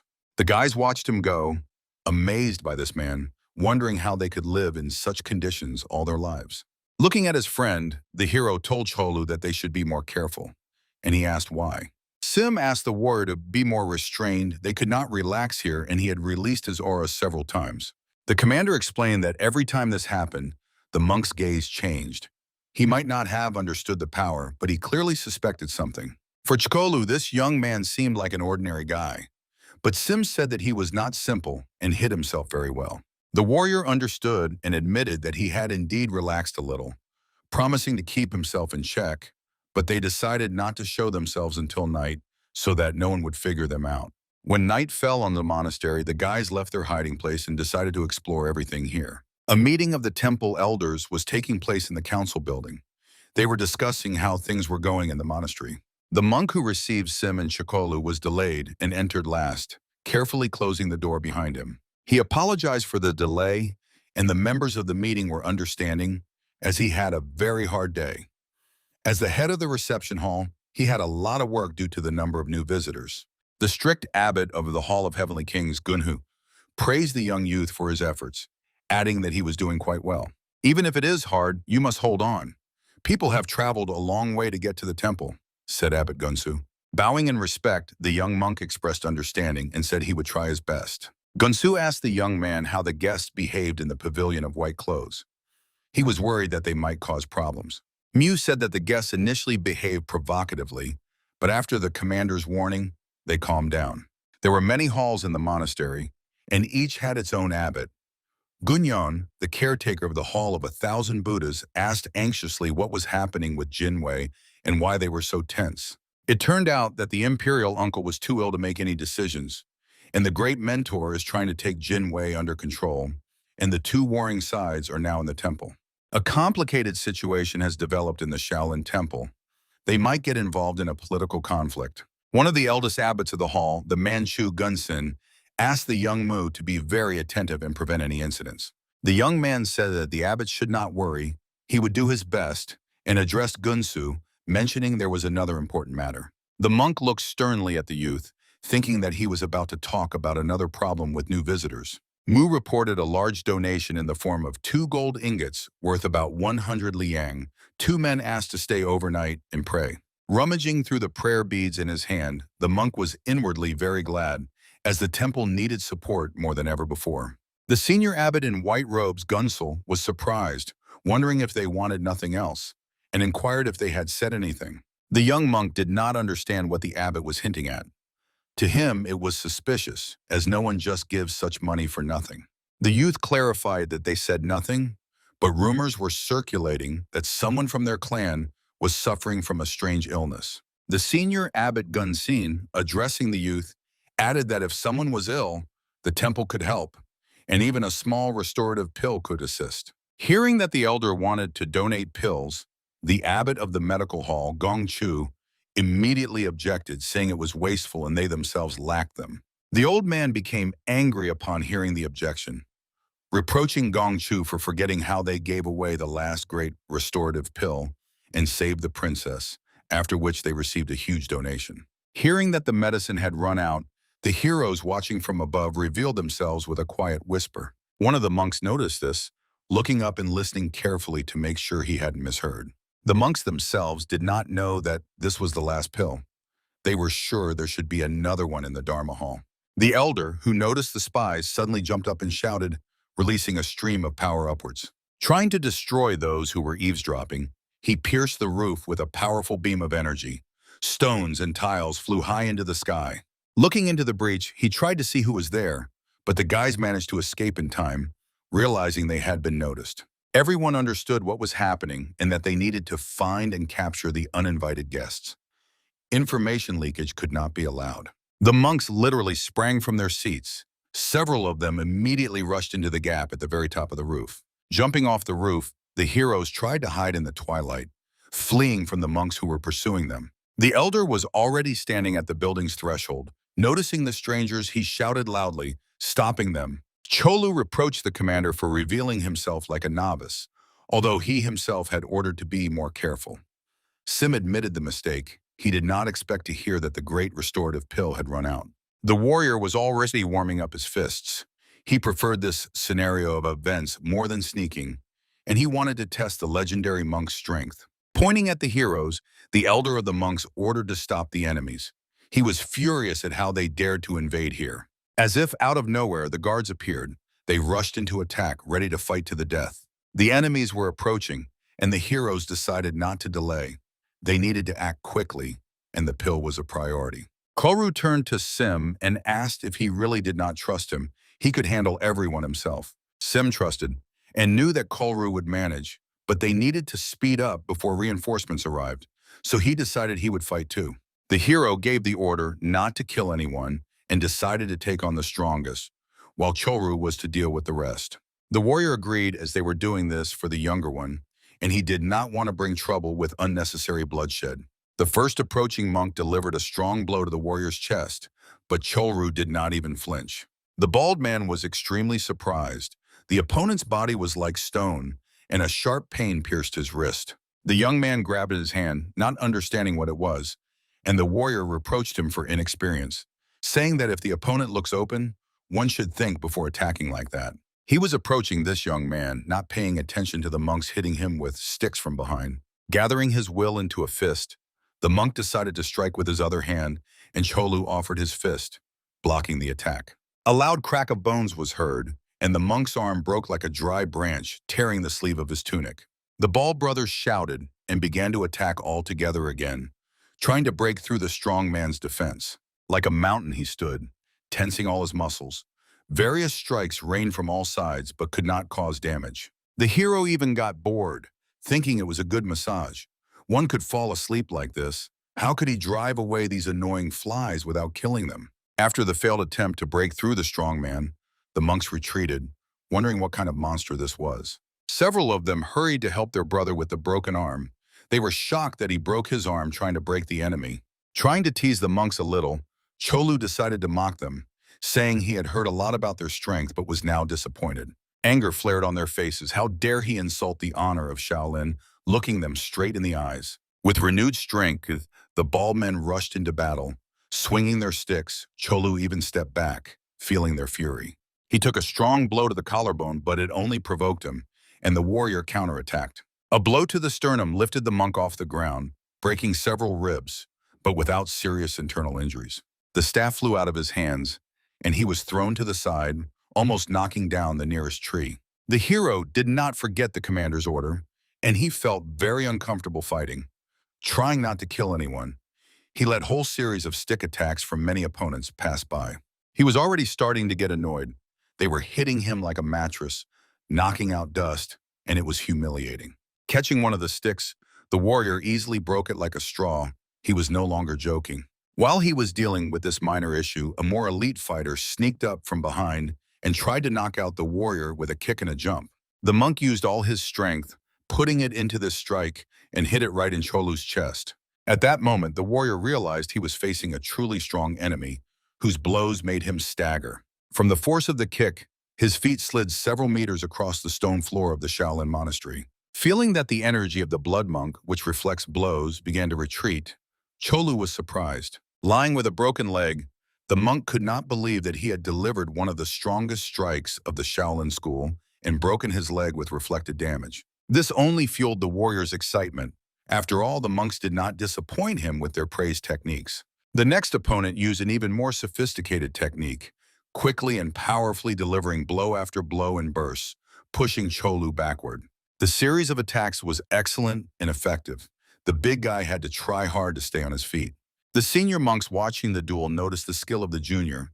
His strength had noticeably increased. Cholu spat a clot of blood onto the broken stone floor. The opponent managed to inflict damage. Bending down and wiping the corner of his lips from blood, the big guy smiled, watching the reaction of the enemies. With bulging eyes, they looked at the smirking Cholu. All their attacks were futile, and he hadn't even properly attacked yet. While they were watching the fight, Sim was already standing behind their backs, asking his friend if he had really relaxed. Hearing this, one of the monks sharply turned around, not expecting that the enemy was already behind and had crept up so quietly. The hero acted like the wind and was elusive to the eye. With one movement, he knocked out the enemies. The monks barely managed to notice him out of the corner of their eyes, and he was already changing his position like a shadow. One by one, he seemed to switch them off. Delivering precise blows, the opponents fell unconscious to the ground. Seeing that his comrades were falling one after another, the monk in despair began to use an even stronger skill. He concentrated all his inner energy and with a shout released it at his enemy. No one could withstand this power. The hero stood unflinchingly, not trying to dodge. A bright flash of power was approaching him. Reaching out his hand, the young man stopped the strike with the power of his mind, causing an explosion of sparks that scattered in all directions. Impressed by the hero's skill and strength, he already understood that he could not cope with this impossible man. Approaching closely, Sim also disabled him, like the other enemies, by snapping his two fingers. Uttering only one word, Amitabha, the monk fell asleep, landing harshly face down on the cold floor. Feeling danger, the youth suddenly froze, staring into the void. Someone was on the roof of the gate arch. The hiding, invisible man gave himself away by attacking. Something insanely strong was approaching at high speed. The hero sent his thought to Cholu to be cautious. Something is approaching, and its aura is no joke.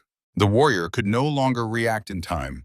The flight speed of this weapon exceeded his reaction and ability to block the attack. The warrior felt the inevitable blow but was unable to turn around. Time seemed to stop for him. The friend would definitely have died if Sim had not stopped the flying artifact with both palms.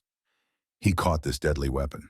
Cholu turned around, amazed at the speed of his commander, who was saving his life not for the first time. On the gate roof stood two abbots. The strongest of the monks looked at the hero, blocking the way. The bearded elder looked sternly at the boys who had just been hiding on the roof and eavesdropping on them. The young man threw the ancient staff back to the old man, boldly replying that he was returning it to its owner. The monk easily caught his wooden staff and looked piercingly, studying this young and unusual guy. The elder wondered how this young man managed to catch his staff so easily, since he had put considerable power into it. Deciding to attack openly, the abbot made a graceful swing, causing the air around him to boil. A moment later, the elder sprang from his place, fearlessly launching an attack. The hero did not even expect such ferocity from the old man. The hero had long not used his blade, and this time he gracefully drew it from its sheath.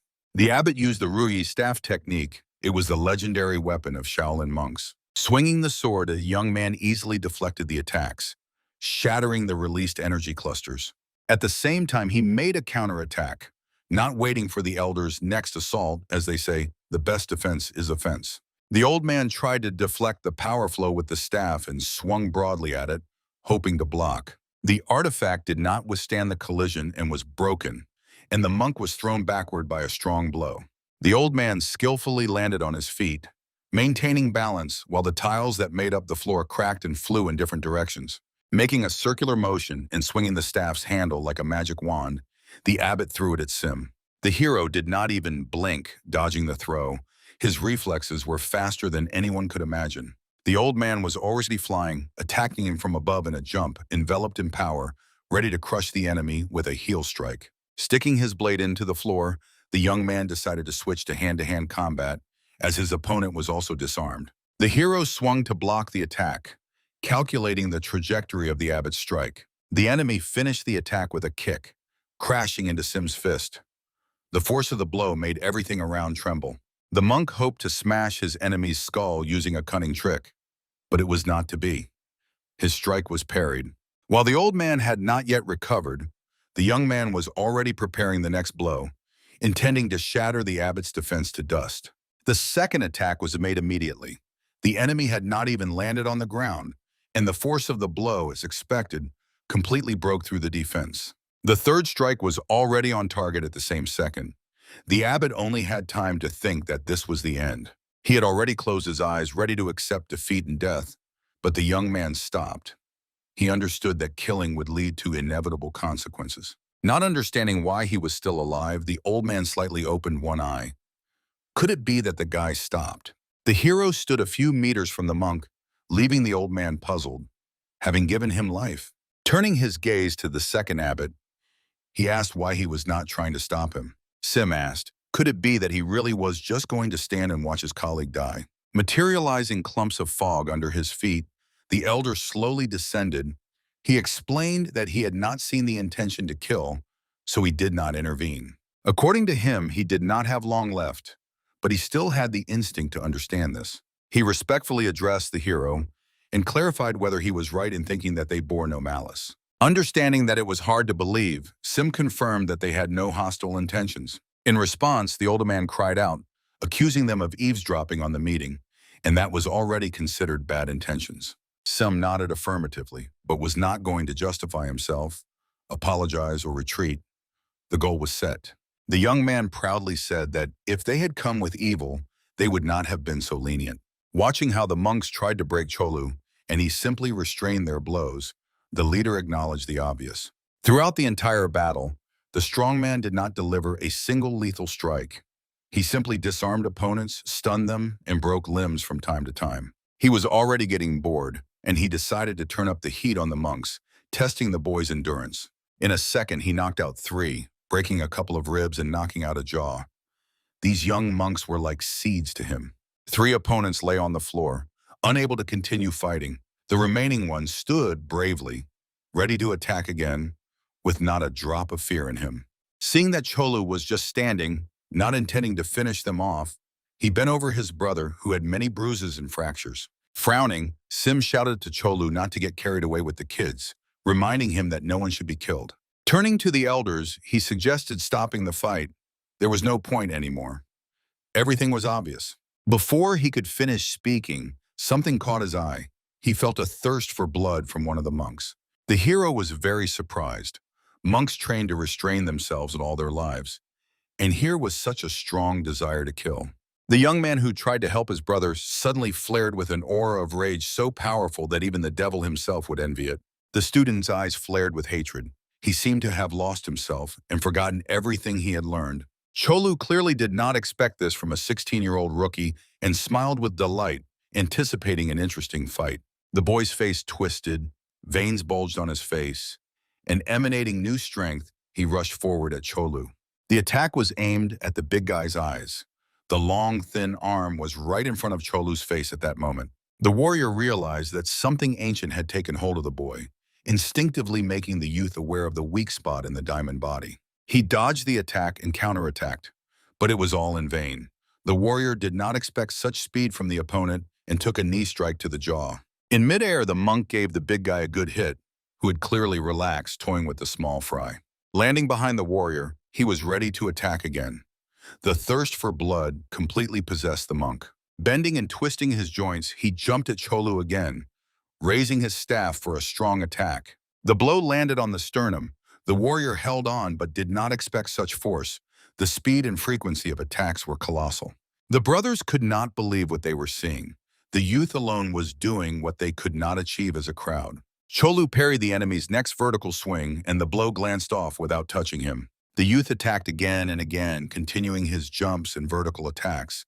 The power was great, but skill was lacking. Cholu retreated again, and the monk's staff struck the ground right at the warrior's feet, thundering and deafening everyone around. The two stood, drilling each other with their gaze. Smoke and dust raised by the furious blows surrounded them. Cholu smiled, carefully studying this young man, curious about what had provoked such a change. His face even changed, a snarl like a wild beast and a hungry look, as if he wanted to tear the enemy to pieces and bathe in blood. The abbots understood what was happening to the young man. They hoped he had suppressed it, but he was still unable to control his power. The chief monk commented that the star of the heavenly killer is a nature granted by the heavens, a curse of the heavens. A man cannot fully suppress it. The leader believed that the young man had at least partially managed, but he was wrong. When cornered, the true nature burst out. Watching the fight, the elder realized that Cholu was deliberately holding back to gauge the level of the monk's bloody aura. Having found out everything he was interested in, Cholu finally decided to counterattack. The enemy predictably rushed at him headlong, and the warrior was already ready to knock the boy out. One blow literally knocked the spirit out of the monk. If he had been in a normal state, not in a trance, it surely would have been fatal. The staff shattered into pieces, and its owner, against the backdrop of the moon, epically soared upward from the force of the blow. All beaten and broken, he spat foam like a mad dog. It was clear he did not feel pain, but he no longer had the strength to get up. Looking at the poor guy, Cholu spoke out, saying that the guy has a thirst for blood like an Asura, but lacks skill. Warming up his fist, Cholu was about to finish off this demon since there was nothing left of the monk in him. Feeling danger from behind, the warrior noticed the approaching elder out of the corner of his eye. Immediately making an attack, he delivered multiple strikes, understanding that the opponent was from the top league. All the strikes glanced off, as if it were an illusion, a clever trick to distract attention. The maneuver worked. The warrior was distracted and dismayed. He had never seen anything like this before. Illusions were something new. A moment later, the elder was already standing in front of him, placing his hand on his chest, provocatively asking how strong his body was. A blow, and now the spirit was knocked out of Cholu. The strong man's feet lifted off the ground, and he was thrown to the side. His diamond body could not withstand such a blow. The defense was broken, and the guy took damage. The elder moved after him, trying to finish him off until Cholu got back on his feet and resisted. The strong man was thrown a considerable distance, breaking the monastery's stone floor with his back. Noticing that his friend was in trouble, Sim jumped in for him, making an attack to disrupt the abbot's aim. An experienced monk easily blocked the strike, deflecting it with his fist. But the youth's plan worked, and he gained a little time for Cholu. From the explosion of the collision of blows, the elder staggered, sliding on the stone and slightly losing his balance. Looking at the hero, he was struck that his thunderous fist barely blocked the attack, even though he was hitting almost at full strength. The elder could not understand how such a master could remain unknown, and to this day it is unknown who he is. While the old man examined Sim, Cholu, shaking off stones and dust, angrily got to his feet. The warrior was very angry at the monk. The opponent used an internal destruction technique that Cholu hated. Rising to his feet, the warrior thanked the elder for the lesson and promised that as a reward he would send the old man to heaven straight to his Buddha. Concentrating the most powerful energy in his staff, the elder praised the warrior, saying his body was indeed strong, but would it withstand the next blow? The strong man accepted the challenge, gathering his spirit, his aura threateningly blazing with bright blue flames. Behind the abbot, an incredible amount of energy gathered, like a small sun. It blazed, barely contained. The hero appeared out of nowhere between them. Stopping the fight, looking at no one, he said in a neutral tone, "Enough." The wise elder understood him and lowered his staff, unwilling to spill blood in this sacred place. Cholu asked the commander to step aside. He was still very angry at that abbot for that blow of internal destruction. The hero politely explained to his friend that he understood his feelings, but this fight ends here. Cholu cursed and was angry, but could do nothing. The commander said they needed to stop because in the end the decision was not theirs. The elder confirmed, striking his staff demonstratively, and asked to explain why they came and what they wanted. The hero immediately replied that they needed the great restorative pill. That was exactly why they came. The monks gasped at the demand made by the strangers. They understood that this thing was priceless. The abbot, noticing their presence in the council hall, thought so. They revealed themselves when the pill was mentioned and showed their true nature. The senior abbot laughed in response, asking if the Anosha understood what he was really asking for. Looking straight into Simu's eyes, the monk explained that this was the greatest legendary item of all Shaolin. Its value lies not only in its properties but also in how difficult it is to create. Uttering his speech, the bald man asked what he could offer in return. The sounds of battle subsided in the monastery square. The abbot wished to hear the reason why the young man needed the great restorative pill. He demanded an explanation, and then he would decide whether to give it or carry it to the grave. Without going into details, the hero said that his sister was ill and that this pill was needed to cure her. The bearded man shouted that it was a lie and a completely worthless excuse, but the elder calmed him down.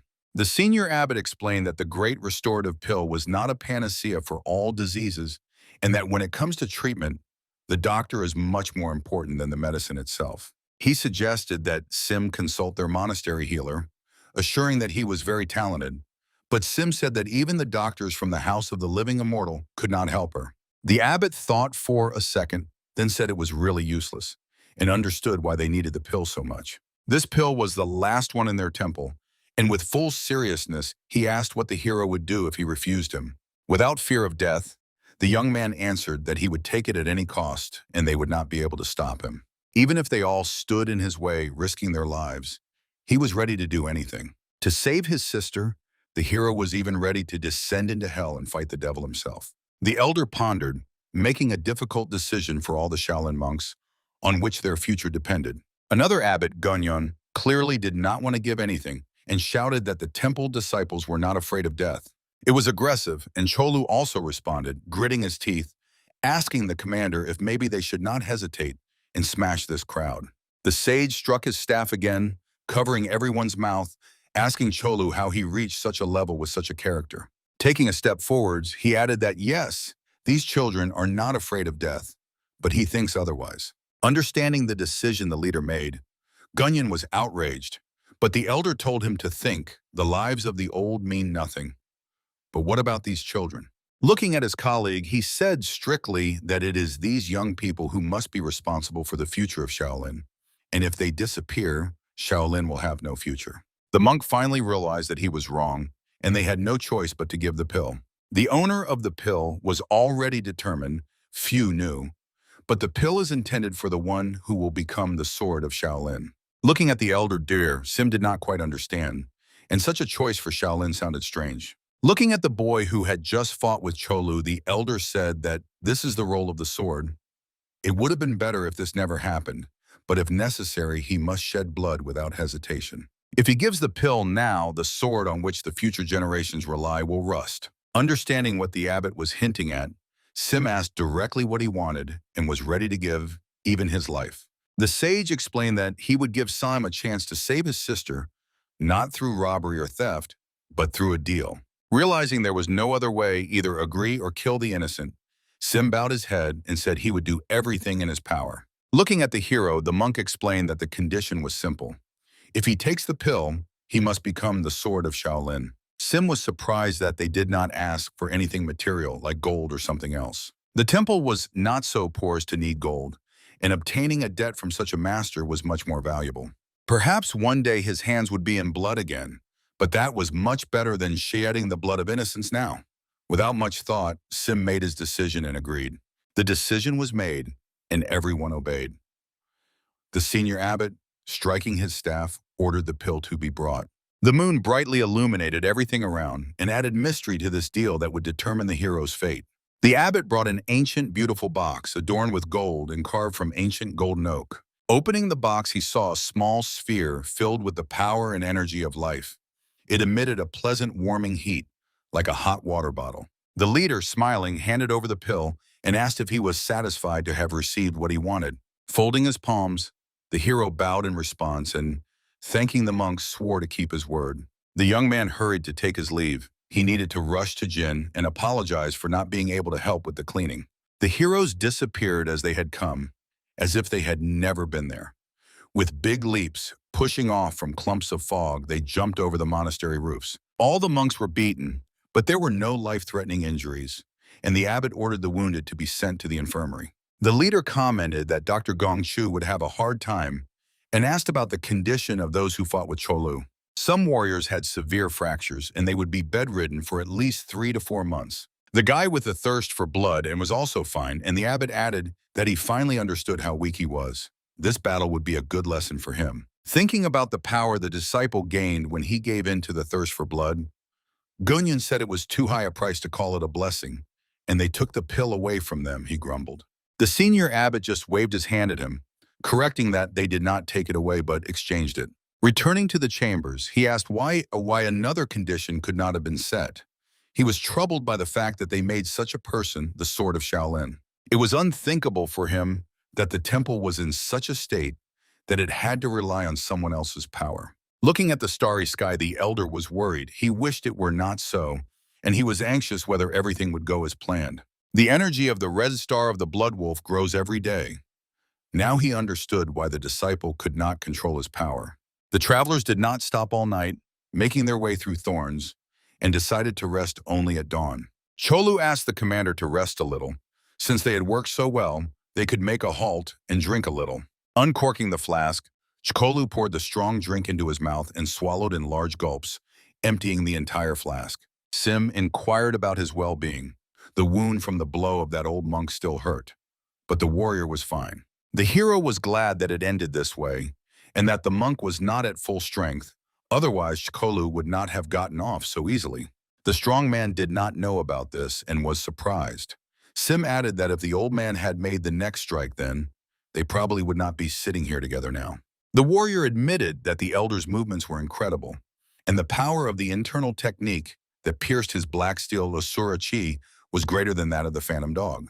The warrior said that when the old man struck him in the chest, the face of that old monster, the northern demon's sword, appeared before his eyes. Sim asked his friend not to be upset. After all, this was a supreme Shaolin master.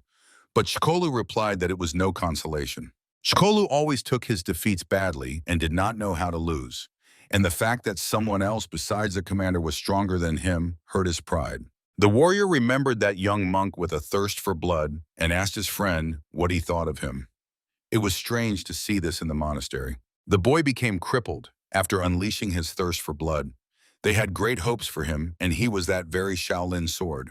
His attacks were strong, but they could not even break through the protective chi or wound, Cholu said. The hero said he overheard from one of the monks that he was born with the star of the heavenly killer. The warrior knew what it was. It was the very star under which the bloody emperor was born, and added, "They say those who have absorbed the essence of the heavens possess astonishing abilities." His thirst for blood shook the Asura chi. "He is definitely an unusual man," shared Cholu. It was a strange combination of Shaolin and the star of the heavenly assassin. But Sim reasonably explained, "It's good that he is in Shaolin. Maybe he will manage to learn to control it." The main thing is that they got what they needed, but they had to sign a slave contract, Sim said and looked worriedly at his friend. Smiling, he added that help must be sincere and they themselves are to blame for dulling the Shaolin sword, injuring the boy, and if that is the price for saving Jin, then he is ready to pay twice. The big guy got up, saying it was time to move before it got hot. Better to cover as much ground as possible. Sim knew that at noon it would be very stuffy and hellishly hot and decided that then they would rest.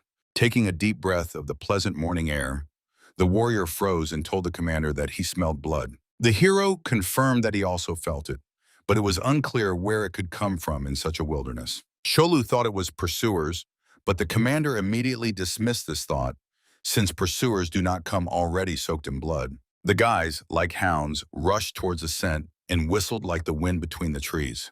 They hurried, maybe someone needed help or was in a serious condition after a battle. Having reached the place, a terrible and eerie scene opened before them.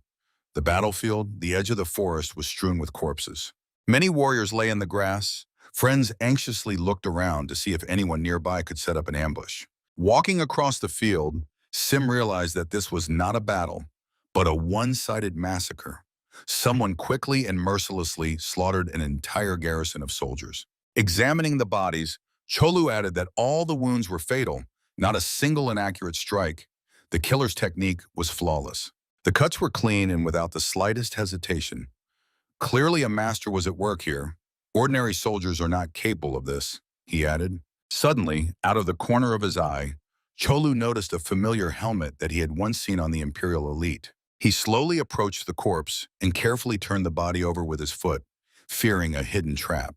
The dead man turned out to be an officer of the Jinwei squad. He didn't even have time to close his eyes, dying with clenched teeth and sword in hand. The hero confirmed this was definitely the Imperial Guard. There was more than one officer here. Whoever did this was definitely strong. Cholu suggested that perhaps they attacked the first Imperial uncle. But what were they doing here so far from the monastery? Cholu did not really want to get involved in the affairs of the Imperial court, and Sim agreed. Now it was more important to deliver the medicine to Jin. Suddenly, among the mountain of corpses, the hero noticed something else, and it alarmed him even more than the soldiers' bodies. Among the corpses were also the bodies of monks, and they were killed by the technique of energy absorption. The friends looked at them and could not believe who could dare to do such a thing to a monk. Without looking away, Cholu said that they saw these corpses with their own eyes, and now ignoring this would be wrong. The warrior was right. Sim himself took upon himself the honor of being the sword of Shaolin. Now he cannot leave it just like that.